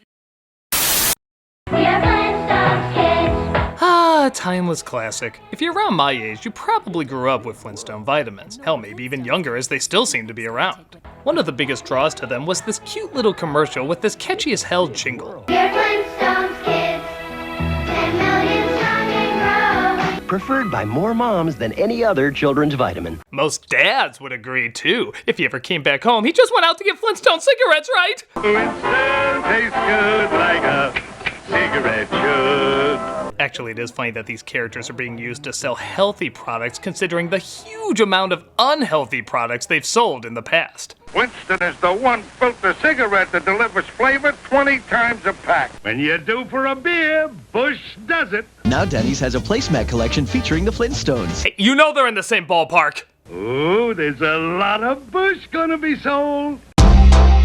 Regardless, this is still a nice commercial with a nice song that's sure to stay in your head.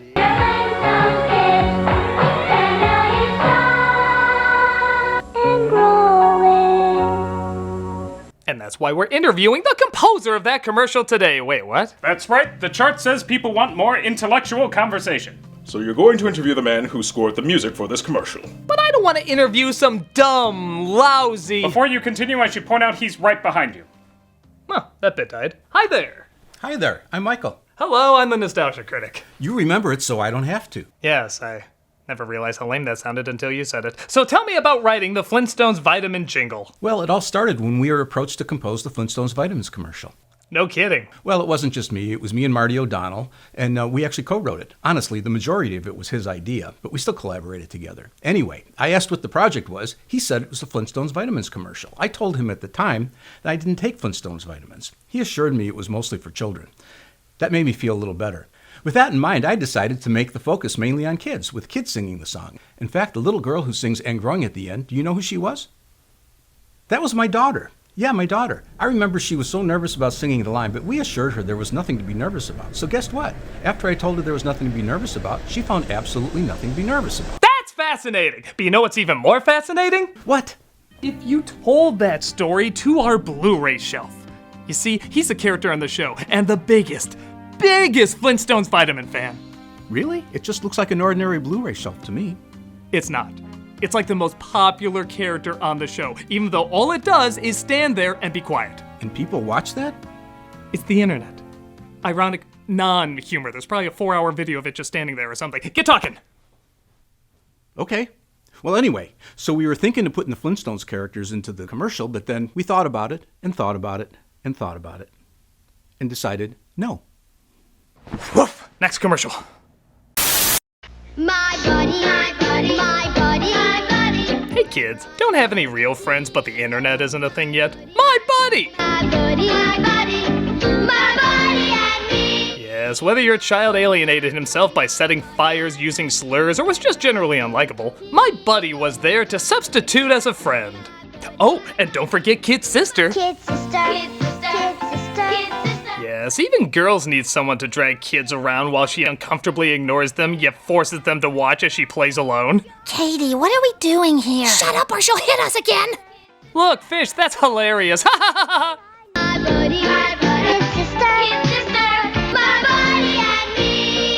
You know, I always wondered if anybody grew up with my buddy. Like, continually grew up with him. Did anyone actually still keep him as a friend? Honestly, college my buddy might even be more useful than kid my buddy. Man, all I want to do is sit around and look at the ceiling. What do you think, college my buddy? Yeah, you get it, man! You get it. College My Buddy comes with actual buds. It's still a catchy song with an innocent feel, just for a weird, even kinda creepy product. My Buddy and Kid Sister, each sold separately. Give me the power I beg of you! From Play School.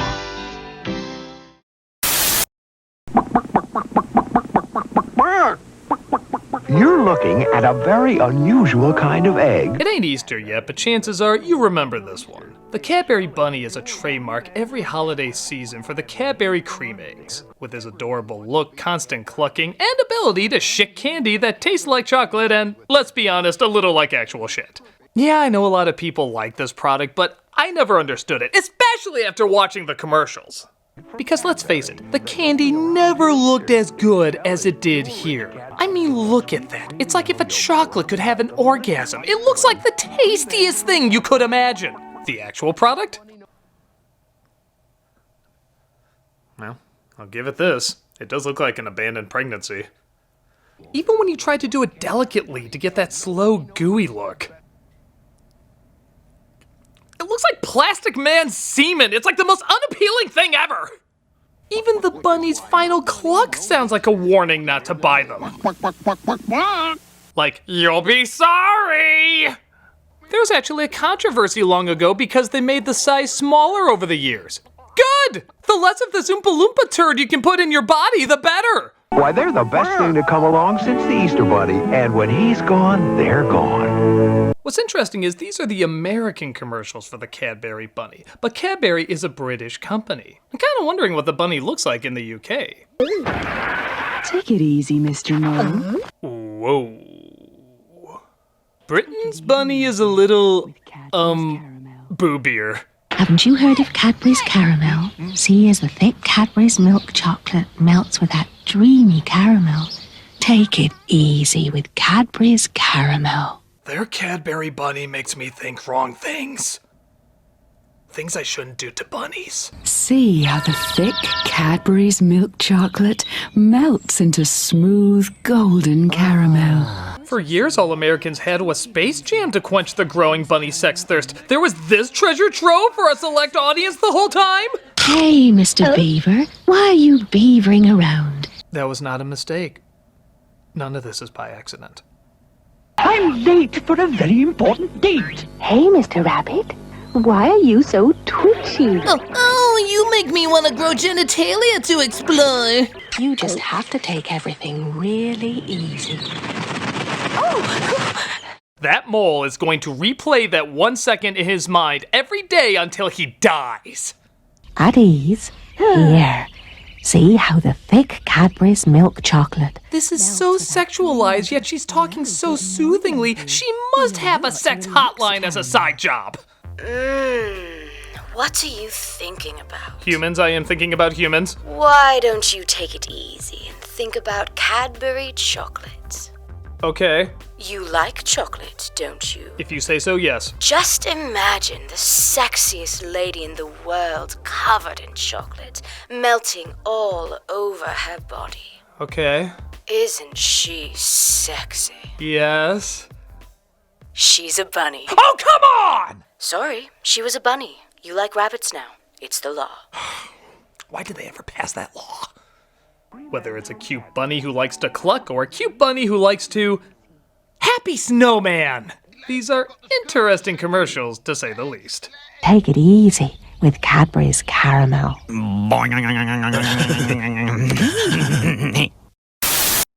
Hey, OJ, you sure enjoy that Golden Pioneer chicken. This aged great. Oh yeah, I love it. If people knew this is what Pioneer Chicken meant by stop on in and get a free OJ, I don't think as many people would have dropped by. Great for relaxing with friends and enjoying Pioneer's Summer Fun Special. Yep, there was a time when OJ Simpson was the official spokesperson for this chain. And let's just say, the jokes write themselves. Hey OJ, why are you so happy? Well, verdict of innocent is a pleasant start. You get 8 large pieces of golden Pioneer chicken, mashed potatoes, gravy, and coleslaw for just $6.99. You'll kill for chicken this good. And Pioneer's even got free coupons for a Universal Studios tour. Take a stab at these deals. Golden Pioneer chicken has a crispy, crunchy taste. I did it. I have more than one biscuit. Wait a minute, there's 2 of him? That completely changes everything. Open the case back up. There's new evidence, man. New evidence. It's a great way to make new friends, right, fellas? Don't steal shit from me, man. I got ways of getting you back. Well, at least you both agree on Pioneer's new buttermilk biscuits. And if the glove don't fit, it must have quit. I know these commercials were harmless the time they were made, so maybe I should look at it from the point of view of what was popular then. Like, what were some hit comedies at the time? The Naked Gun, oh Christ. Why, they're almost as good as my mama. Your mama. Yeah, they were fine for what they were, but a little uncomfortable now for what they are. Mama never told me about you. Oh, great. As if OJ isn't busy enough tracking down the real killers. Wouldn't you agree, Michael? Ah! Where'd you come from? Well, your Blu-ray shelf enjoyed my stories so much that he said I should come over and share them with you. He's surprisingly interesting the more you listen. Thanks, Shelf. 10 million strong. And growing. So at first we thought about writing a song that included the Flintstones' names, but then we discovered, interestingly enough, that there was no Betty vitamin. That was because Betty was shaped too much like Wilma, so they substituted her for a car. Isn't that funny? You know, this reminds me of another portion of the show. This is our interviewing hole. Interviewing hole? Yeah, it was here when we moved in. I don't know where it leads. And one of the things we love to do is have people give interviews to it. Well, like you said, the internet. The internet, that's right. Hop to it, buddy. Okay. So we asked ourselves, what would kids relate to most? And we decided they'd relate to other kids. So we got an adorable children's choir to sing over these. This feels wrong. Adorable shots of children trying to do things that big kids. Now it feels wronger. Next commercial. Quizno Sponge Monkey's too normal for you? Maybe you should try the Good Humor Popsicle commercials. These ran from the late 90s to the early 2000s. To enjoy them is simple. Press play on your controller. Do any assortment of these drugs. And enjoy your new reality. Bird brain! It's like these were designed to be the trippiest ads ever. Usually having one kid lick the product, some freaky shit happens, and then the dog always like, you're so friggin' high. What the shit? My sock. What the shit? Fetch, Duke. Nice throw, doofus. I can't. Anything. The colors, Duke! The colors! I'm colorblind, kid. Now in 3 flavors. LSD, tripping balls, and watch the scene from Pulp Fiction to bring her back! Shannon! Shannon, can you hear me? And what brilliant catchphrase do they have to end every one of these on? Popsicle! Ho ho! Yeah, every single one of them ends that way. Popsicle! Ho ho! Popsicle! Ho ho! Popsicle! Ho ho! It's like ending your commercial with, How the hell did that meeting go? We need a catchphrase for these popsicles. Well, how about popsicles? Will you marry me? Everything is coming together. I can't act like they're not imaginative or memorable. They're just freaking bizarre. What can one say but popsicles? Popsicle! Ho ho! From Good Humor. Phase. So I don't usually do commercials from Egypt, but trust me when I say this one deserves the attention. It's for a product called Panda Cheese. Sounds harmless enough, but their ads are uniquely intimidating. It usually starts with 2 or more people, one of them asking if the other can get some Panda Cheese. When the person declines, this happens. Just you know why.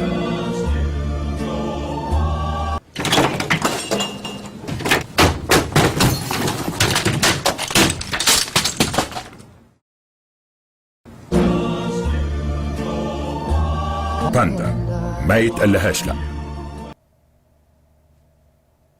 This is how every one of them goes. And it's kinda scary as hell. The way he appears out of nowhere, the way he stares at you, that eerily creepy song. Everything about this is a world of no. Most of the time it's just him destroying something, but sometimes it's attempted murder.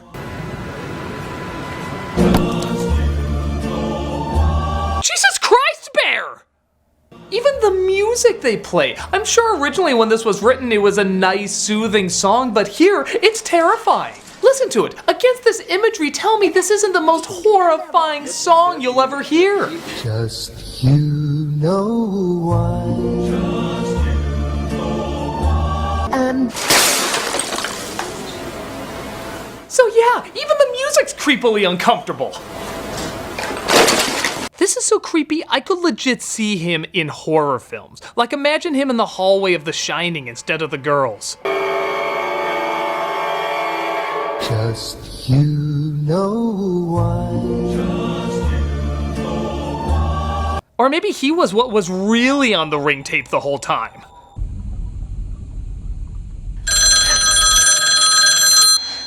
Just you know why. It's terrifying. This thing deserves his own creepy franchise. I stacked up on a shitload of Panda cheese products just so I never run the risk of ever seeing this thing. So, I guess it's effective. Just too effective if you ever want to sleep again. It's a good ad, but maybe a little too good. Just you know. باندا ما يتقلهاش لا. Switch on Chargertron. Ladies and gentlemen, the coolest song you will ever hear for a toy commercial. It's called Chargertron, and I have no idea what it's supposed to be. A Transformer Hot Wheelosaur? But it doesn't matter, because the song is amazing! Switch on Chargertron, robots like you've never seen. Switch on Chargertron, supersonic machines. It's like we're in a parallel universe where Devo wrote commercial jingles for confusing toys. Switch on Chargertron, always changing, rearranging. He's surprising. He's disguising. Everything about it is a paradox. It's so lazy, yet so epic. The singer's clearly disinterested, yet that sucks me in even more. The song literally sings about what this thing does, and I'm still not sure exactly what it does. Rev the meter till it's red. Launch out the tracker. Switch on Chargertron, now it's an attacker. Switch on Chargertron, always changing, rearranging. He's surprising. He's disguising. Chargertron. You must charge it. Charge it good. What more proof this was a weak Transformers knockoff? Listen to their names. There's Protagatron and Antagatron. Yes, right next to the Autonots and Deceptonauts. But it doesn't matter. That song is phenomenal. It could be played for anything and it would sound amazing. You could do everyday activities and it would sound epic as shit. Clean out the vacuum now. Set the table with nice plates. Answer the door right now. Smile nice for your date. Make sure he does not find out you have been stalking. Stop the bastard at gunpoint. Make sure he's not talking. There, free the body now. Nothing's creepy, nothing's jarring. Quite alarming. This is scarring. Chargertron. This was an ad for Chargertron. Sorry for the confusion. A cheap toy, an okay ad, but one hell of a cool-ass song. Each sold separately from Buddy L. I feel like you would know being a songwriter. How? Amazing how that hole led to a kingdom of mole people who were nice enough to bring me back. He's surprisingly interesting the more you listen. Thanks, Mole. 10 million strong. And growing. So anyway, when we wrote the Flintstones Vitamins commercial, we thought there was concern that people would think it was a tie-in to the show Flintstones Kids.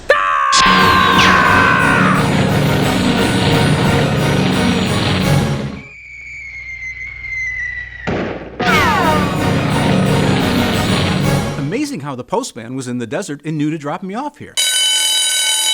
So anyway, there was a concern that people would confuse our Flintstones Kids with the show Flintstones Kids. Have you ever seen the show Flintstones Kids? Actually, yes. Well, I haven't. Anyway, we thought it wouldn't be a big deal, so we decided to go ahead with it anyway. People would confuse our Flintstones Kids.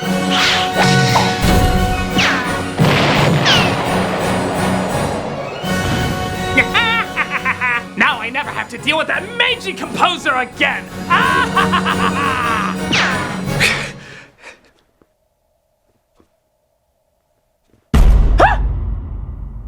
Huh, weird. Nice commercial.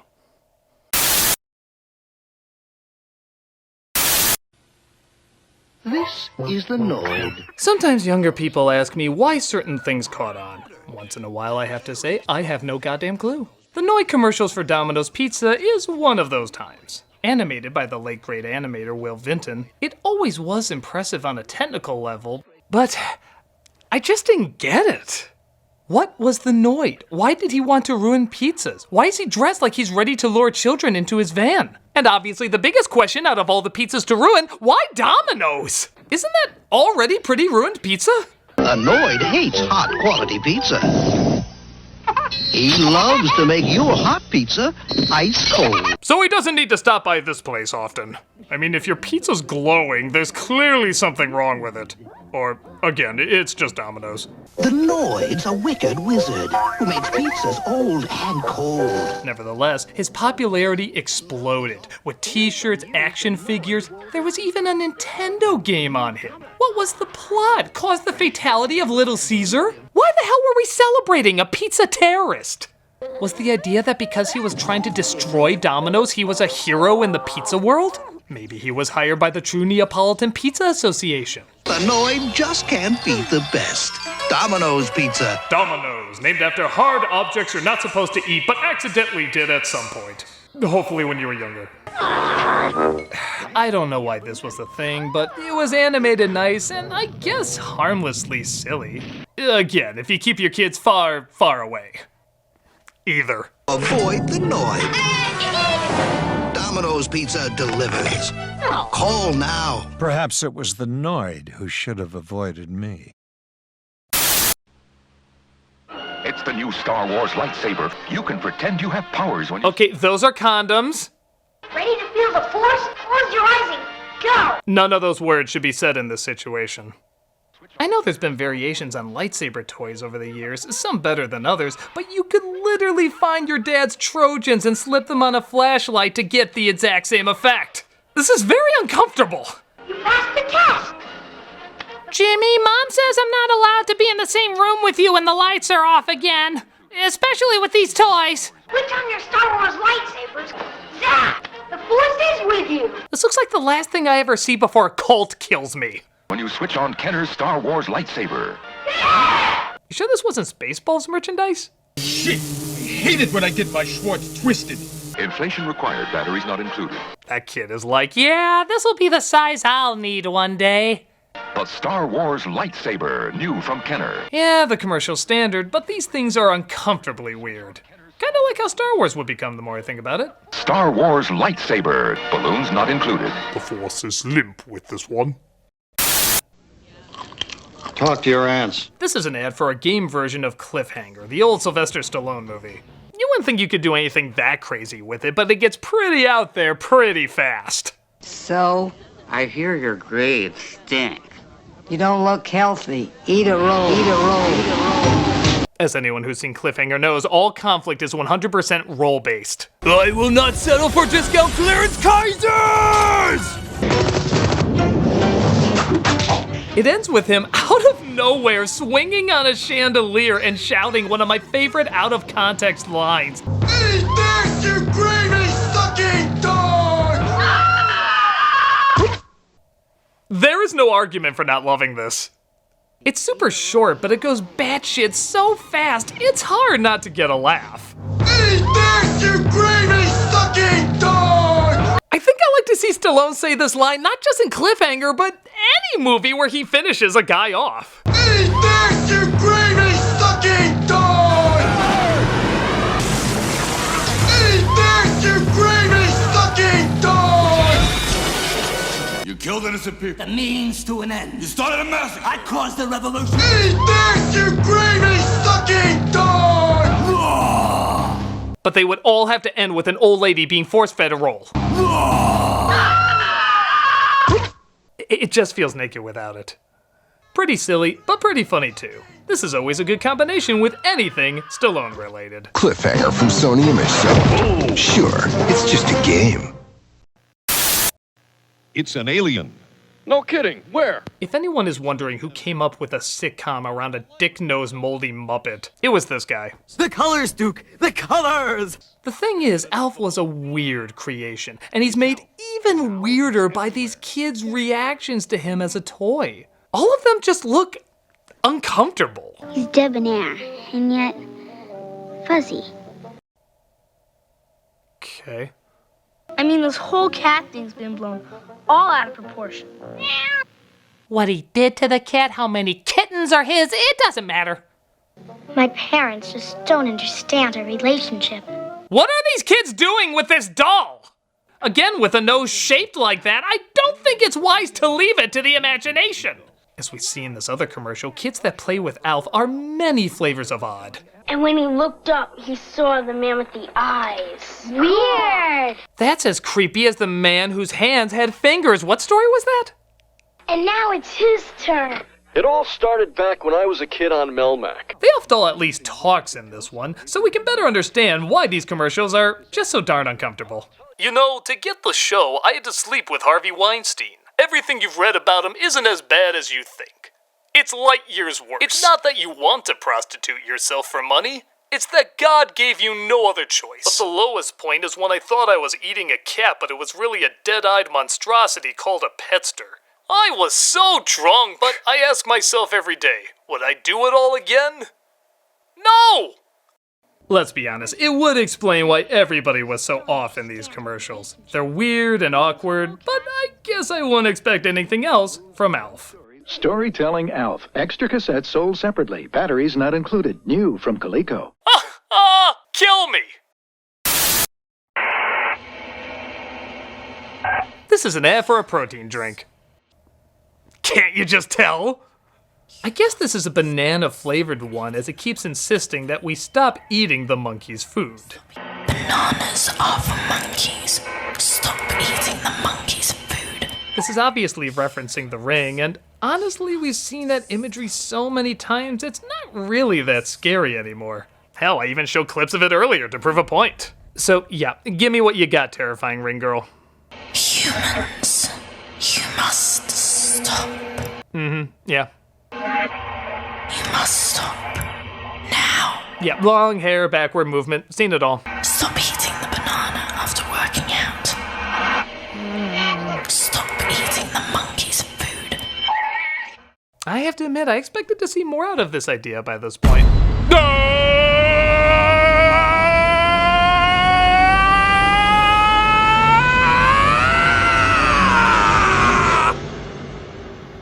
Max is twice the carbs and 20 times more protein. Stop eating my food. That's always gonna be there when I close my eyes now, isn't it? Let me try it out here. Yeah, there it is. Okay, well done. Ah! Ah!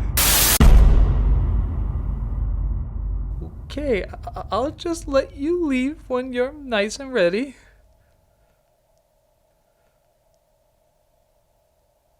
I'll be back at the end. Of the commercial? Of you. Enjoy Kano Max. Will it heal my scars? No. Okay. If you disturb easily, warning, these are from Britain. Yeah, Britain's PSAs in the last few episodes I've done have gained quite a reputation of being unpleasant, to say the least. So let's see how this latest batch goes over. If you hit me at 40 miles an hour, there's around an 80% chance I'll die. Charming.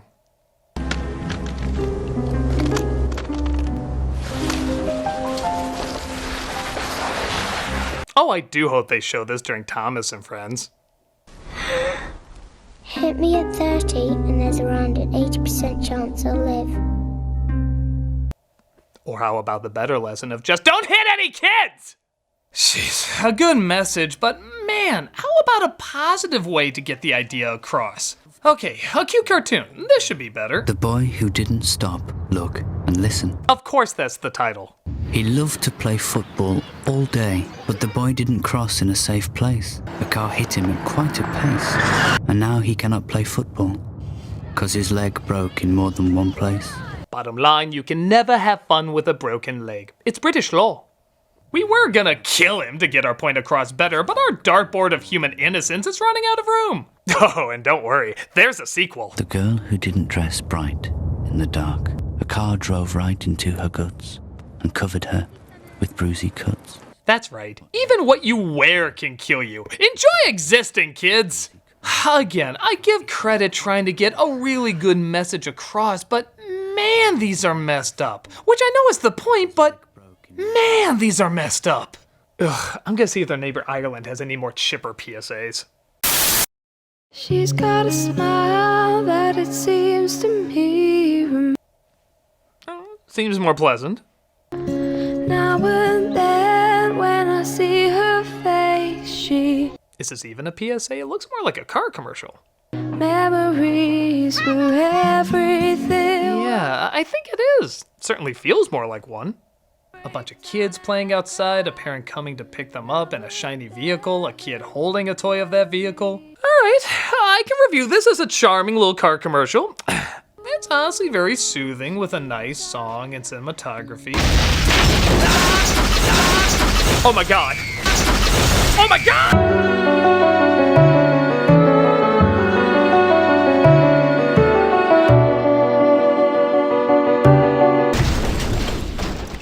Since 2000, speeding has killed a classroom of our children.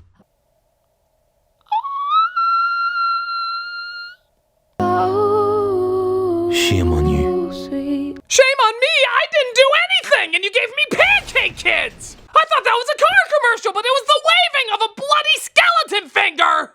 What if the person watching doesn't drive? What if they're unable to drive? What if they're kids? Jesus, did kids see this? Apparently this got so much backlash it was allowed to only be shown after 9 p.m. No shit! What the hell would you tell your little boy watching that? Look, Billy, that's the last face you can make before you're carred to death! How the hell would anyone go back to watching their family shows after seeing this?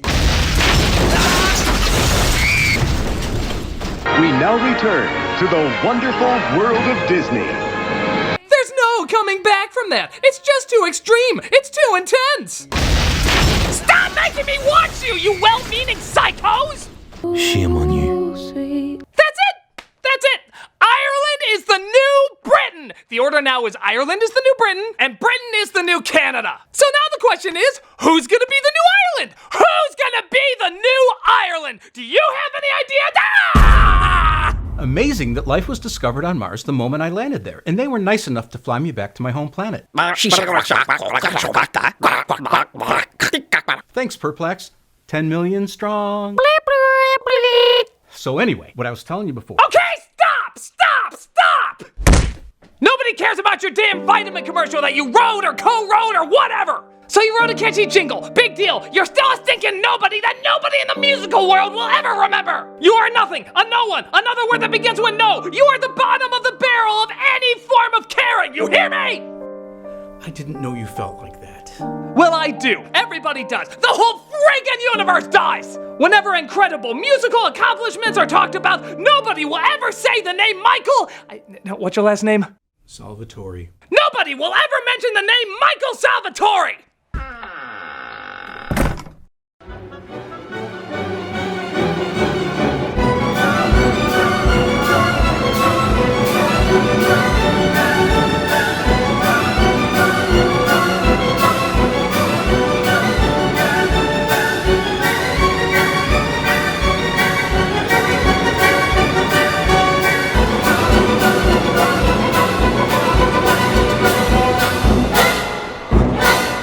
Just you know why.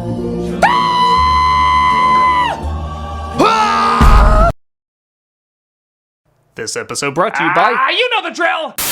After these messages. Yeah, but seriously, it's brought to you by DoorDash, the app that brings you food you're craving right now, right to your door. Okay, go ahead. After these messages. After these messages. After these messages. After these messages. We'll be right back. The cereal immediately seems unhygienic. Donkey Kong cereal. Yes, Donkey Kong used to be the gaming hotshot before Mario, meaning the plumber's iconic design looked more like Popeye if you threw him in the wash with the Pringles guy. Donkey Kong brand cereal has a sweet, crunchy corn taste. Help! Help! Every box comes free with an abducted woman. We haven't cleared it with legal yet, but we're sure it's fine. And boy, is it fun to crunch. It's so authentic, Billy Mitchell smugly judges you while you eat it.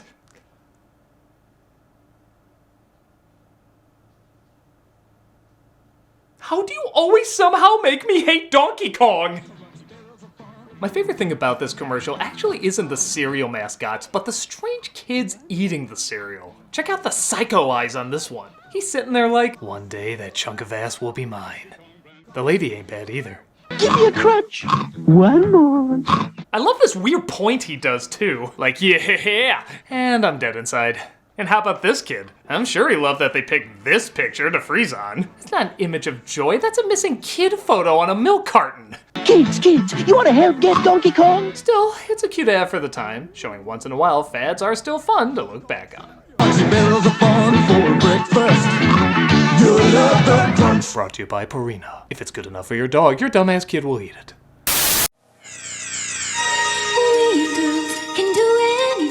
As long as it's pink and has a waist like a Coke bottle. Yeah, I know that color is Barbie's fetish. I think the only thing not pink was probably Oreo Barbie. Oh, you bet you recalled ass that was a thing! But something about a pink spacesuit just seems a little much. Do astronauts really need shoulder pads? Is that even what that's supposed to be? It looks like her bra is trying to escape through her sleeves. She's like a fabulous version of the nurse from Return to Oz. Astronaut Barbie. I love too that it's not the American flag she's setting down, it's her own goddamn name. I declare this moon in the name of Barbie. I think you mean America. Barbie is America.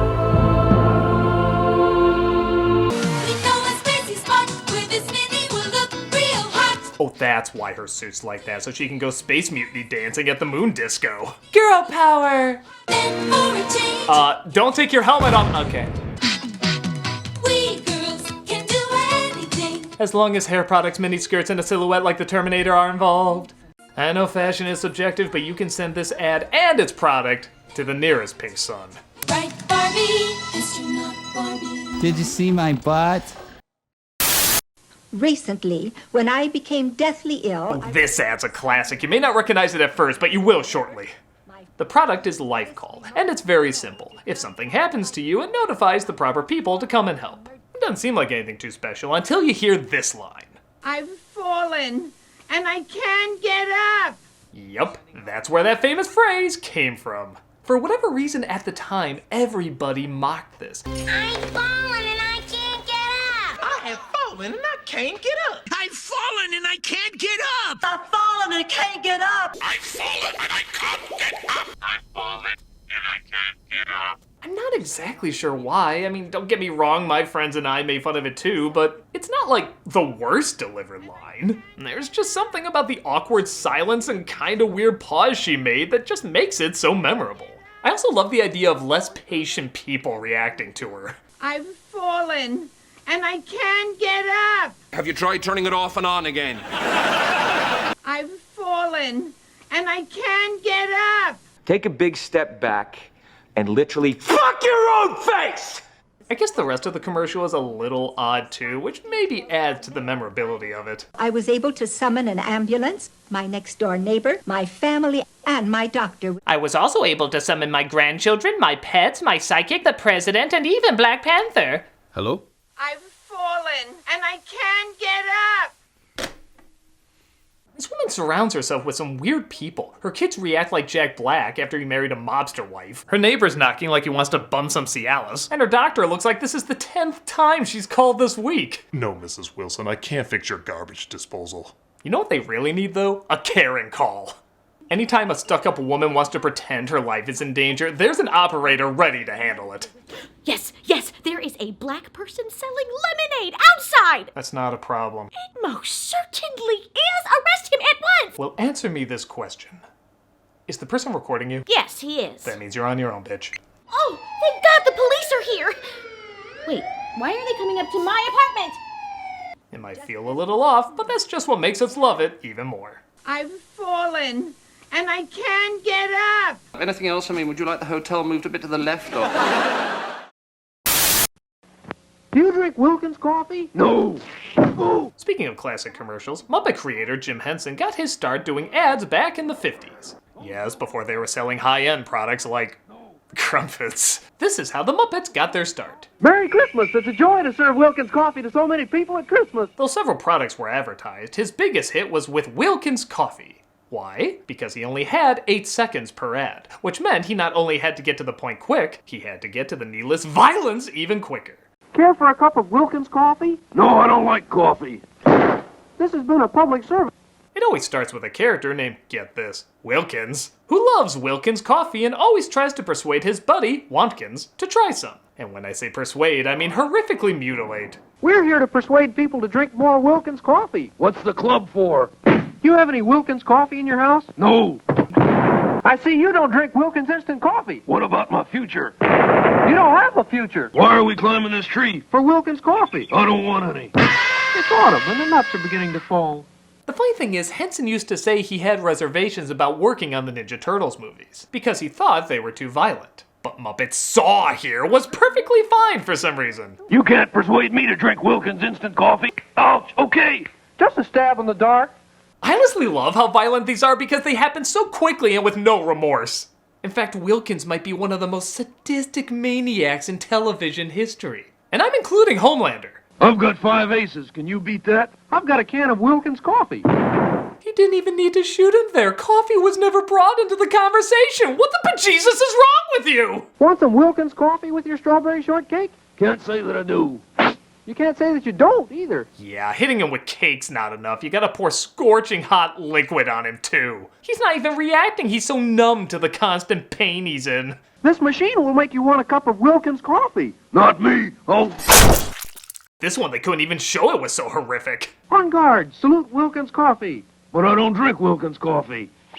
Some learn, some don't. He goddamn gutted him. He is wiping the blood and stuffing off his sword, and he has no penitence. If you don't start drinking Wilkins coffee, I'll make you into 2x4s. It's a mix of the glee he has in creatively skewering his best friend and the absolute dead eyes he shoots every time he does it. Any last requests, like for a cup of Wilkins coffee? No. How shocking. These are the eyes of a psychopath. With great timing, puppetry, and of course, a sadistic sense of humor, these coffee commercials were the best, even if you never drank Wilkins. You either go with Wilkins or you just don't go. Hello? Care for a cup of Wilkins coffee? Well, no, I didn't even know it was a coffee you could still get. Things just seem to happen to people who don't drink Wilkins.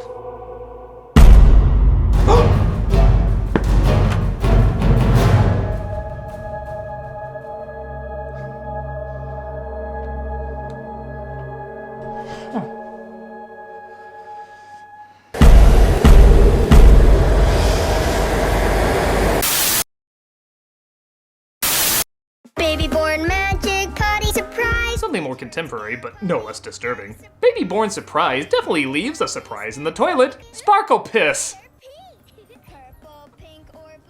Actually, on an American diet, I'm surprised we don't piss sugar at this point.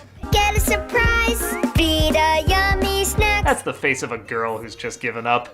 She's like, oh yeah, not only do I have to act like this is something I would play with, but I have to pretend it's normal looking into these eyes that look like they're sucking out my chances of going to heaven. Even a Margaret Keane painting of a Powerpuff Girl would say, look at those freaky troll babies. Purple, pink, or blue, now go potty too. She poofs charms. Wow, they just said it.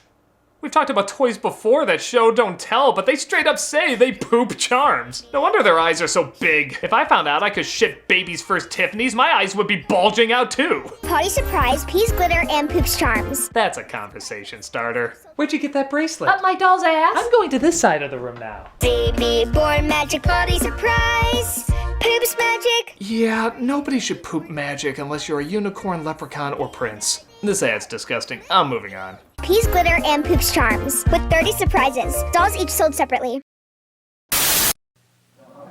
So how'd you do it? Heads up, this is probably one of the most awkward McDonald's commercials ever made. It's not the subject matter about a kid who broke his arm and is trying to have a McDLT, but how mystified terrifyingly unnatural their conversation is. So how'd you do it? I slipped. He slipped. We know you were jerking off to Larry the Lobster again. It's okay, no it's not. McDLT everywhere. Ah! It's me as a kid! Kill it with puberty! It was muddy. The sun was in my eyes. The sun. Why do you think words that aren't catchphrases are catchphrases? Are you, using this fry? Come on, guys. Give me a hand. We like to thank Tommy Wiseau for guest directing that line. Comedians. Where? Everything about this is smothered in cringe, from their long moments of dead silence to the strange way they say pretty much everything. The sun was in my eyes. The sun. Okay, I was in a car accident and 5 people died. Died. Okay, they're not dead. They're actually laying in my trunk. Trunk. Okay, they're in my basement and I think they only have minutes to live. Minutes. Okay, maybe less. God, what do you think I should do? The sun. Even the food makes no sense. When have you ever seen McDonald's fries stand on their own? Those are Play-Doh fries. How the hell did he put that burger together? And seriously, did I have a twin brother I never knew about? Did he grow up into that guy from the Batman? Because I do kind of look like him. Come on, guys. Give me a hand. This commercial is so weird, it's kind of amazing. It may not be a good time or a great taste, but it's there. Comedians. Rise and shine. Ah! Paper pals, I got my... Ah! Hey kids, want your toys to look like Shang Tsung sucking out your soul? We don't care, just take these away from us. Paper pals, I got my eye on you. The kids aren't much better. They look as terrified to be with them as we are watching them. I got my eye. Zovetes a todos. What happens when... Diablo sweet socket. Cause you give me some light. Even sheets can't hide their life force sucking powers, which means they can also see through curtains. Have fun mulling that one over. Batteries not included, they run entirely on black magic. The paper pals. No! Hug and their eyes light the way. Just take them away, take them away! Cause the sleepy head is ready for bed. The paper pals, their eyes Yes, Wilson. each sold separately from glue. Hail Satan! Amazing pets! Okay, here's a toy dog commercial that seems more on the level. How wet will you get from 11 Licks Kiss? Oh dear. So wet, you should wear a bathing suit. Forgive them, Lord, they know not what they do. How wet will you get from 11 Licks Kiss? So wet you need a towel. Goes great after riding my wet banana. Rub his head or belly, he's happy. What a coincidence, men come with the same instructions. So wet, you'll need a raincoat. Put a .com after that, I assure you that's a sight. Oh, this is certainly wet, but you can't fault an ad for not always catching on to things. Just laugh at them. New amazing 11 Licks puppies give real wet kisses, each sold separately. Batteries not included. Jar of peanut butter sold separately. Hello? Hi, Critic. You wouldn't know anything about 10 tons of dynamite at my place, would you? No. Because I tried opening my door, which is locked from the other side. No, that's not good. And then I tried calling 911, but someone's messing with my signal. Then how'd you call me? Well, there was a message written in, I think, Fraggle Blood that said, give you a call. Well, that would mean whoever set up the dynamite is listening to our call. You getting on the Wilkins coffee bandwagon? You either go with Wilkins or you just don't go. Oh my god, are you still on this? You know, people who don't drink Wilkins coffee just blow up sometimes. You are a sick man, mister! For God's sakes, Critic, just buy some Wilkins coffee! Don't worry, Tamara. I'm not afraid to put your life in danger for this. I am totally worrying because of all that stuff you just said. Any last requests, like for a cup of Wilkins coffee? Hey, I know you're crazy, but you're not nuts. So go ahead. Blow up Tamara. You don't have the... Okay, scheduling a recast. You crazy, loony, insane madman! You're doing all of this just for Wilkins coffee? If you don't drink Wilkins coffee, you're not all there. You're not gonna get away with this. I will not rest until you're an ottoman! I'm gonna sick the most skilled, psychotic, badass killer the world has ever known on you. Damn it, Gogeta! Hello? I need you to hunt a Muppet. Okay. Well, that maniac's behind me. Next commercial. It's not often you see a glove commercial on TV, but after watching this, maybe you can tell why. I was gonna say it starts off innocently enough, but as you quickly discover, nothing about this is innocent. I need some gifts for my girlfriends. Girlfriends? How many? I have 8. Wow, you're a liar. Yeah, chicks really dig Jay Moore molting into the Encyclopedia Britannica, dork. Girlfriends? How many? I have 8. I find that a little hard to believe. Well, one of them's my mother. Step away from the creeper! Well, I recommend these lovely isotoner gloves. They're the latest fashion in riding space horses or a 1940s motorcycle. It's one size fits all. That's great, I'll take 9. I thought you said you had 8 girlfriends. Well, you never know when I might need an extra pair. Oh my. This was the start to a porno. They strip down to nothing except his glasses and her national velvet gloves. Oh, and his mother joins in. One of them's my mother. Uh-huh. This commercial is ewy and I'm ashamed to have witnessed it. I hope you two find love in whatever Craigslist personal you stumble across. Isotoner gloves. The perfect gift because they're the perfect fit. And then they bang! Okay, good. A Diet Coke commercial. This won't be pervertedly obsessing over articles of clothing. When we first started going out, she'd wear really sexy underwear. Coke, whatever you're trying to do, you're doing it wrong. Like you see in underwear ads. Yes, underwear ads, not soda ads. You have troubles. After a while, she started wearing the kind of underwear that I saw in the hamper when I was a kid.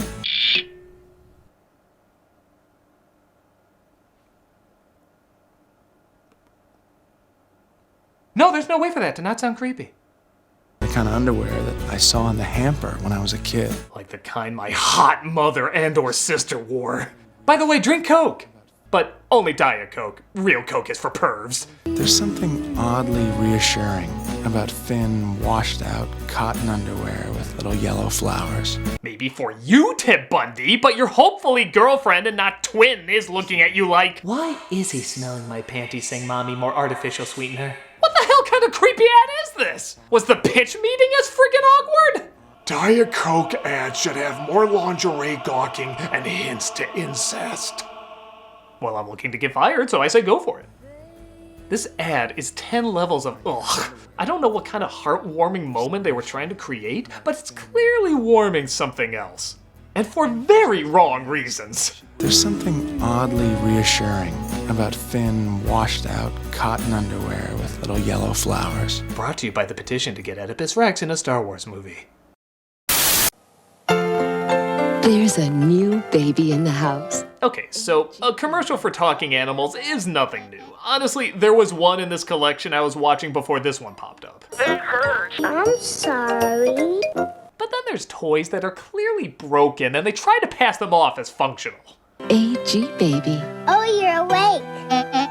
And this baby can talk in Baby Bear Talk. Yeah, that's it. Baby Bear Talk. It's not like the manufacturer slammed this thing against a wall saying work Dan you work, resulting in inaudible beeps that sound like Willy Wonka's computer. It's just bear talk! She has her own diaper, and she starts to talk when you rock her. What friggin' bear beeps? I missed that part in The Revenant where Leo fought off a roaring alarm clock. AG says your baby needs her diaper changed. Girl, the only way you can see that as talking is if they're drunken drive-thru attendants. Oh, you're awake. Your baby needs her diaper changed. How do you know what she's saying? I'm her mother. I'm also blitzed! It was a good try. Actually, no, it wasn't, but it was a try at a pathetic product. AG Bear and AG Baby, each sold separately. Listen to Remco's Baby Laugh a Lot. This ad's been getting some attention over the years. In the 70s, someone thought giving Rosemary's Baby a voice was a good idea. But it backfired when not only did this thing look like it ate your little brother and wish you had a bigger family, but they gave it the most haunting laugh.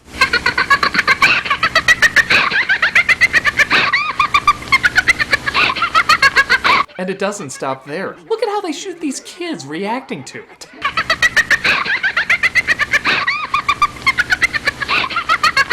Okay, Susie, I want you to turn your head like you're hearing an adorable laugh, but you're also the Village of the Damned.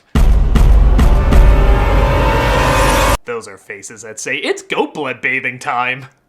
Just push the button and she starts to giggle. I don't like this thing. I don't like this ad. Quite frankly, I think it blends too well with so many other evil laughs. She's the funniest doll you've ever seen.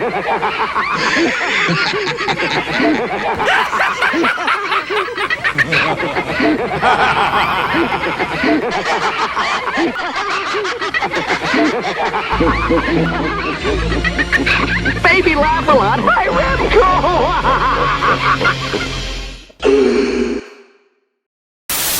I used to be frightened. Finally, something normal. I was scared I wouldn't pick the right one. Luckily, I did. Bet you didn't know Vincent Price was a furry. Yeah, maybe you did.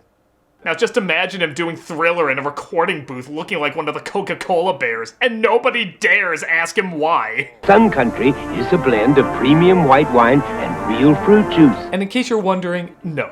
There is absolutely no reason for him to be wearing this. It's for Sun Country wine coolers. You literally can't get any more opposite of that than this. Even the organ music and Halloween theme, it connects to nothing. This is the most random shit you could ever compile. And it's not like Vincent Price just did the voice. No, he gladly reveals he's in that costume. Like, this is just Wednesday for him.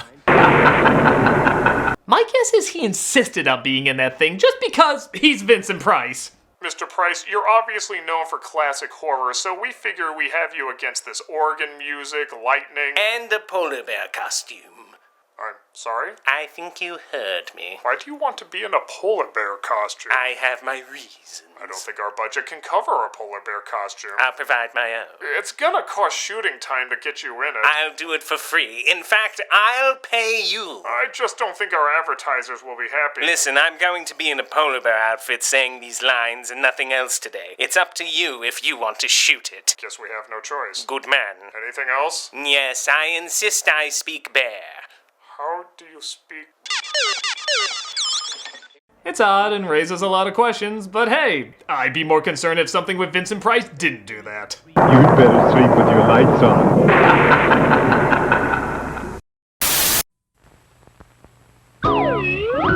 The world looks mighty good to me, 'cause Tootsie Rolls are all I see. If you're like me, you grew up with this ad and loved the hell out of it. Despite it coming out in the 70s, this jingle was so catchy they played it decades later. Whatever it is, I think I see, becomes a Tootsie Roll to me. Something no one should have to see. I can't even make that many jokes at it, it just puts me in a good mood. With its relaxing song, bright colors, it's a solid commercial. Except for one thing I never noticed. The tagline. Becomes a Tootsie. What? It's from Tootsie Roll. Is that for real? Somebody actually got paid to come up with that motto? I can't believe after all these years I never noticed that. I'm assuming they meant to put, it's from Tootsie Roll, like it was a typo or something, but that's not what made it to the final cut. Maybe there was meant to be a question mark at the end, like, it's from Tootsie Roll? We don't know. Terrorists could have made it for all we're sure. I mean, the ad was a big hit, being played decades later. Maybe that same genius was onto something by just half-assing everything. It's from Tootsie Roll. Brilliant! Nike here. We need that slogan now. I don't know. Just do it. Brilliant! What are we gonna call this bubble thing? Bubble thing. Fucking bubble! God, I'm a genius. Despite that oddness, I still love the hell out of this commercial all these years later. Whatever it is, I think I see, becomes a Tootsie Roll to me. Hello? Okay, I figured out where the call is coming from. It's coming from inside... Wait. My house? Oh good, I don't have anything to worry about. Okay, Malcolm, you did good. Just hit me up if there's anything else I need to know about. I get it. Talk to you later. Next commercial. Uh-oh, we're at at the point where those creepy-ass PSAs start up. You know what? I don't even care anymore. You've beaten down any hope of humanity, so just show me the strangest you got. An accident! An accident! An accident!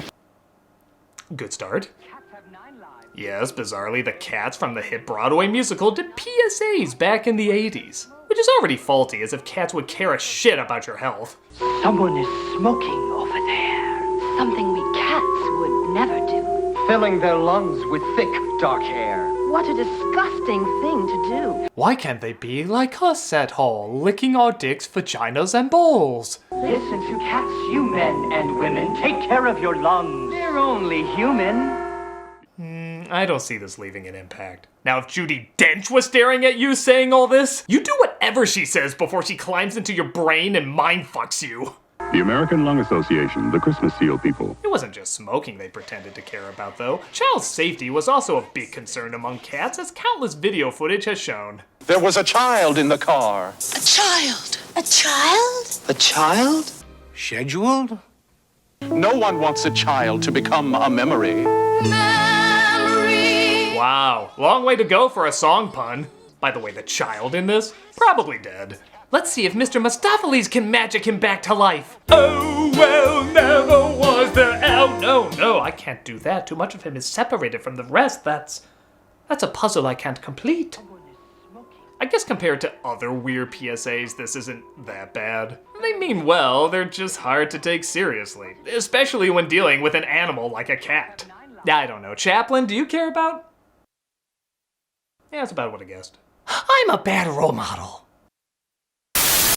What would you do if you were the victim of a crime? Hey, Captain Lou Albano! And not just that, he's playing Mario! Stay calm, then find a phone and call the police. Tell them your name and where you are, what happened, and if anyone was hurt. Yeah, okay, I'm not gonna lie, this is kinda cool. Apparently when he did the Super Mario Bros. Super Show, he did a lot of PSAs on various subjects. This guy is so cool, I feel like I can listen to him talk about anything. Do you know someone that owns a gun? Okay, it's a little weird hearing Mario say that. Remember, guns and knives can kill. I'm telling it to you. You said that like you've killed many people with those weapons. Have you been fingerprinted yet? It's fun. I'm 8! Why would I be fingerprinted, giant pointing Mario? I think a lot of it is his pointing. A lot of what he's saying isn't bad, it just comes across as so accusatory with that finger of objection. Leave them alone! I'll admit what I like most is as much as he's into these PSAs, what he seems to be the most direct and passionate about is advertising his own show. When you go out to play, be sure to let your parents know where you'll be and with whom you'll be playing. Holy cannoli, kids, I'm Mario, and I'm telling you, if you're not watching the Super Mario Bros. Super Show, you're gonna turn into a Goomba. If they need you, or if you don't come home on time, they have to know where to look. Don't be the last on your block to be playing with pasta power. I know different amounts of energy I require for both. It's just funny to compare them. We're gonna kick some Koopa. Woo! The Super Mario Brothers. I also love that they forget to edit before he breaks character. Woo! He's like, okay, get me a smoke. But by far, the one everyone remembers the most, big shock, is the drug PSA. I'm Captain Lou Albano talking to you about drugs. Kids, don't be afraid to say no. Remember, don't be afraid to turn to your priest, your rabbi, your minister. I thought they were just used for starting dirty jokes. Because drugs can kill. And if you do drugs, you go to hell before you die. Did I say the gun thing was weird to hear Mario say? That was 2 minutes ago when I was naive and innocent. What the hell, Nintendo mascot?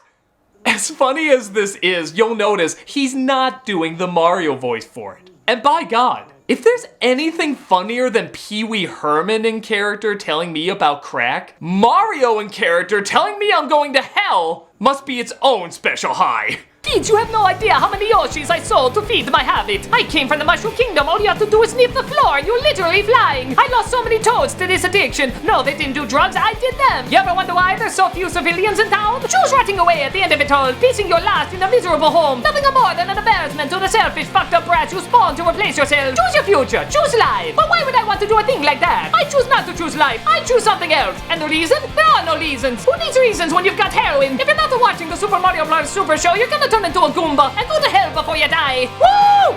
Captain Lou, I love you. And I love these PSAs. They are mad uncomfortable, but that's why I love them. God bless you, sir. You are the best Mario to ever tell me I'm going to hell. Remember, guns and knives can kill. I'm telling it to you. I am the spirit of dark and lonely water. Okay, I guess this is the big scary one that a lot of people were sending me. It's called Lonely Water, and it's narrated by Donald Pleasance, who plays an evil Grim Reaper character who traps and kills kids in unsafe areas. It's certainly eerie. And this is the kind of place you'd expect to find me. The boy is showing off. The bank is slippery. Not gonna lie, I'm still on that Mario PSA. It's the perfect place for an accident. Oh, yes, very disturbing. I can't believe they showed that. The show-offs are easy, but the unwary ones are easier still. And if you do drugs, you go to hell before you die. Sorry, continue. This branch is weak, rotten. It'll never take his weight. Yeah, the twerp had it coming. At least he didn't do drugs. He'd be in hell before he died. Under the water there are traps. Old cars, bedsteads, weeds, hidden depths. I know this has all the check marks to creep me out, but I'm still thinking about Mario telling me I'm going to hell. That's surprisingly staying with me more. Even though it was freaking weird, it still felt genuine somehow. Maybe it doesn't always have to be big scares, it's just the little things. Ready to trap the unwary, the show-off, the fool. Yeah, sorry. This is well made and disturbing and all, but I think the country that had the most disturbing PSA this year is the Mushroom Kingdom. I just don't think we're gonna top that. I'll be back. Yeah, you'll haunt my nightmares. Don't worry, Captain Lou. I will never do drugs. I will instead Do the Mario swing your arms from side to side, just like that. You go to hell before you die. Please. And that concludes another commercial special. I hope you enjoyed it, and got a text message. Where are your cats? Oh, they're over there smoking. Chaplain? Buster? Chaplain? Buster? Chaplain? Buster? Speak to me, boys! Where are my cats? Wilkins Coffee is on the ball. Either get on the ball with Wilkins or get out of the way. Where are my cats, you foam sock? Salute Wilkins Coffee. All right, you hairless Elmo. I'll try your damn coffee.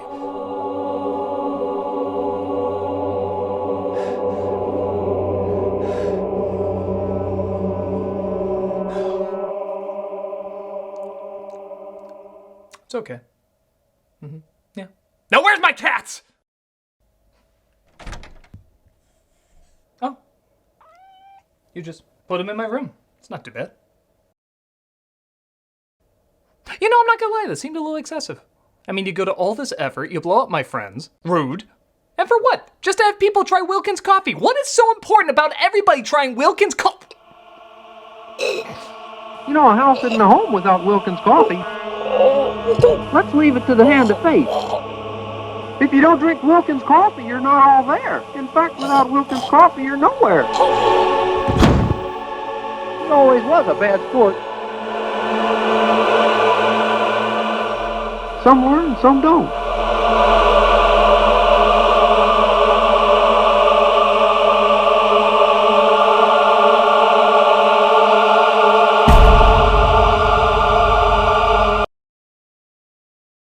This episode brought... Commercial! I'm contractually obligated to let this continue. This episode brought to you by DraftKings, the official daily fantasy partner of the NFL. Also brought to you by Chime, the award-winning app and debit card that can save you money today. We good? Okay. Commercials! After these messages. After these messages. After these messages. After these messages. We'll be right back. Watch me get canceled. Samurai Koko-san with free karate lesson. Free? Hiya, Koko Pebbles Daska. While many of you might be shocked at this, it does make more sense when you realize the original name of the cereal was Breakfast at Barney's. Watch me trick Fred out of Cocoa Pebble. You have to understand, the Stone Age was a different time. Rox News was telling everybody this wasn't racist at all. Chop chop. Damn it, sensitive 80s, ruining my innocent cartoons. Nothing like this ever happened in the original. Oh, God. Etc. Oh, that's for sure. The Flintstones have officially been replaced as the Cocoa Pebbles mascot. We present to you our new spokesperson, James Bond. God damn it. Yappa! Colicious! I'll be amazed if this doesn't end with a gong. Uh-oh. Sayonara! Well, at least it didn't begin with a gong. You're hitting all the check marks, aren't you? I guess this came out during the Karate Kid phase, part 1, and we're trying to cash in on that. But man, this ad hilariously backfired in the long run. Honey, my pebbles! Roast cocoa or fruity pebble cereal. Part of this uncomfortable breakfast. Ronald McDonald and friends in the Hamburglar Touch. Well, we just figured out the real reason he went to prison. This is one of those commercials that honestly just has one scene that cracks me up, and for all I know, maybe it's just me, but it's worth sharing in case there's other people who bust a gut seeing it. The Hamburglar has a dream that anything he touches turns to cheeseburgers. Cheeseburger? Cheeseburger. Cute, whatever, but then it leads to... Grab a big cheeseburger. Don't touch Grimace. Oh my god, that is my everything. The image of an escaped convict going up to Barney the dinosaur's clitoris and a scary clown covering his junk saying, "Don't touch Grimace," is top 5 funniest things I've ever seen. Don't touch Grimace. Top 3. It also doesn't help that Hamburglar's voice sounds like a perverted Buster Bunny. Touch my face. Please stop saying touch. You sound like a guy who's calling a sex hotline for the first time. Hello, big boy. Touch. Where would you like me to touch you? Touch. You don't do this very often, do ya? Touch my face. Okay, I charge double for calls like this. Ah, boy. Hello? Do you have Prince Albert in a can? I guess this commercial's okay. Just keep the term ham diddler out of your head when watching it. It's a good time for the great taste. You haven't touched your cheeseburgers.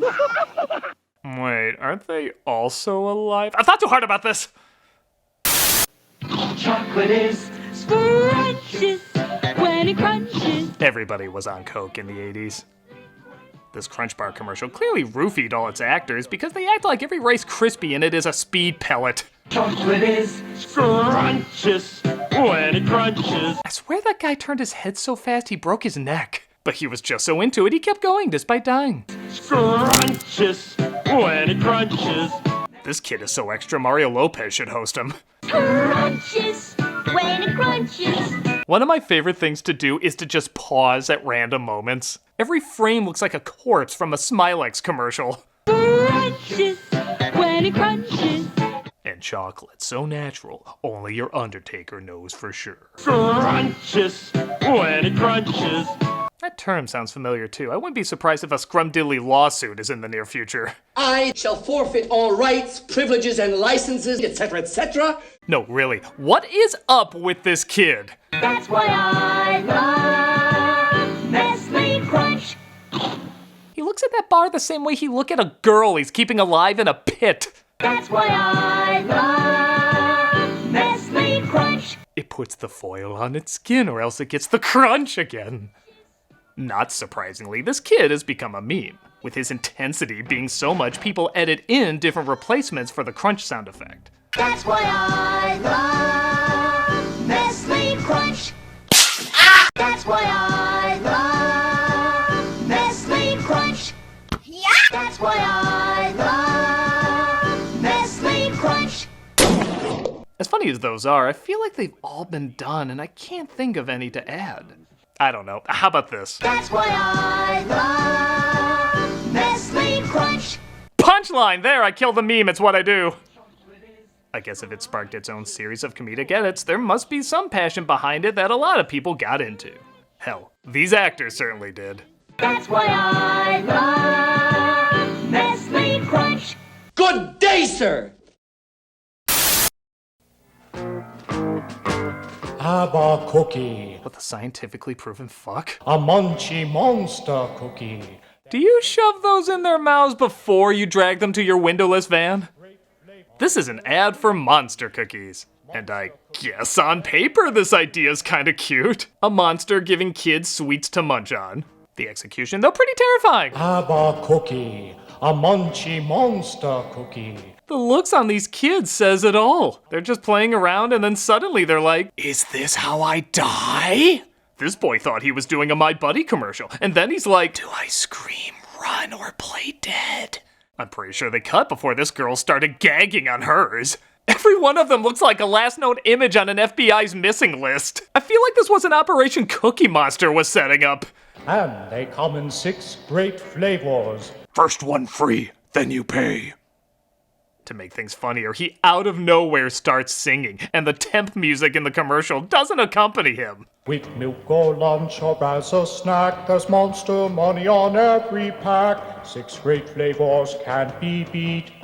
They're the only monsters people eat. Yeah, I just wanted to sing there. My improv teacher says I'm the exception to yes and.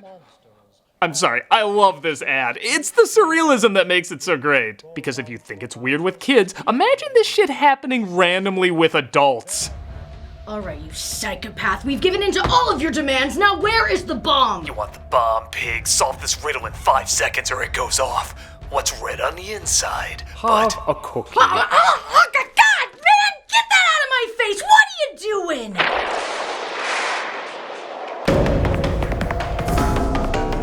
Freeze! You may have blown up 3 other buildings already, but you are not gonna get away with this. Oh, God, man! What the fuck? Get out of here! Jill, I have some bad news about Mommy. What is it, Daddy? Well, you know how we said her job was very dangerous? What do you mean, was? Well, in her last assignment, she... Have a cookie. What the hell? You son of a bitch! I'm trying to give the worst news I've ever given in my entire life! Have a cookie. Get that out of my face, goddammit! What the hell's the matter with you? I said have a cookie. Okay, we'll have a cookie. Daddy, what's wrong with Mommy? Don't worry about that right now. Just do whatever the monster says. She seems sad. You know what'll help? A cookie. Yeah, sure. Cookies solve everything. Shut up! Man, I went darker faster than usual on this one. Insane? Yes. Hilarious? Also yes. Monster cookies, they're everywhere. Shut up! It's new, gotta go turtle. Gotta go. Keep poop. Gotta go. Here's your obligatory poop one. He eats. Quick, the toilet. Seriously, why do girls love things that shit? For celebrating how dainty, cutesy, and elegant you are, you sure do love stinky-ass turds a lot. You're supposed to mature faster than us! Quick, the toilet. Even the kid in the commercial looks like, I have no idea why this is a thing. Speaking of which, did you catch the name of this literal stinker? Gotta go turtle. Out now. Because of course it's called that!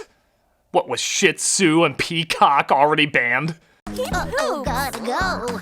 Bad enough this thing drops a deuce, but does it have to look like Frankenberry's tumor? It's gross, it's weird, and not in a good way. I hate this. Let's do it again. Gotta go turtle. Out now. Comes with number for therapists if your kid actually wants one. Big pieces, little pieces. Hell yeah, who didn't grow up with this jingle in their head? Reese's pieces, head pieces, neck pieces, hair pieces. Want some Cocoa Pebbles? Reese's pieces, eye pieces, nose pieces. Reese's pieces. This is one of those jingles everyone remembers and no one remembers, because it's so catchy, yet you never remember the variations of the word pieces. So in your head, you'd always be humming, big pieces, little pieces, Reese's pieces, Reese's pieces, Reese's pieces, and that's in your head forever! The only one people remember is gold pieces, because it had that sound effect of an opera singer climaxing. Gold pieces, silver pieces, Reese's pieces. Come on, let's come up with some more memorable ones so we can hum it better. Body pieces, Jesus pieces, pizza pieces, Reese's pieces, peaches pieces, pizza pieces, pizza pieces, Reese's pieces, lost pieces, missing pieces, bits and pieces, Reese's pieces. All right, now get to the part where you say fucking shell. The famous flavor of Reese's peanut butter in a fun candy shell. You know they didn't say it, but did they say it? They said it. Imagine it's these actors singing it, and there's no debate. They definitely said it. 3 pieces, 2 pieces, 1 pieces, Reese's pieces. I know it's super simple, but sometimes that's the best. I still love this commercial and its fucking shell to pieces. Reese's peanut butter in a fun candy shell. You'll love them to pieces. you know what the internet's not talking a lot about? He-Man. Well, these money supermarket ads are, as they joke that they save so much money, He-Man and Skeletor became more epic. In the most He-Man Skeletor way possible. He-Man and Skeletor, your So Money supermarket. Confirmed, He-Man and Skeletor, completely straight. Yeah, I bet you didn't know the bar you walked into was the Blue Oyster. These ads are really funny, right down to the fact that Skeletor is wearing sunglasses despite the fact that he has no eyes. I'm gonna learn how to fly. Even Christopher Lloyd's getting into the action. Skeletor saved at Money supermarket. He feels epic. Man, how much must have Skeletor hated the competitors' supermarkets to be this enthusiastic? What do you mean you don't carry that item? Well, sir, there aren't a lot of people that ask for skin. And I suppose purple loincloths with blue spandex and tiny claws are out of the question too? Are you sure you're not thinking of the Leather Treasure store on 69th Street? Listen here, you bobble-headed bureaucratic boob. You will rue the day you didn't overstock your wares with rhyme-encrusted havoc staffs. Hello? That was Leather Treasure on 69th Street. Thank you! Yeah. These ads are great. They're funny, they're imaginative, and they had double the screen time He-Man had in Masters of the Universe Revelation. Skeletor, your So Money supermarket. Oh, if I had a nickel every time someone used that catchphrase. Daddy, watch me feed my baby argon. Screw that kid, Dad! Watch this milk disappear into a hole in the bottle! All gone. Daddy, you can fill it again. She's got a bit of a toot, doesn't she? Daddy, watch me feed my baby argon. Daddy, you can fill it again. Don't you girl-splain me! I bought this Cabbage Patch Village of the damn doll, I can take it back! Gotta love the realism of how she eats her food. My baby argon, you make it all gone. Jesus, did it make a vacuum sound every time it did that? Hook on the attachment, she can do the couch! And how'd you get those cherries out of her afterwards, like I need to ask? Now, guess our favorite. Smells like cherries. My baby argon. Apparently one of the big things about this toy was the cherries, which a lot of people swear was one of the best smelling things on Earth. How much do people love it? The cherries alone, not including the doll, go from $75 to $100. Jesus fuck! Even the dad sniffing them is like, oh shit man, I need more of that in my life! Maybe I can sell the kids to get more. Well, okay, here's the cherries. Let's see what's so special about them.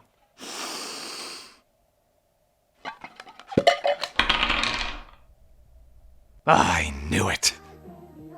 An odd commercial, but clearly got the job done and left a big impact.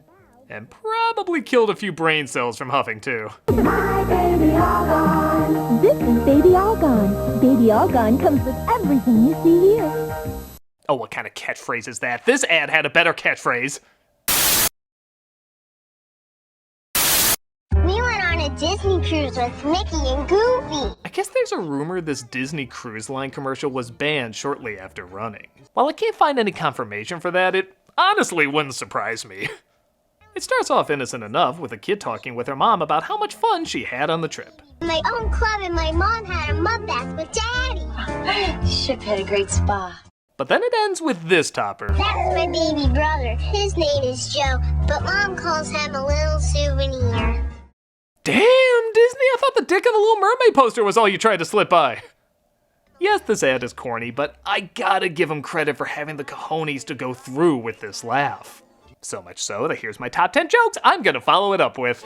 Mom calls him a little souvenir. Goofy was watching, he liked it doggy style. Mom calls him a little souvenir. Their condoms were shaped like Mickey hats. Mom calls him a little souvenir. No, really, they sell children.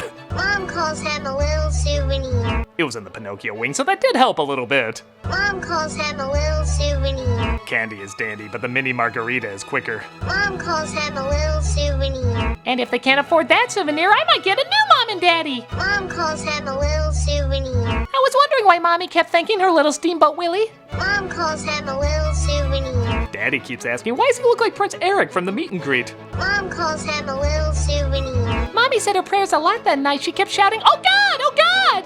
And the #1 joke I can follow this up with is... not even my line to say, it's the announcers. Disney Cruise Line, come. Play me off, Paul!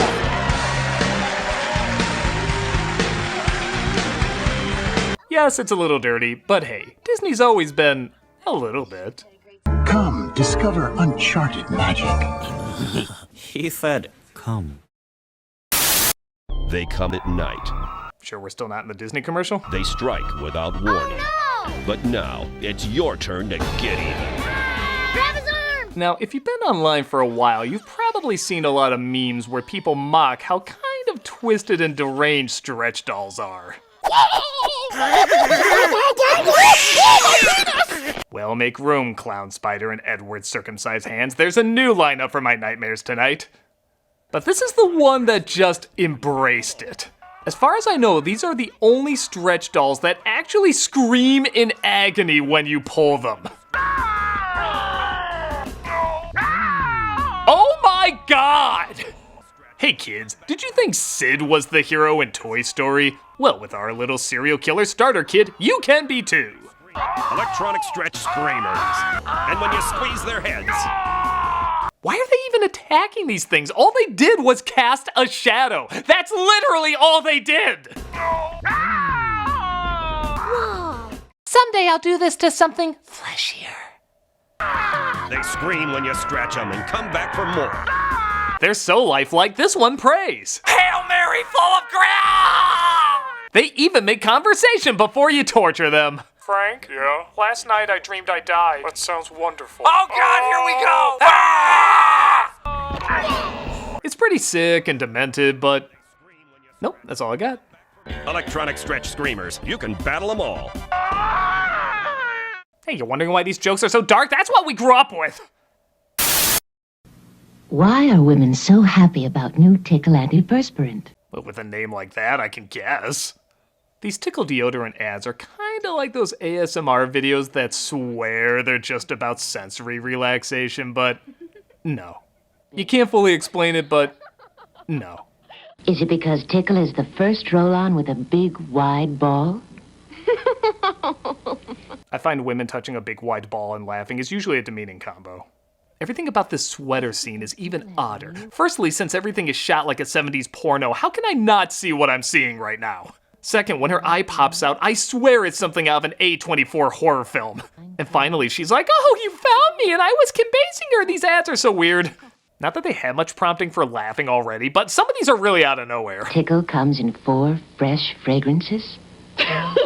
Christ! I thought we were past the Smilex commercials. Look at this woman. It looks like she's gonna catch a ball and then suddenly she bursts out laughing. Make yourself happy. Staying drier is nicer with a little Tickle. Well, now you're really sending mixed messages because I got wetter is better. Tickle helps keep you dry all day. I don't know. Maybe I need a woman's perspective on this. Hey, Tamara. Yeah? You wear deodorant, right? I hoped that would be obvious. And you don't find yourself randomly laughing out of nowhere, do you?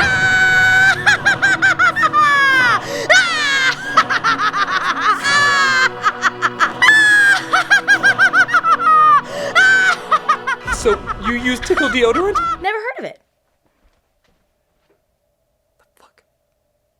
I'm sure the product's good, but this commercial's laughable, to say the least. Make yourself happy. Staying drier is nicer with a little Tickle. The official deodorant of Totally Spies. No, really. There's nothing else going on. Head on, apply directly to the forehead. Head on, apply directly to the forehead. Head on, apply directly to the forehead. Head on, apply directly to the forehead. Head on. Apply directly to the forehead? Available at Walgreens. Oh, you switched it up. Way to keep us on our toes. Head on, apply directly Oh my God, it's not over? Did you feel we needed an intermission among all that repeating? Because you're right, please stop. Apply directly to the forehead. Head on. Available at Walgreens. Okay. We good? New, from the makers of How is this still going? I feel like the Manchurian Candidate. Like these are the secret words to activate me to kill someone. Activon, Apply directly where it hurts. Apply directly where it hurts. Apply directly where it hurts. Apply Activon Arthritis. Oh, that you gave us one of? Available at Walgreens.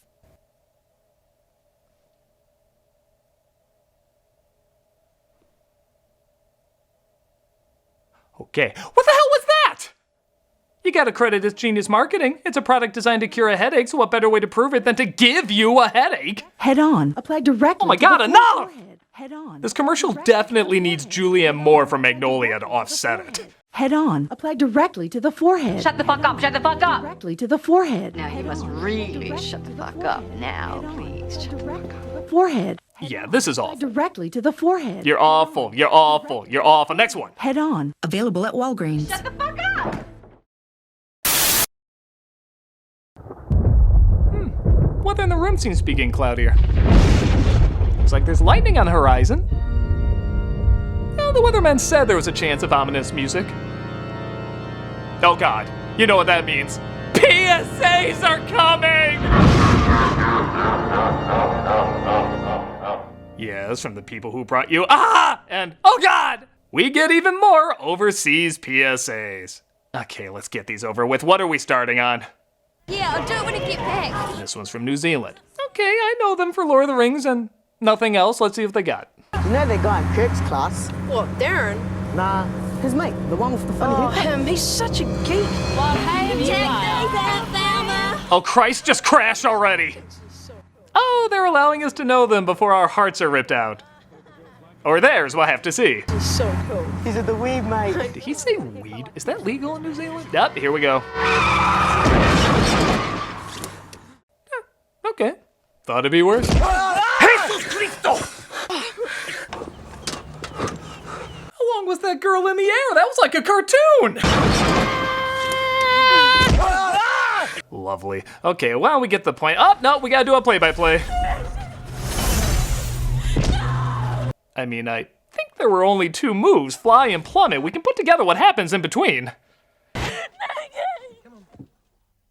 Okay, point well made. Do commercials have a part 2 now? Why does everybody think they're the Dune movies? Come on, come over here with it. Okay, we good? We over? Gah! Oh, okay, that was the next ad. But honestly, would it shock you if there was a part 3? I mean, man, can you imagine a kid going back to his Saturday morning cartoons after that?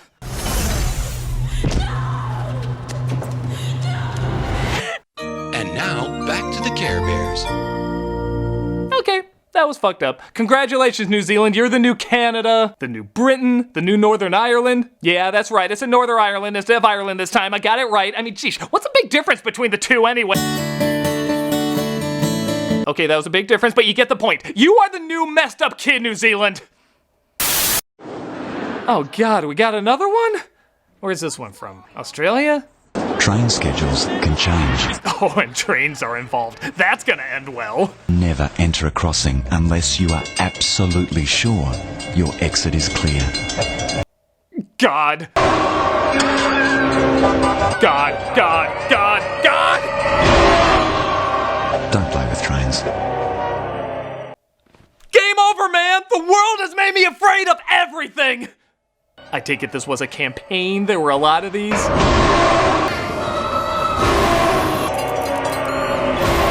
Sweet maple Jesus, of course there is. Don't you want people to go outside? I mean, are Australia's regular ads this messed up?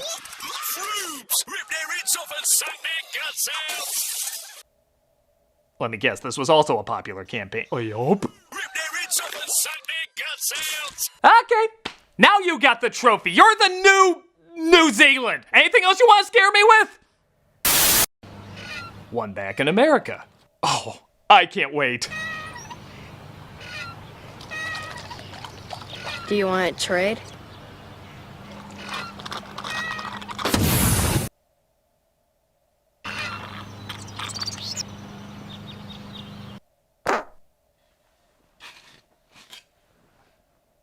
That's a brick.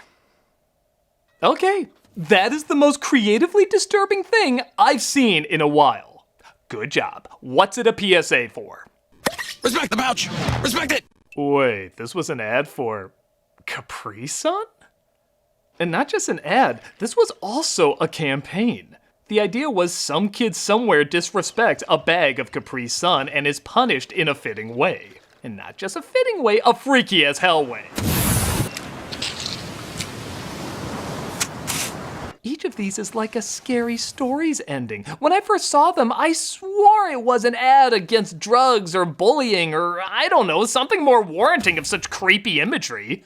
But no, it was to sell a children's fruit drink you have in summer.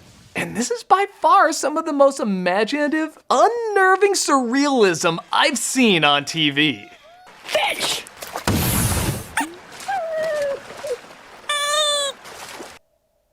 Okay, I guess we come full circle. Not only is the most uncomfortable PSA in America, but it's not even a PSA. It's a goddamn kids ad. Good job, life. You really threw me for a loop. Now please, in God's name, no more. Now. Respect the pouch! Respect it! And that's it for this year's commercial special. Though there is one thing that still bothers me. Who was that monster hand creeping a cookie? Enjoy, you cantankerous, cringe-peddling cockswallow! There ain't no punchline, man! I mean, come on, we couldn't think of something funnier? Well, you know what goes well with cookies. Wilkins coffee. I should. Commercials! Right after a sacrifice of screen time. This is a commercial special, therefore we must give thanks to those who continue their ways. This episode brought to you by DoorDash. Praise to the advertiser! Click the link below. The app that brings you food you're craving right now, right to your door. We're thankful for you, almighty sponsor! Remember to use the promo code.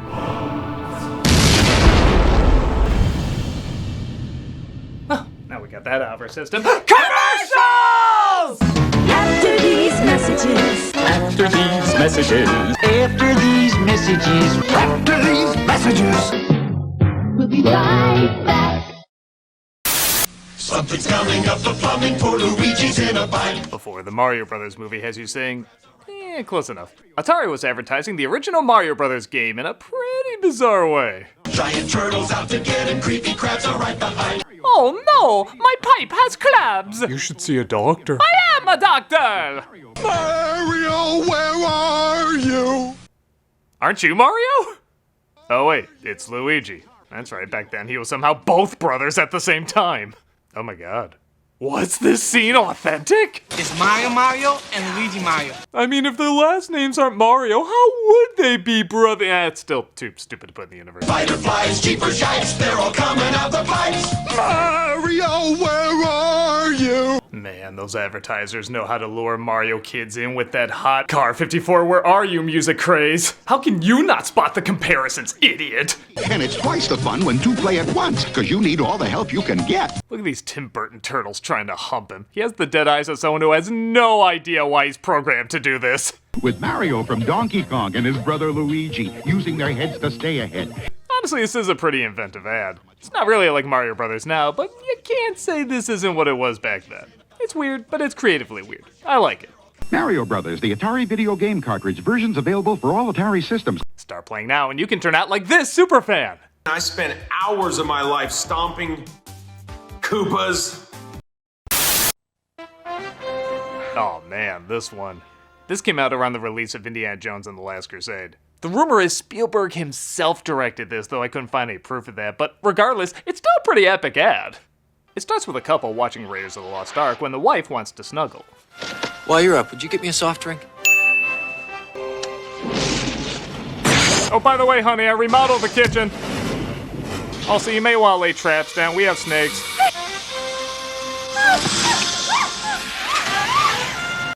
The real Indiana Jones wouldn't use a snake as a rope. I know because he did in Kingdom of the Crystal Skull. You must choose. Jesus, how long is she taking? He went from the beginning of Raiders to the end of Crusade already. Choose wisely. Discover real cola taste with just 1 calorie. I don't know what the other option was, but Diet Coke is never the right answer. Case in point, even the place is trying to punish you for what you picked.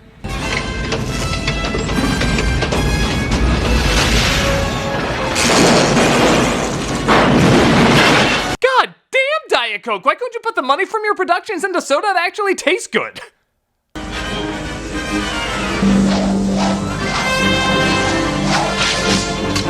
Well, I got what I needed. Wow, you're the most handsome face side boob of Ford I've ever seen. You have chosen wisely. You should have seen the guy who grabbed an RC. This ad pulled out all the stops and is damn impressive. I'm not sure who directed it, but the fact that this feels more like a Spielberg-Jones production than this does is really saying something. Fedora, hats off to you. Discover the 1-calorie real cola taste. Diet Coke. Hey, I wanted a Pepsi. Now it's time for the Pizza Head Show. Hey, everybody! Well, you couldn't be a 90s kid without seeing these ads. These were Pizza Hut commercials with the Pizza Head Show. A lot of us grew up watching these ads. I have to admit, for a while, I hated them. Mr. Pizza Head was a high-pitched puppet who just wants to have a good time, but the narrator, who's just a pair of hands and a mean bully named Steve, always wants to make his life a living hell. Our team's playing a big game right now. Yay! Coach Steve says you're in the game. Hey, he's not a coach. Sure he is. Welcome to Kids Night. Hey, you need a date, Steve. Wait a minute, that's not a girl. Sure he is. No, not yet. When you have a Pizza Hut pizza delivered, you can get an autographed bat and ball. Yay! Umpire Steve says play ball. Hey, he's not enough. Sure he is. Here comes the pitch. Griffey hits it deep. While this campaign was a big hit and ran for an impressive 8 years, it was eerily similar to an SNL sketch called Mr. Bill. It was literally the same thing. Mr. Bill is a high-pitched puppet who just wants to have a good time, but the narrator, who's just a pair of hands and a mean bully named Sluggo, always wants to make his life a living hell. Oh, all that Coke you bought last night was real expensive. No, but I didn't buy it. Sorry, Mr. Bill, but we'll have to sell the house. For so long, I would show other kids this hilarious show, and they'd always say, "Oh, Mr. Bill is like Pizza Head." And I'd say, "No, you son of a bitch, Pizza Head is like Mr. Bill." It drove me insane that all my friends were laughing at Pizza Head without knowing it was a complete rip-off Mr. Bill. But then in doing some research, I found something out. Pizza Head was created by Walter Williams, one of the guys who created, you guessed it, Mr. Bill. Here is actual footage of my reaction to that. I bring this up just in case someone was as dumb as me not to realize this. With that said, these ads are pretty damn funny. I really have no reason why other than they're just violent as hell. He will cut you in half. Ta-da! Remember, this is the age of the crash test dummy toys and chopping up your adorable board game characters. Of course this was a big hit! Quick, Pizza Head, slip this on. Oh, thanks a lot. See you next time. Boy, what a lousy flight. My favorite is just when they destroy the set at the end of each one. As if to say, yeah, we know it ruins the effect, but who cares? Just break shit. See you in the next lifetime. Let's be honest though, these don't even need a story. Just seeing a cute little character get beaten up is really all that's necessary. Which is why I propose we don't even give him a story. We just hurt him, giving more time to advertising pizza. Hey, you two! What are you doing? Oh, we're just about to go get some Pizza Hut. Pizza Hut? Oh, I love that place. You mind if I come along? That would be great. You know, I hear they have new skateboard toys for kids. You don't think some crazy antics might happen from that, do you? Woo! Oh! Oh!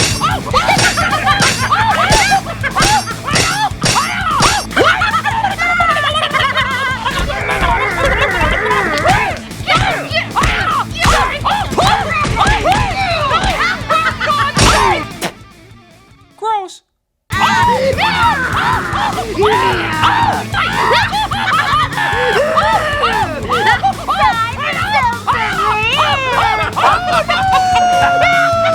need a sauce transplant. Tell my kids I love. Pizza Hut pizza is part of a complete breakfast. What? I don't know, I was just so distracted by the hilarious carnage. Oh, yeah. Oh, call Domino's.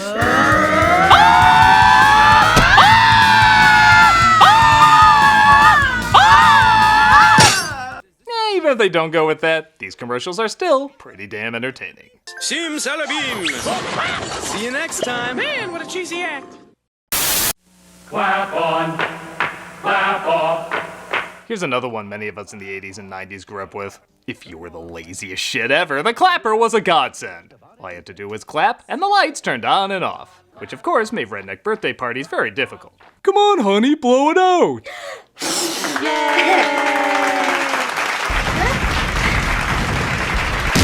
One of the biggest staples of the commercial is its catchy as hell jingle. Clap on, clap off, clap on, clap off, the clapper.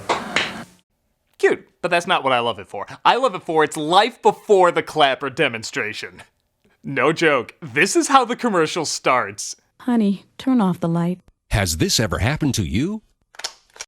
Jesus' butthole! What were we, cavemen? Seriously, if you didn't know what this was an ad for, would you even guess the problem? Has this ever happened to you? I guess I do like to grab lamps like a dildo a lot. Presenting the clapper. No clapping won't help, it'll only encourage it. Look, you gotta put in some urgency. Has this ever happened to you? What? I'm buying whatever saves me from that! Turn on and off just by clapping. Clap on the music. It was a whole step to get there. We really do need a DoorDash app for this kind of thing. Clap on. Oh, thank God, I'm in time to see the commercial for the even more useless product. The clapper resets to help protect your home. Leave your appliances plugged into the clapper, and your lights will go on. Oh shit, it's a clapper house! These people are poor as shit! They even made a smart clapper. As if to say, yeah, even we know the originals for dumbasses. How smart could it be? I mean, I'm really stupid. And clearly getting aroused by whatever has the clapper's name on it. What's up with that face? Clap twice to turn one appliance on or off, 3 times for another. It knows the difference. Is this really keep mouth open worthy? Oh wait, I should use that line for the guy dick handling his lamp. Clap on, clap off, clap on, clap off. The Smart Clapper. It's a catchy jingle, but a tacky and weird as hell commercial. Clap on, clap off, the clapper. I can't get up!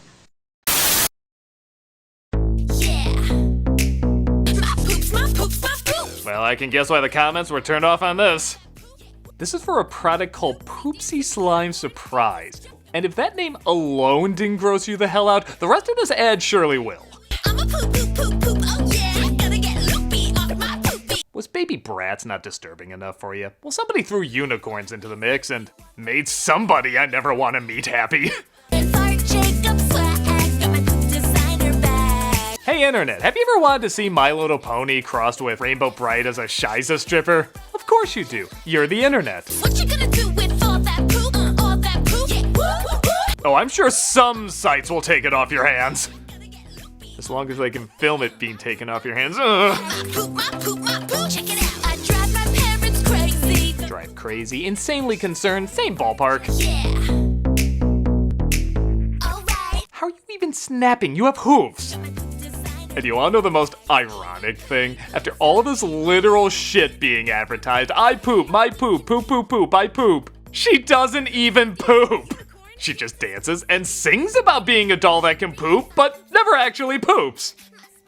Can't honestly say I'm not disappointed, just surprised. Maybe that's where the surprise in the title comes from. Poopsie dancing unicorn. She really sings and dances. But not poops. Where would you get that idea, freak? We munch on my poopy toes. Poop and slide till who knows. What else can you say but the horror? The horror. My poop, my poop, my poops.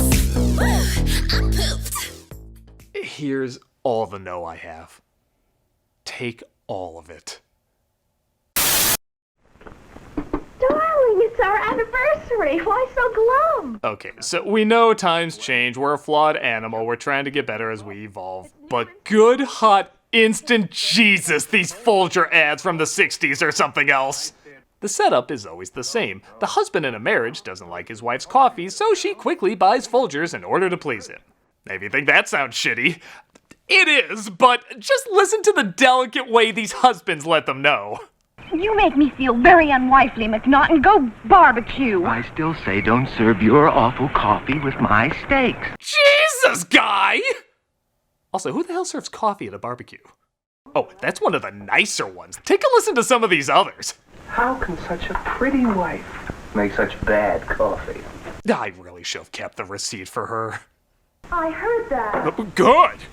It's our anniversary. Why so glum? Well, it's your coffee. Again? Honey, your coffee just doesn't taste any good. Oh, this guy's a sensitive asshole. Look at him holding her hand. As if to say, it's not your fault your breasts hog all the fat from your brain. Did you ever see Larry looking so happy? Oh, honey, happiness is a vacation. Away from your coffee. Was there a bad coffee epidemic back then? Polio, we'll get past it. Influenza, we've gotten through worse. Bad coffee locked down until a divorce lawyer is safely escorted to every home. Is the coffee all right? Mm-mm. You mean it's as bad as yesterday? Mm-hmm. No improvement at all? Mm-mm. So you're not gonna stop having affairs with our next door neighbor Joe? Mm-mm. Clearly coffee's the problem in this relationship, isn't it? Mm-hmm. Ooh, what does Colonel Sanders Pringles Roosevelt have to say about this? Attention, ladies. I've set out a brand new, can't-miss, husband-pleasing coffee. Each one comes with a free mistress, guaranteed to look more attractive than you. It's my Jim again. You should have heard him this morning. Mary, your coffee is as undrinkable as ever. Oh, and Jim's usually so nice. Sounds like a goddamn sweetheart. You get the point. This neighborhood doesn't have a coffee problem as much as an entitled dickhole problem. I love this one dude who can barely look her in the face after she has the nerve to say he's kind of acting like a prick. Honey, your coffee's undrinkable. It's pretty harsh. Well, so's your coffee. You know, the girls down at the office make better coffee on their hot plates. Well, see you later. This just in, millions of husbands impaled on their coffee makers. Wonderful anniversary, dear, and thank you for the flowers. You're welcome, darling. But if you could do one thing for me. Go down on you? Try to do something about your coffee. Oh, they got it figured out. This guy rejects his wife's morning kindness, throws it on her garden, and then has the balls to point and yell at her like she's the one being difficult. Oh, this coffee is criminal. Honey, you killed the petunias. Then you admit it. Your coffee really is murder. I can see why this one's called Papa Eddie Solves a Crime. Papa Eddie's trying to figure out who cut off Papa Eddie's finger and shoved it up Papa Eddie's poop hole. My coffee, it's murder. Like I said, though, the answer is always Folger's coffee, because it's mountain grown. It's mountain grown. Mountain grown? Mountain grown for richer flavor. Yeah, do the symbol. No woman's smart enough to know what a mountain is. You know, it's a crime not to have delicious coffee like this all the time. We will, now that I've discovered the mountains. You mean you got the boob job? I'll give you no repercussions for that. No, you won't. These ads are terrible. Like, I know they're the 60s, but even the 60s is looking at this saying, hey, I don't know that Folger's asshole over there. And here's the thing, we don't have any PSAs to review this year. We couldn't really find any good ones, and we're also afraid YouTube's faulty age restriction might muck things up. But let's be honest, there's an unintentional PSA in here. You just gotta look close. Yuck, honey. Yes, dear? I finally let you out of the storage closet, and this is the coffee you make me? Well, that's a little harsh. So is the coffee. It's murder. I know. I put arsenic in it. Another escape attempt? Well, I would like to know what the sun looks like. I'm sorry, honey, but this just won't do. I'm afraid I'm gonna have to. Would you get that? Get what? That would be the door.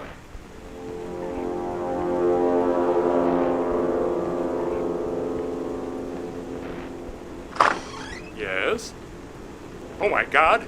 Not you!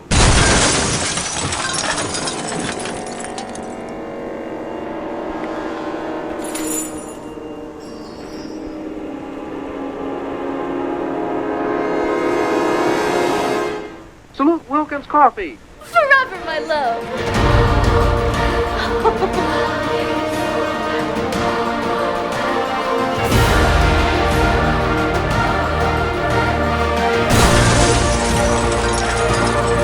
I think that's a message we all can get behind. It's almost as good as this ad.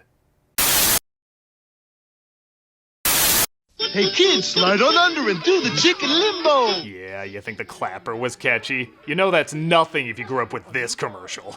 Chicken limbo's the one. Big fun. It's a cute idea where you just limbo under this chicken's tail? Okay, I don't care what anyone says. That's a chicken sack. Don't believe me? Listen to the chicken's voice when he narrates. It's Chicken Limbo, the musical limbo game. The spinner tells you how to go under the bar. Yeah, he's like a bird Hermes from Futurama. He even likes to limbo. Chicken Limbo's the one. Big fun. In Jamaica, we got 10-story office buildings lower than that. But when you hit his nads, that's the sound I make if someone hits my goody goods. Look at his face at the end. That dude's high as hell on pain medication. And who can blame him? If somebody kept headbutting my happy place, I'd want something to make me forget who I am. He has a look that says, oh my god, just end it. Chicken Limbo's the one. Big fun. Go under without bobbing the chicken. Bobbing the chicken sounds like a lonely activity you do when you can't get a date. Hey Frank, what'd you do last night? Oh, you know, I just stayed in and bobbed the chicken. Which just proves my point, that's a cock's cock. Whatever you think it is, it does have a catchy song and it is an inventive idea. I never did get a chance to play it, but for the sake of this poor animal, it looks like he deserves a rest. Chicken Limbo's the one. Big fun. Invite me to your next party. Chicken Limbo. Just end it. Stop, Dick! Dick Ray, Master Plumber! Let's pray to God this guy has a good sense of humor. This is from a channel that doesn't even have 100 subscribers. We can change that. I need Dick Ray! My pipes are clogged. Well, let's take a look and see if we can help you. I'll take a look at your plumbing, too. Looks like Bob's toilet is running again. Second time this month. Really? Of all the visuals you can use for Dick Ray Plumbing, that's the one you go with. Honestly, to watch these videos evolve is kinda like watching Skynet evolve. At first, you think the acting is just a little awkward. They don't know what they're saying. Dick Ray's a master in fixing leaky toilets. Looks like Dick Ray got him. Then you start to wonder. It's raining men. Help! I need Dick Ray. When you have a naked person in the shower, any ... can be taken the wrong way. Then you know they figured it out. Well, you better call Dick Ray, Master Plumber. Dick's already here! Thank goodness for Dick. What would we do without Dick? The way he's clickbaiting these, he really should be called a masturbator. And then they lean heavy into it. Gosh, what would I do without Dick? You gotta love Dick. Who doesn't? Dick's the best thing I've gotten since the Wonder Boner. With Dick Ray, Master Plumber, there are no buts. We show up on time, quickly diagnose the problem, and fix it without breaking the bank. A good plumber should always show up on time and have a distractingly dirty name. Yeah, these ads are really great. They show slowly, but surely they are in on the joke, and they honestly have an adorable way of utilizing it. There's nothing else to say, but who doesn't love Dick? If you don't know Dick Ray, call today. Oh, I get it! I get it! Oh, very cute. Oh, it was to be a soggy, soggy day indeed. So it's gonna sound weird, but there was a time when cereal commercials really were cereals. They had to be continues and created contests where you could impact the outcome. But by far the one I remember most was Freeing Captain Crunch. Because it had 5 parts. I guess children's series couldn't be commercials anymore, so they made commercials children's series. You see, the head of the Soggies, an evil robot named Squish the Sogmaster. Yes, Captain Crunch has lore. Try setting a trap for him. Something suspicious here. A giant tidal sog with a Shrek. The funniest thing is they try to make it engaging while still selling the product, and it is such an awkward mashup. I swear I did not edit any of this. Will breakfast be sog? Nothing can stop me now. Captain Crunch is a crunchy part of a balanced breakfast. Will you stop treating this like it's a commercial? Shit's getting real, man! Imagine if another big to be continued had that treatment. I'm glad you're with me. Actually, they try to make it so epic, I wouldn't be shocked if they had a Lord of the Rings style narration in this. Cereal has changed. I feel it in the milk. I smell it in the crunch berry. Munch that once was is sog, but now none live that make it a complete breakfast. Our hero is washed on a rocky wall of doors. Oh no, shut behind a door, locked with a key. Captain Crunch gets trapped behind a door, and you at home have to follow the clues inside the cereal boxes to figure out how to free him. It was pretty clever. And what about crunch power that locks delicious taste in? Breakfast is doomed. Buddy, you have weird life goals. Breakfast is doomed. Tomorrow, lunch. Look out, snacks, I'm on my way. If you help free the captain, you get a chance to win a $100 share of the $1 million reward in the Free the Captain sweepstakes. You better hurry, they're gonna start milk boarding him next week. Come in, Captain. Captain Crunch. Kids, you're safe. We have an idea to free you. Security. Listen up, sogface. Hey, there's no need for slurs. Yeah, this'll clean up their act. Take this, you soggy terror sons of bitches. Kids, the yellow door. Submerge them. Oh no, sog balloons. One hit and... We're sunk. You know, I wonder if our government would put down money to save him. Like, do they see him as a necessity?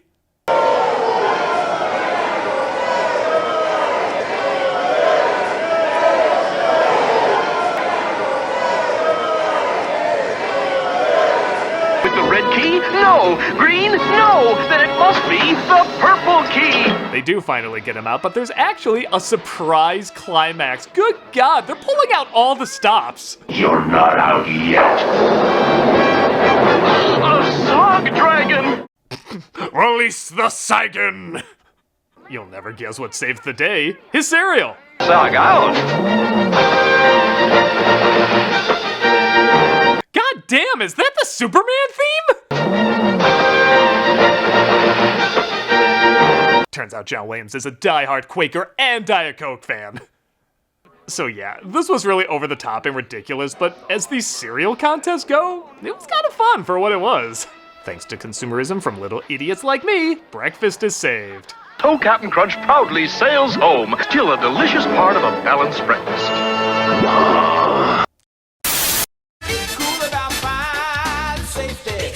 In honor of Gilbert Gottfried passing this year, I figured I gotta talk about this one. Gottfried plays a smoke detector teaching kids about fire safety. Admittedly, it is pretty funny getting someone with that kind of voice to play a fire alarm. Who are you? Seymour Smoke. Smoke detector. I'm basically Pennywise if I was left on the grill and smashed with a spatula. I hate smoke. It's disgusting. Ironic because it sounds like I smoke a tire fire every other day. 'Cause where there's smoke, there may be fire. That's what my agent said every time I did a risque tweet. Good tip, Seymour. What does that mean, Seymour? It means I'm tripping balls. What is up with that face he's making?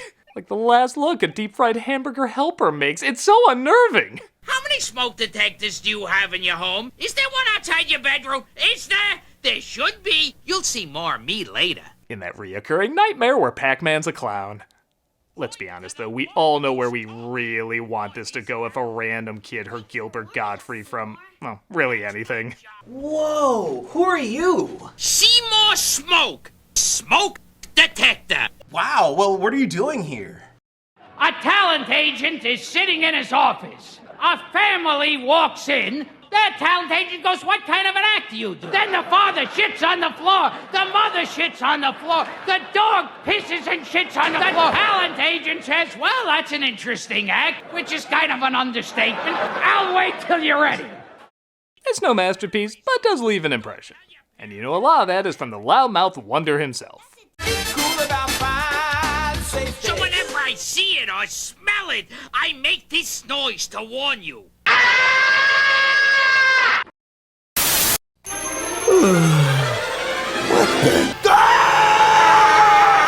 This is an ad for chips.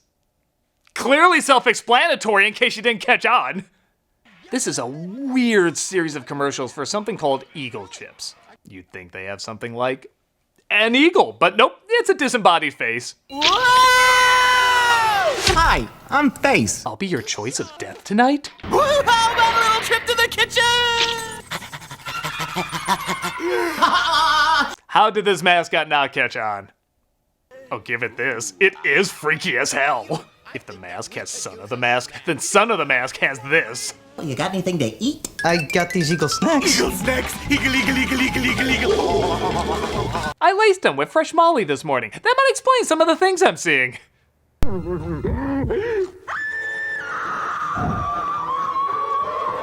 I want to take his face off. And also turn this ad off.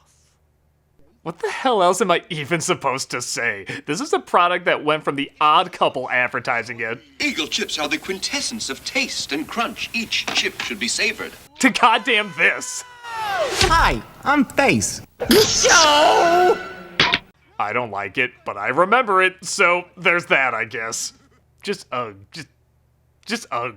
Eagle snacks. What you feed your face? Never play this again.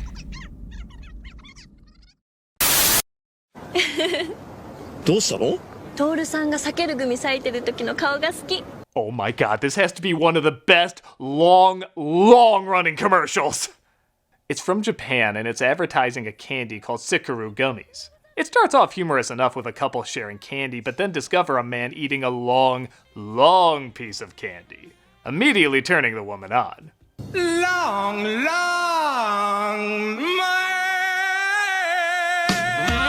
Alright, that's pretty good, but they just keep going with it. In the following commercial, she sees him at a different location, and the song once again plays. long.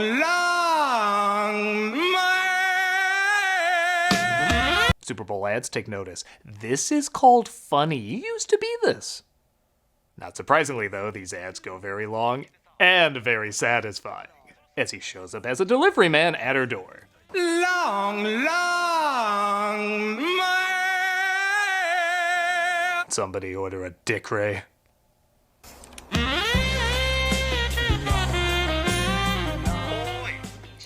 Oh my god, he's the delivery guy? What, you watch Long Man? No. Yes. It's so long. Well, come on, get over here. Let's see what happens. すいません。 Oh my god, are they going to? I can't wait for the next one. long.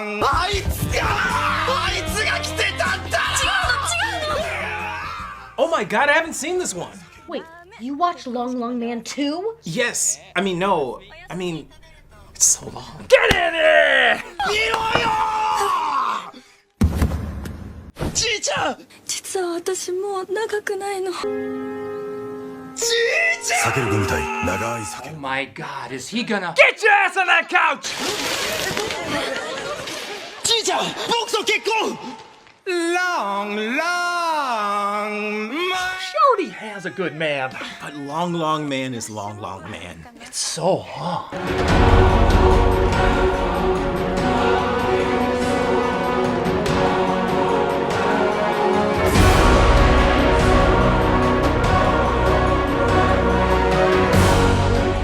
Don't you, her heart still belong to him? But she still sees Long Man everywhere. You see him everywhere. I do.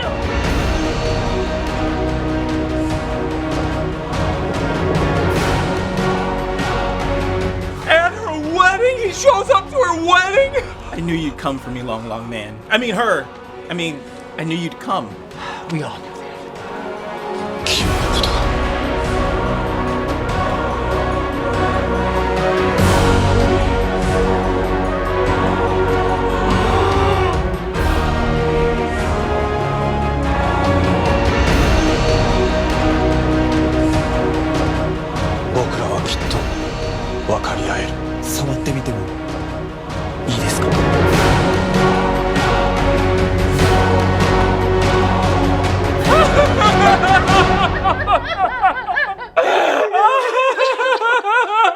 He completes him! He totally completes him! I've never been so moved in my whole life! Let's never watch anything ever again because it'll never be as good. Agreed. Thank you all so much for sharing this beautiful moment! I'm the Nostalgia Critic, I remember it, so you don't have to! Will you all marry me? What? No. Yeah, I don't know why I asked that. This episode brought to you by NordVPN, cybersecurity built for every day. Don't forget to drop by the Awesome Store and get 20% off. After these messages. Hey, wait a minute. Huh? You didn't shout commercials like you always do. Yeah, you say it earlier and earlier every special. Oh, that's right. Thanks for reminding me. What did you do? I traveled back in time to the last video to shout it out there. Oh. Guess you can't get earlier than that. Can you use that time machine for actual important stuff? No. Thought not. Okay, bye. After these messages. After these messages. After these messages. After these messages. We'll be right back. Joey, we're going to Ponderosa. Here I am, just like Bill Cosby in the new movie Leonard Part 6. Every noun in that sentence you should stay far away from. Bill Cosby, Leonard Part 6, and Ponderosa have all been clarified as great dangers. On yet another secret mission. In no reality is Bill Cosby giving you thumbs up a good thing. Arriving, I enter cautiously. To say that's something Cosby didn't practice would be a severe understatement. Then I see it. Now get a Leonard Part 6 mini spy camera at Ponderosa. Cosby shouldn't have a secret camera. I think he's kept enough secrets, don't you? For only 99 cents with any purchase. All right. Hi, Leonard. Mr. Cosby, you know you have a 100 feet restraining order to touch literally anything. There's a family feeling at Ponderosa. Family feeling might not be the best choice of words there. I also love Cosby wouldn't bother to show up for an ad for his own movie, but he was all over Jell-O like him being all over something else. I can't imagine why he showed up for these ads more.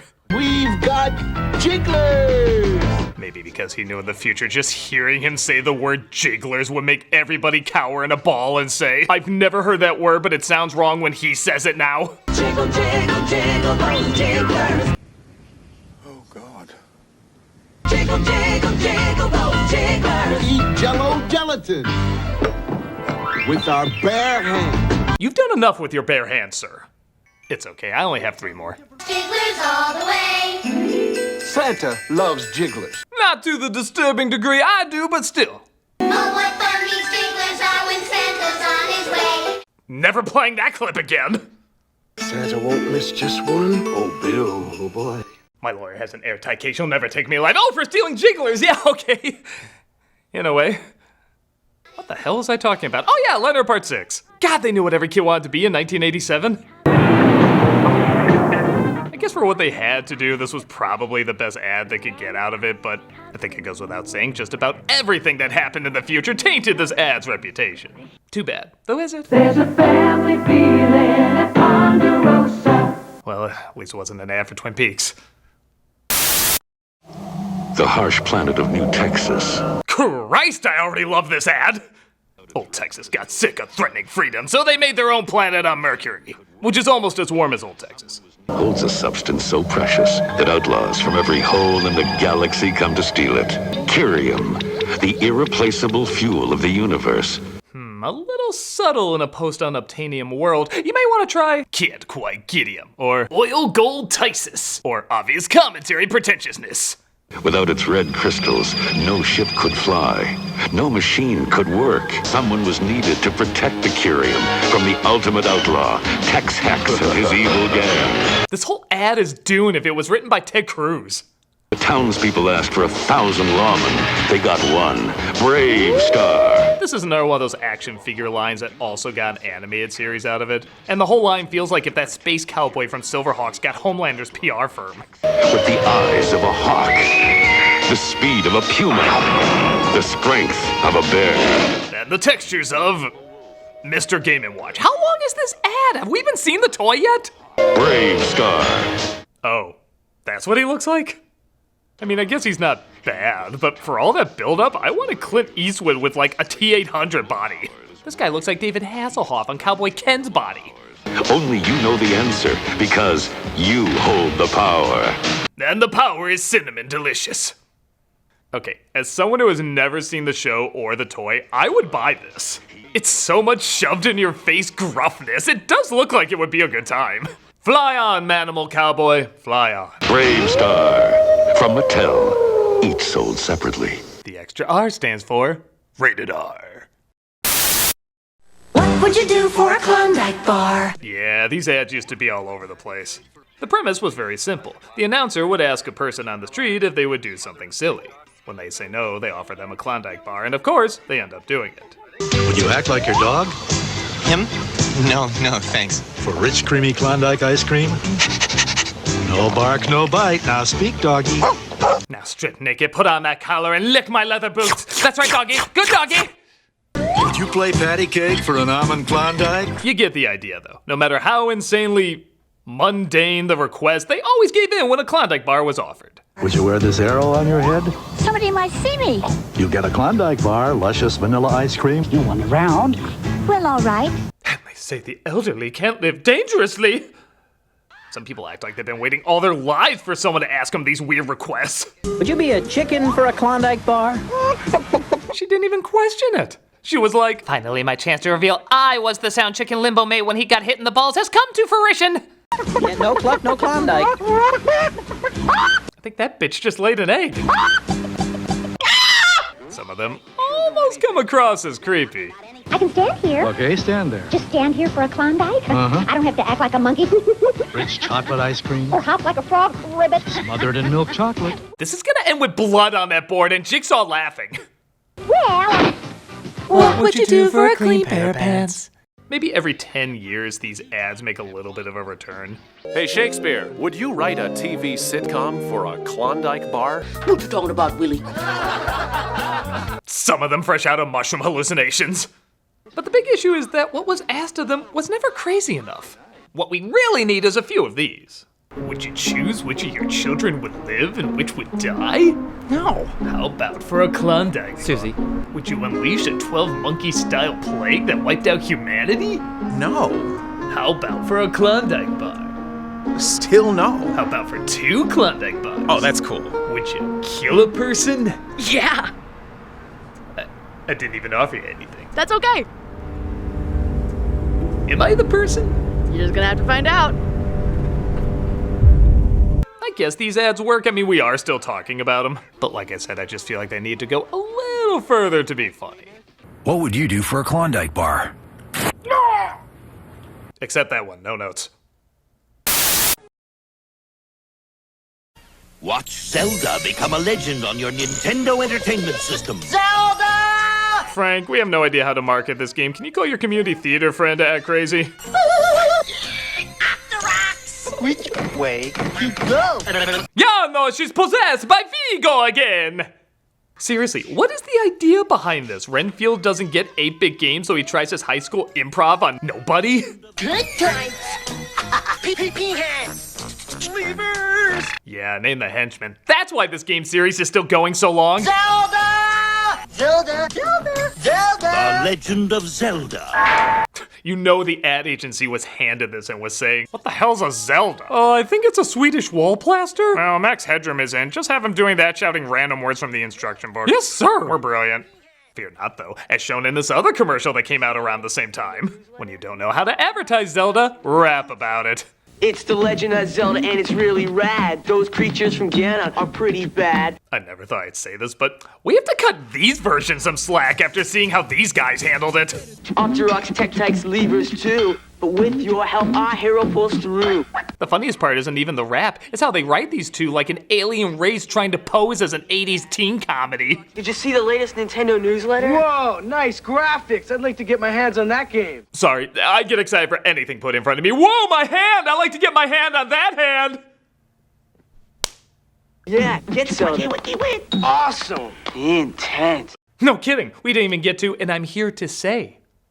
Okay, so neither of these ads really had an idea for what the game was like, but it is fun seeing what they came up with when they clearly have no idea what to come up with. Awesome. Intense. The Nintendo Entertainment System. Let's green egg and have it. Let's go way back, all the way to the 1960s. It was a peaceful time when nobody had anything to worry about. And westerns, like the Roy Rogers Show, were crazy popular. So obviously he had a lot of merchandise that creatively thought out of the box about how to kill people. My partner, Reese! Dude! My new Roy Rogers quick shooter hat. How would you like to be so American? Even your headwear is armed! That thing looks like a Fraggle is taking cover in your hat like a war trench and unpacking heat whenever somebody whispers too loudly. And you'll always be ready for anything. Remember that scene in The Fugitive where Tommy Lee Jones blew that guy away just holding his gun around the corner? This is the hat of that.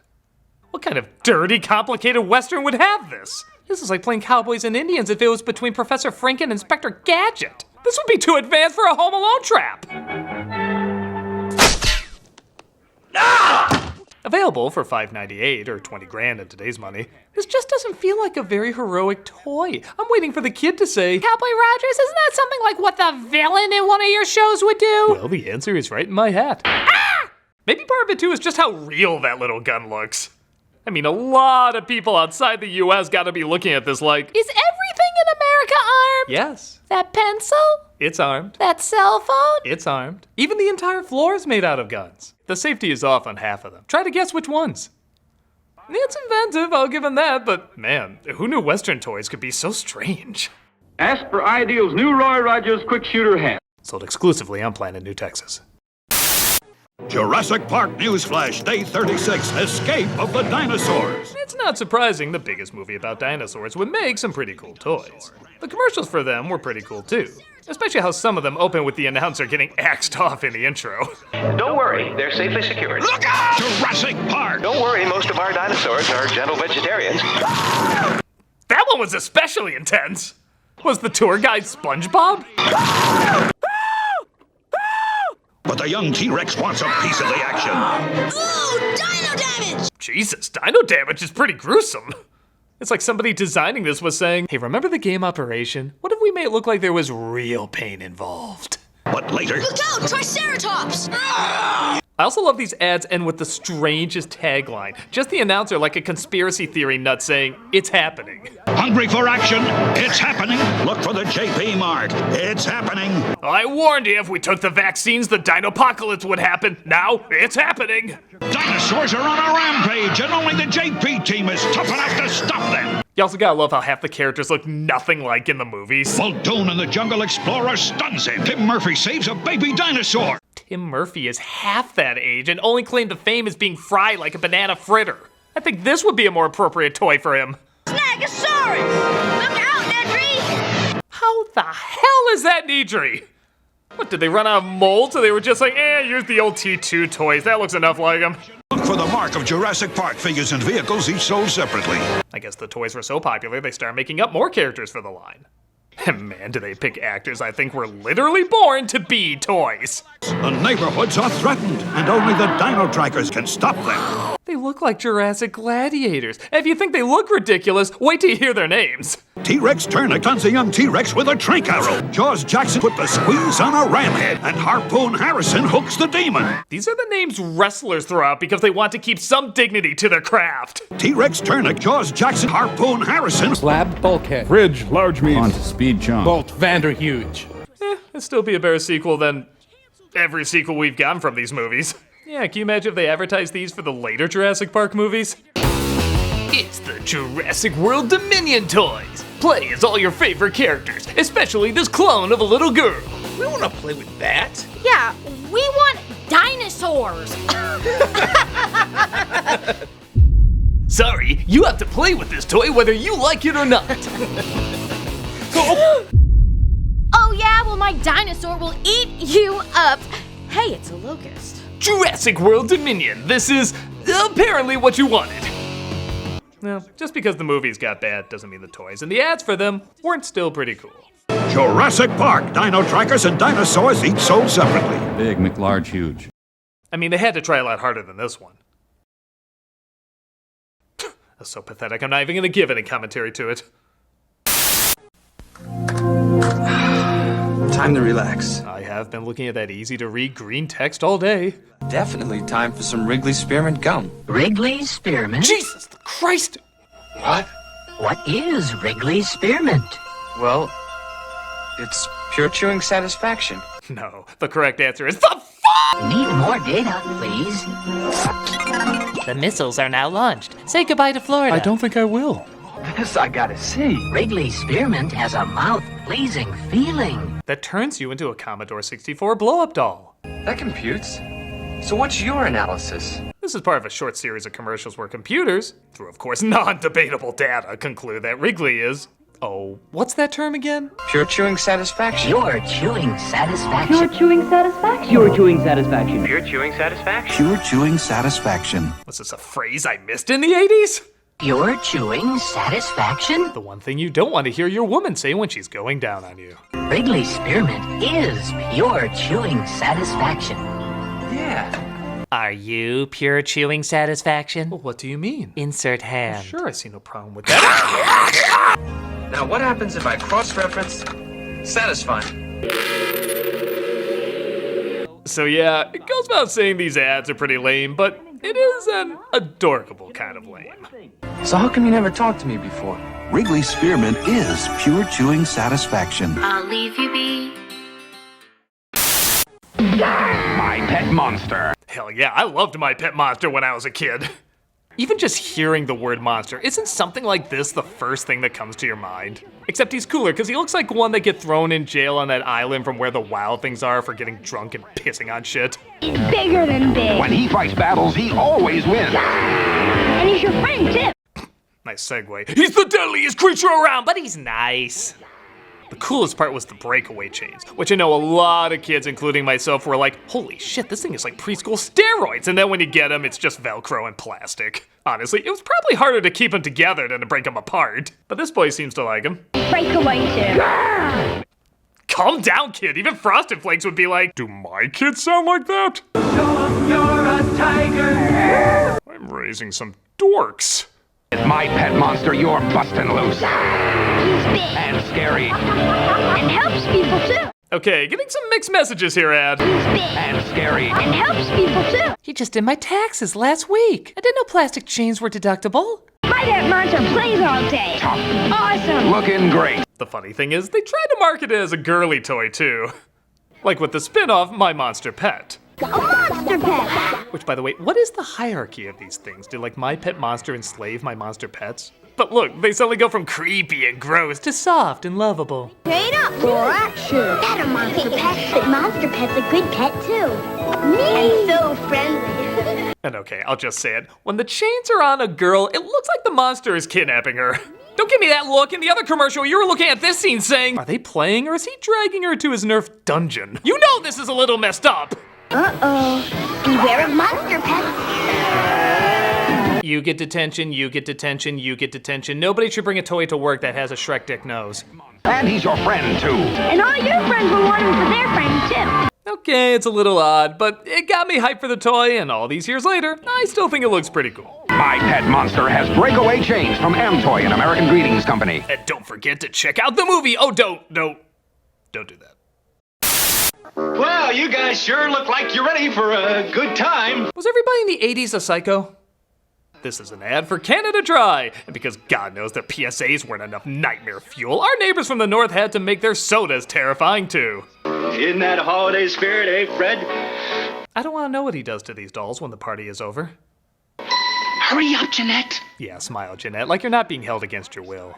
Each light, refreshing beverage is the best you can pour. And the best gets even the slowest starting party off and running. Aw, it changed so soon. I was really enjoying a Megan Christmas. Here's to Harry. Am I the perfect toast or what? Just let me go. I want to see my children again. Nothing gets a party started like Canada Dry. Quick, Jeanette, the Canada Dry. The purge just started. Is there really anything else to say about this one? It's creepy, horrifying, and does not make me want whatever it's selling. Unless it's a Muppet flamethrower, which I'm pretty sure these guys already have. Nothing else to say, but all around unpleasant. Quick, Jeanette, the Canada Dry. I'm in the Twilight Zone. Ever wonder what the Power Rangers really talk about? These guys are gonna make us miss who's the boss. I wish Tony were here. What would he do? Hit them with a feather duster?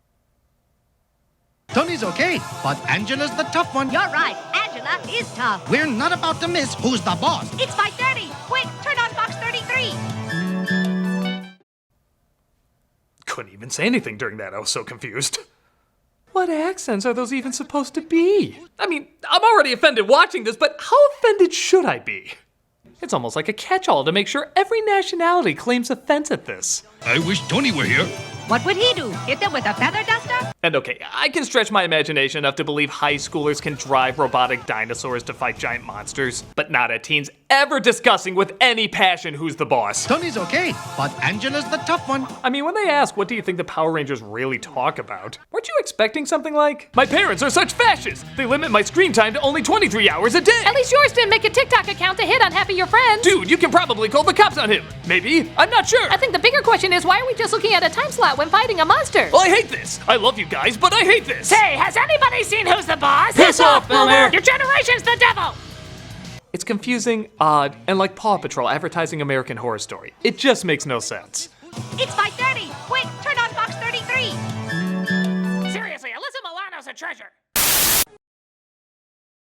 I didn't know you had a new baby in the family.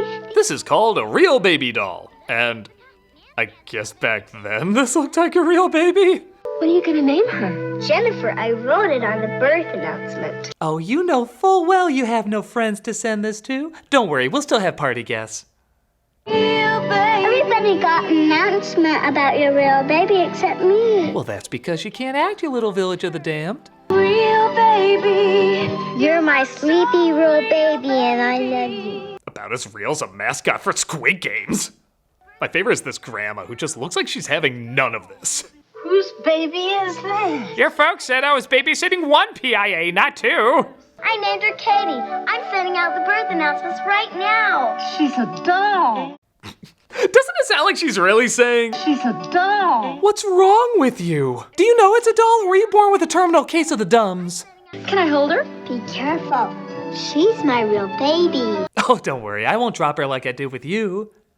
Also, am I crazy, or is that thing huge? It looks less like a real baby and more like a stunted Oompa Loompa. She's my sleepy real baby. I don't know, the doll isn't my thing, but I guess the ad is okay enough. Real baby and sleepy real baby. Each comes with 5 birth announcements. And be on the lookout for our newest edition, Man Baby. Who are those great-looking dolls? She's a doll! Okay, I don't do many ads from the 70s, but it's interesting to see how the Hollywood life looked through the eyes of Barbie. It's fun pretending they're movie stars, isn't it? Yeah. It's Quick Curl Barbie and Mod Hair Ken. Honestly, most of this ad is fine for what it is, but there's one part that really stands out. Put a mustache on Ken and make believe he's the bad guy. Because porno stash equals instant villain? And sometimes it does. Or sideburns and play he's the hero. Mustache bad, sideburns good. You realize you're saying this in the decade when everybody had a mustache.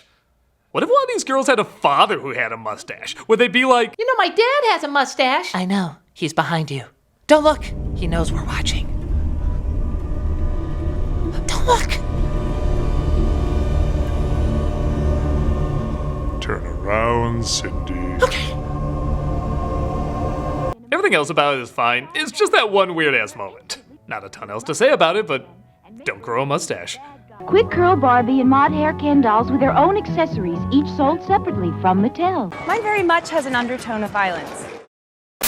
A soft drink is not a magic potion, a status symbol, or a badge that says who I am. You know, sometimes you just gotta call something funny. And the Sprite Images Nothing ads from the 90s were pretty damn funny. It will not make me more attractive to the opposite sex, though I wish it would. You're beautiful. The ad campaign for soda mocked every other ad campaign for sodas. Like that somehow only sexy people drink their product. What do the really beautiful people drink? The same thing as the rest of us.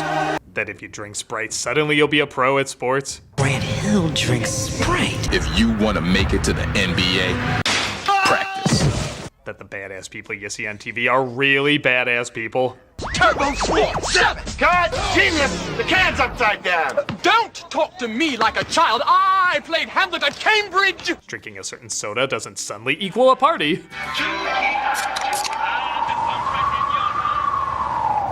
Oh man, line's busted. And like I've joked about several times on these commercial specials, some mascots are downright terrifying. That's because there's a delicious ray of sunshine in every drop. These ads were goddamn hilarious. There's just one little problem. They're doing a lot of things they're telling you not to fall for. Grant Hill was in a lot of these ads, and again, he's very funny. But he's a celebrity in an ad saying don't listen to celebrities in ads. Would you want an NBA player operating on you, handling a nuclear reactor? Then why do you want one telling you what to drink? Well, my thirst is telling me I want water. The correct answer is Sprite. But I want water. You want Sprite. Water. Sprite. There's one that literally shows all the money he's getting paid as he advertises the product. Only drink with that cool, crisp, refreshing taste that satisfies even my manliest thirst. Now that we said don't trust commercials, don't not trust our commercials. You can mock these commercials all you want, Sprite, but you know when the campaign is over, you're just gonna go back to doing the exact same things they are. What's better than Juki? Juki Jug. I drink 93,000 cans and I got this Juki sauce! I got this Juki Hornet! There's one reason to drink something, and it isn't to get junk. Want tickets to see Kobe Bryant? Well, stop begging and start drinking Sprite. Okay, seriously, I don't want to be too hard on these because really these commercials are goddamn hilarious. I guess it'd be like hating those movies that say we need to eat the rich, despite that they're usually made by rich people. I can't help it. Good writing's good writing, and these ads are worth tracking down and watching all of. Just as long as you don't think too hard about it. Do you see a beautiful naked woman? If you do, you probably just need a girlfriend. If it's Sprite. What do you want to get? Ice cream. Okay, we've been running low on PSAs recently, but I think I found a pretty good one. It starts with a woman and her kid walking down the street when it looks like someone's watching them. Let's go, honey. Whoa, what the hell? What the hell, what the hell, what the hell, what the hell? Oh my god, you're surrounded! Run, bitch, run!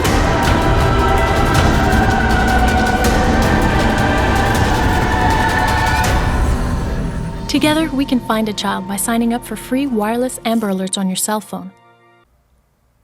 Excuse me, I think my brain needs to explode. Holy shit, was that a good twist! I 100% did not see that coming!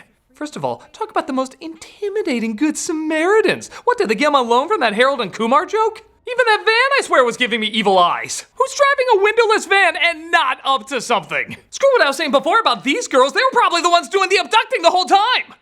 Second, who thought up such a brilliant but insane, demented idea? Of course, Canada! The Twilight Zone of PSAs!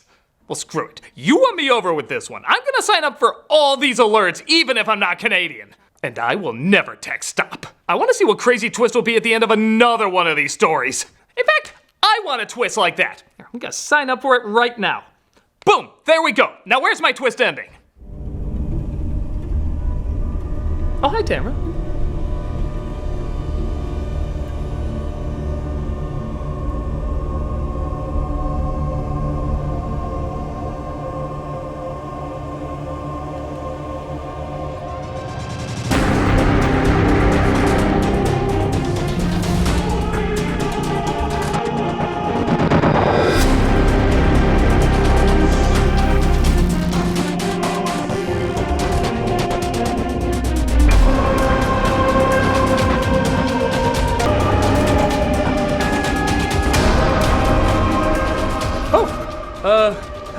Hi everybody.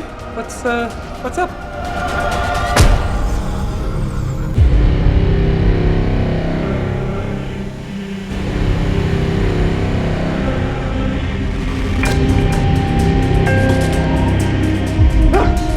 I feel so different. What's going on? Oh my god.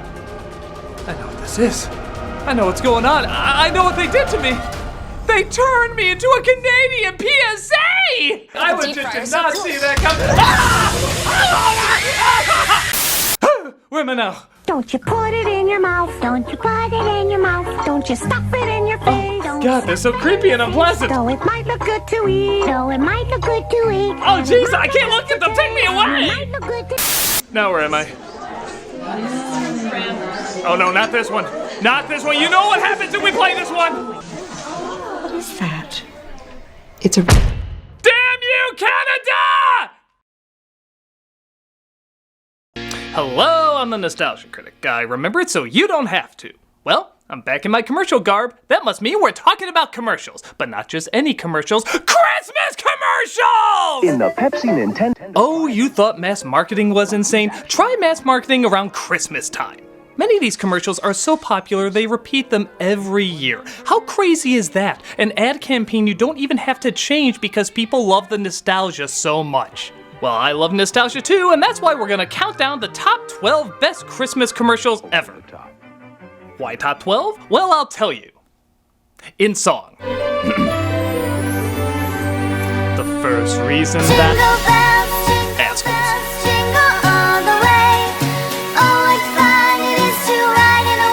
Number 12.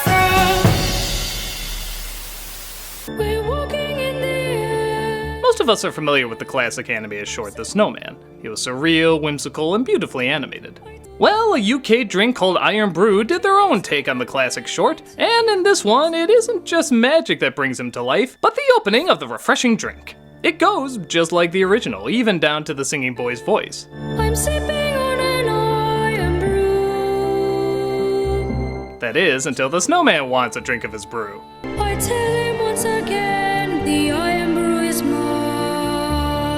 The snowman gets more and more pissed off until he decides he's just done with the little snot. Now I'm falling through the air. I wonder where I'm going to land. Not only is the commercial funny, but the way it replicates the original short, from the animation to the music, it's definitely a loving parody. One that brings laughs as well as the nostalgic feelings of why we love the original. Unlike some other Christmas parody commercials. I want a Motorola C139 with texting, games, and graphics. Still run the bill up, kid. Yeah, that sucks. He nicked my iron brew and let go of my hand.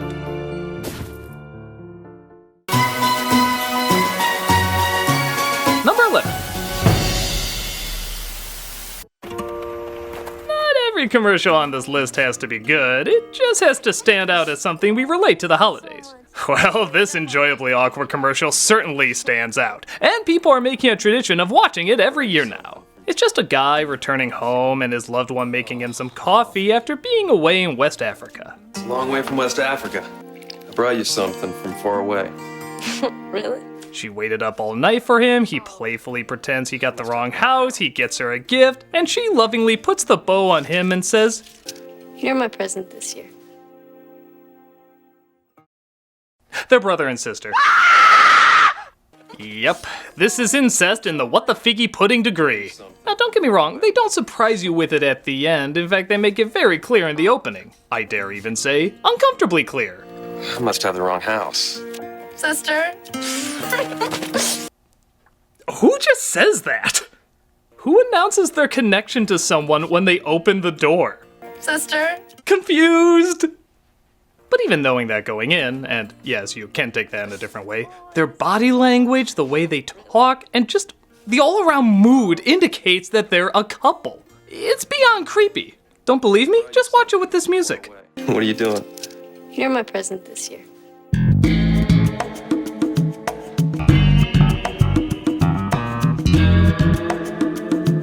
This commercial has become so infamously ewy that parodies are popping up all over the place. People love to mock how incestuously bizarre it is. Brothers and sisters, don't look at each other like that. Okay. Whether you find it charming or... Ugh, it's sure to get a reaction every Christmas. The best part of waking up is Folgers in your cup. Number 10. The taste of nuts and honey, Mr. Scrooge.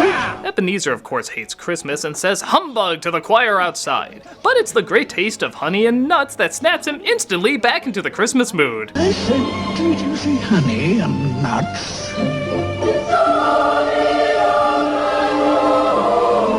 Merry Christmas, Mr. Scrooge. Wow. Bet all those ghosts are really kicking themselves that they wasted an entire night on this guy. We didn't need any visions or tombstones, we just needed the commanding military of General Mills. Who knew it was that easy? I love that the bee brings up Honey Nut Cheerios and Christmas together, like it's some sort of tradition everybody knows about. Oh, Mr. Scrooge, Honey Nut Cheerios, it's Christmas. I mean, come on! Honey Nut Cheerios and Christmas! They go hand in hand like KFC and Christmas in Japan! Besides, we all know the real cereal to bring out Christmas in you is Christmas Crunch. It's Yuletide crack, I tells ya! It'll make the roof of your mouth bleed for a week, and we love it. It's still a really great ad, though. With great atmosphere and cold colors, it'll charm the dickens into you. Merry Christmas, Mr. Scrooge.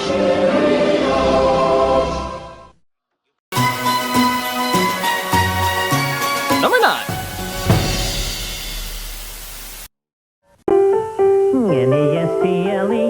Oh yeah, can't forget these scary sons of bitches. I don't know how many people remember this ad, but while most kids were dreaming visions of sugar plums, we had these little hell spawns dancing around in our heads. Not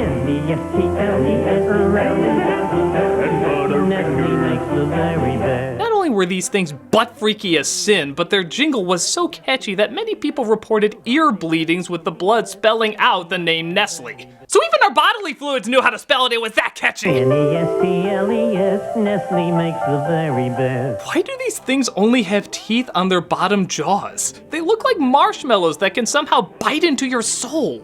And don't look directly into those eyes. Mike Myers' mask has more humanity to it. And just when you think it couldn't get any scarier, they fill the whole screen with them. Nestle makes the very best. Ah! Leave my dimension alone! It's disturbing, nightmare-inducing, and all around unforgettable. Sleep well tonight dreaming of your Christmas slippers coming to life and trying to eat you. N-E-S-T-L-E-S, new holiday wrapping from Nestle. Nestle makes the very best chocolate.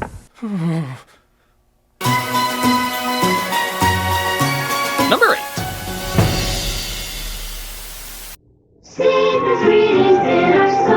I've talked about this one before, but by God, it deserves to be talked about again. It's crazy how much they showed this commercial. It was everywhere around Christmas time. It's just Barney once again trying to give Fred's Fruity Pebbles, but Santa beats him to it. As it happens. But Santa says it's good to share, and thus Fred finally gives him a bowl. 'Tis the season to be sharing, Fred. Happy holidays, pal. Oh, Fred. This commercial, of course, raises so many questions. How can they celebrate Christmas if Jesus isn't born yet? What's the origins of caveman Santa Claus? How the hell is Dino a singer? But my biggest question I never noticed before is, why is Fred giving Santa an apple? That in no way makes sense. First off, it's cookies and milk, but okay, let's say he switched it out and made it Fruity Pebbles. What the hell is an apple gonna add to anything? You're giving him that with grounded Fruit Loops. Is the idea that there's so little actual fruit in it that giving him an apple will somehow make up for it? I don't know, but what I do know is the commercial's been played so many times it has our childhood by the balls.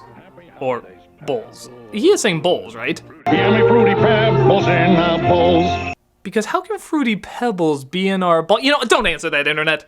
I said stop! My pebbles! Your pebbles! Regardless, it's still a lot of fun. Fruity and Cocoa Pebbles cereals, part of this nutritious breakfast. Ho, ho, ho, ho, ho,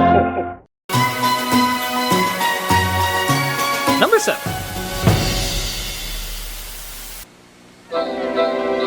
McDonald's has had a lot of great Christmas ads. One with the girl talking about running away to McDonald Land, another with a star that needs to be put back in the sky. Even a Santa Claus the Movie tie-in. That must have paid off! But the one people seem to enjoy the most is the skating one. A bunch of kids go to the nicest ice rink set they've ever seen where they see a creepy-ass clown skating. He takes them for a spin, but one kid is having trouble keeping up. The kid is left out, Ronald seems to take off, the deer makes fun of him. But then Ronald comes back, picks him up, and gives him a magical moment because the music indicates it's a magical moment.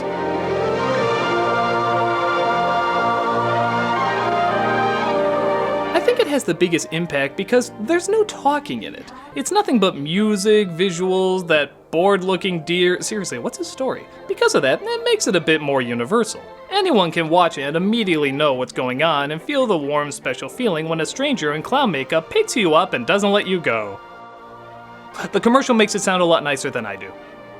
It's a good ad that continues to bring a smile to a lot of people's faces. Happy holidays.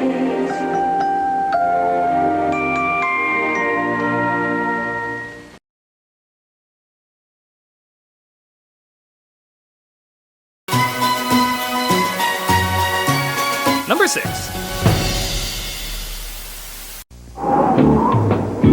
Another ad I've talked about before, but certainly deserves a spot on the list. In many respects, it's not even really a Christmas ad. Christmas is never mentioned. But the idea of a snowman coming in from the cold and getting warmed up by soup, how can this not lead to a lot of warm fuzzies that connect you with the holidays? I think what makes it work is the contrast. It's not just cold, it's sideways snow cold. And the inside isn't just warm, it's someone throwing a Norman Rockwell painting on the fireplace warm. The two extremes brought together equal the perfect mix that leaves an impression on your nostalgia. Plus, that damn impressive puppet. I mean, they did a really good job on that thing.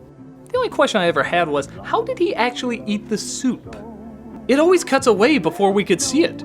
Do the rocks open up? Do they form an open mouth? Where does the soup go when he needs to take a piss? Again, internet, don't answer that! A great ad to make you feel nice and cozy every time. Let it snow, let it snow. Number 5. This one just came out this year and already people can't stop talking about it. It's one of the oddest Christmas commercials to ever come out, and that's saying something. We see a man in the mountains recording something on his iPhone. He seems happy, hanging pictures of in-jokes on his wall when he suddenly gets up and goes down to the village. In a bizarre twist, it's the Frankenstein monster! Got us?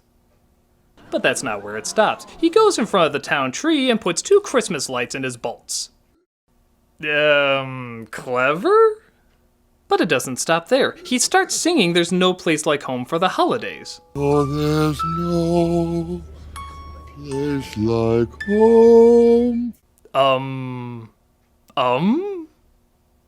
But then one of his lights goes out and everyone looks pissed. Stupid Frankenstein monster. I am so not impressed by anything.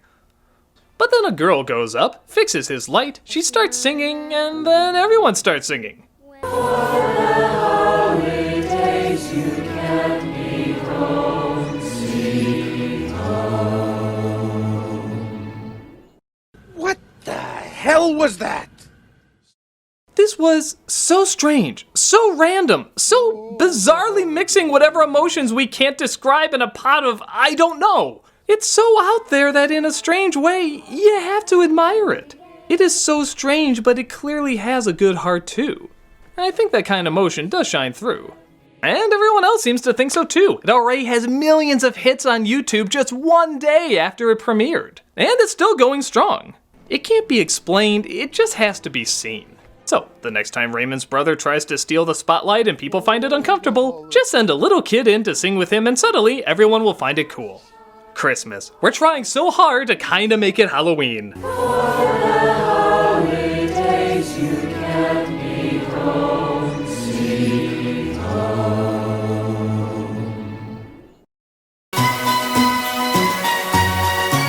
Number 4.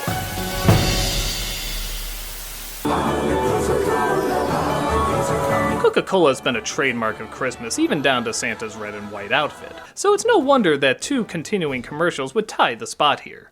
One is the Santa Packs. It's just a dark, cold night when suddenly the Santa Packs jingle is heard. People who put all their love of the holidays in sugar liquid syrup rejoice as the Santa trucks light up the night. But one boy is sad because I don't know. But a Coke is beamed into his hands by creepy animated Santa and all is right with the world. 'Tis the season, watch out, look around, something's coming. The other one is the Coca-Cola Polar Bears. It's funny because the first ad doesn't even make a whole lot of sense. It's just a bunch of bears who watch the Northern Lights, drink a Coke, and that's it. Inspired! But the imagery was just so relaxing and so, for lack of a better word, cool, they had to keep bringing them back every year. Each has a story that usually went nowhere but just looked so damn awesome going nowhere. They were visual spectacles then, and they're still visual spectacles now. So that's why today, both Santa and the polar bears are seen on the Coca-Cola bottles. Both have nice winter colors that make you feel the cold, but also appreciate it at the same time. Seeing how these ads are still going today, Coke definitely means it when they say, always. Holidays are coming, always Coca-Cola.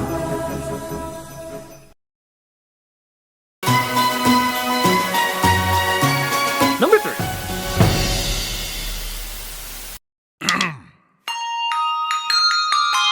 If not out of nostalgic obligation, it's perhaps out of pure stubborn dedication that this one makes the list. The Hershey Kisses Ringing Wish You a Merry Christmas is Hershey's longest running ad, debuting in 1989 and still going strong today. To make the story behind it even more interesting, the brand manager, John Dunn, was tasked with making several whimsical Hershey commercials but was told not to do a Christmas one. But he liked this idea so much and knew it would be a hit that he did it anyway. And we're still thankful. In hindsight, it's not much. It's disgustingly simple. But maybe that's why it lasts. It is simple. Anyone can see it, giggle, and feel good afterwards. It's not trying to be too big or too sentimental. It's just a little happy moment. Not unlike a little Hershey Kiss chocolate. It makes perfect sense. To say any more would ruin its simplicity, which honestly speaks for itself. So we'll just leave it as it is.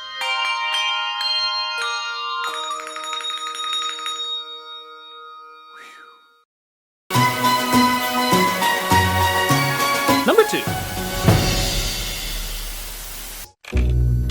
Another one that makes the rounds every Christmas, and another one that seems so disgustingly simple. The M&Ms are setting up red and green M&Ms for Santa, which seems cannibalistic the more I think about it. When Santa appears and they both pass out. He does exist! They do exist. The M&Ms were always popular commercials, but they hit it big when they were given individual personalities. Suddenly, the M&Ms were as popular as Disney or Warner Brothers cartoons. We knew who they were and loved them. Thus, we look forward every year to seeing them interact with Santa the same way. It's just a reminder how far marketing can come, turning hard-shell chocolates into classic cartoon characters. We never get tired of watching them, and we look forward to seeing this one several Christmases more. What can you say, but you don't mess with a classic. Santa? Now before we get to number 1, here are a few runners-up. The Budweiser horses. Some connect this to Christmas, so why not?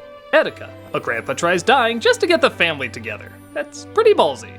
But not as ballsy as Kmart's Jingle Bells, just for the shock that they got away with this at all.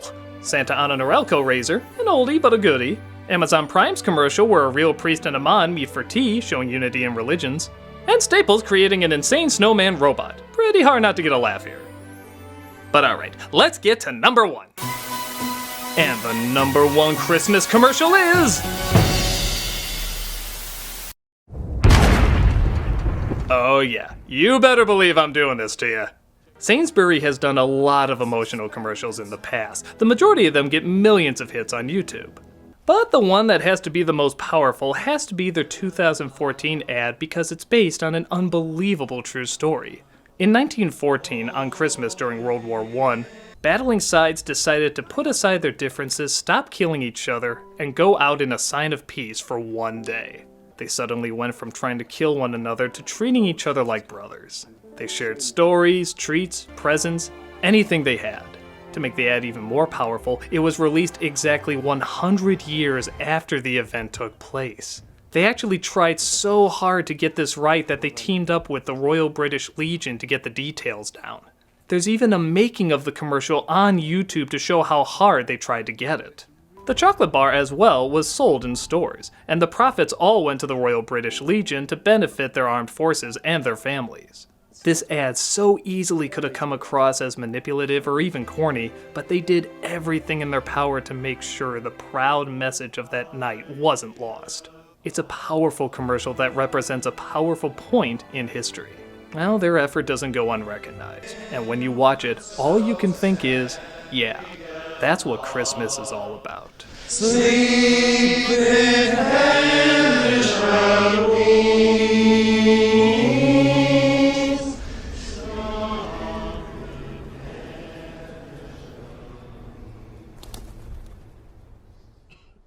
I'm the Nostalgia Critic, and let's remember together.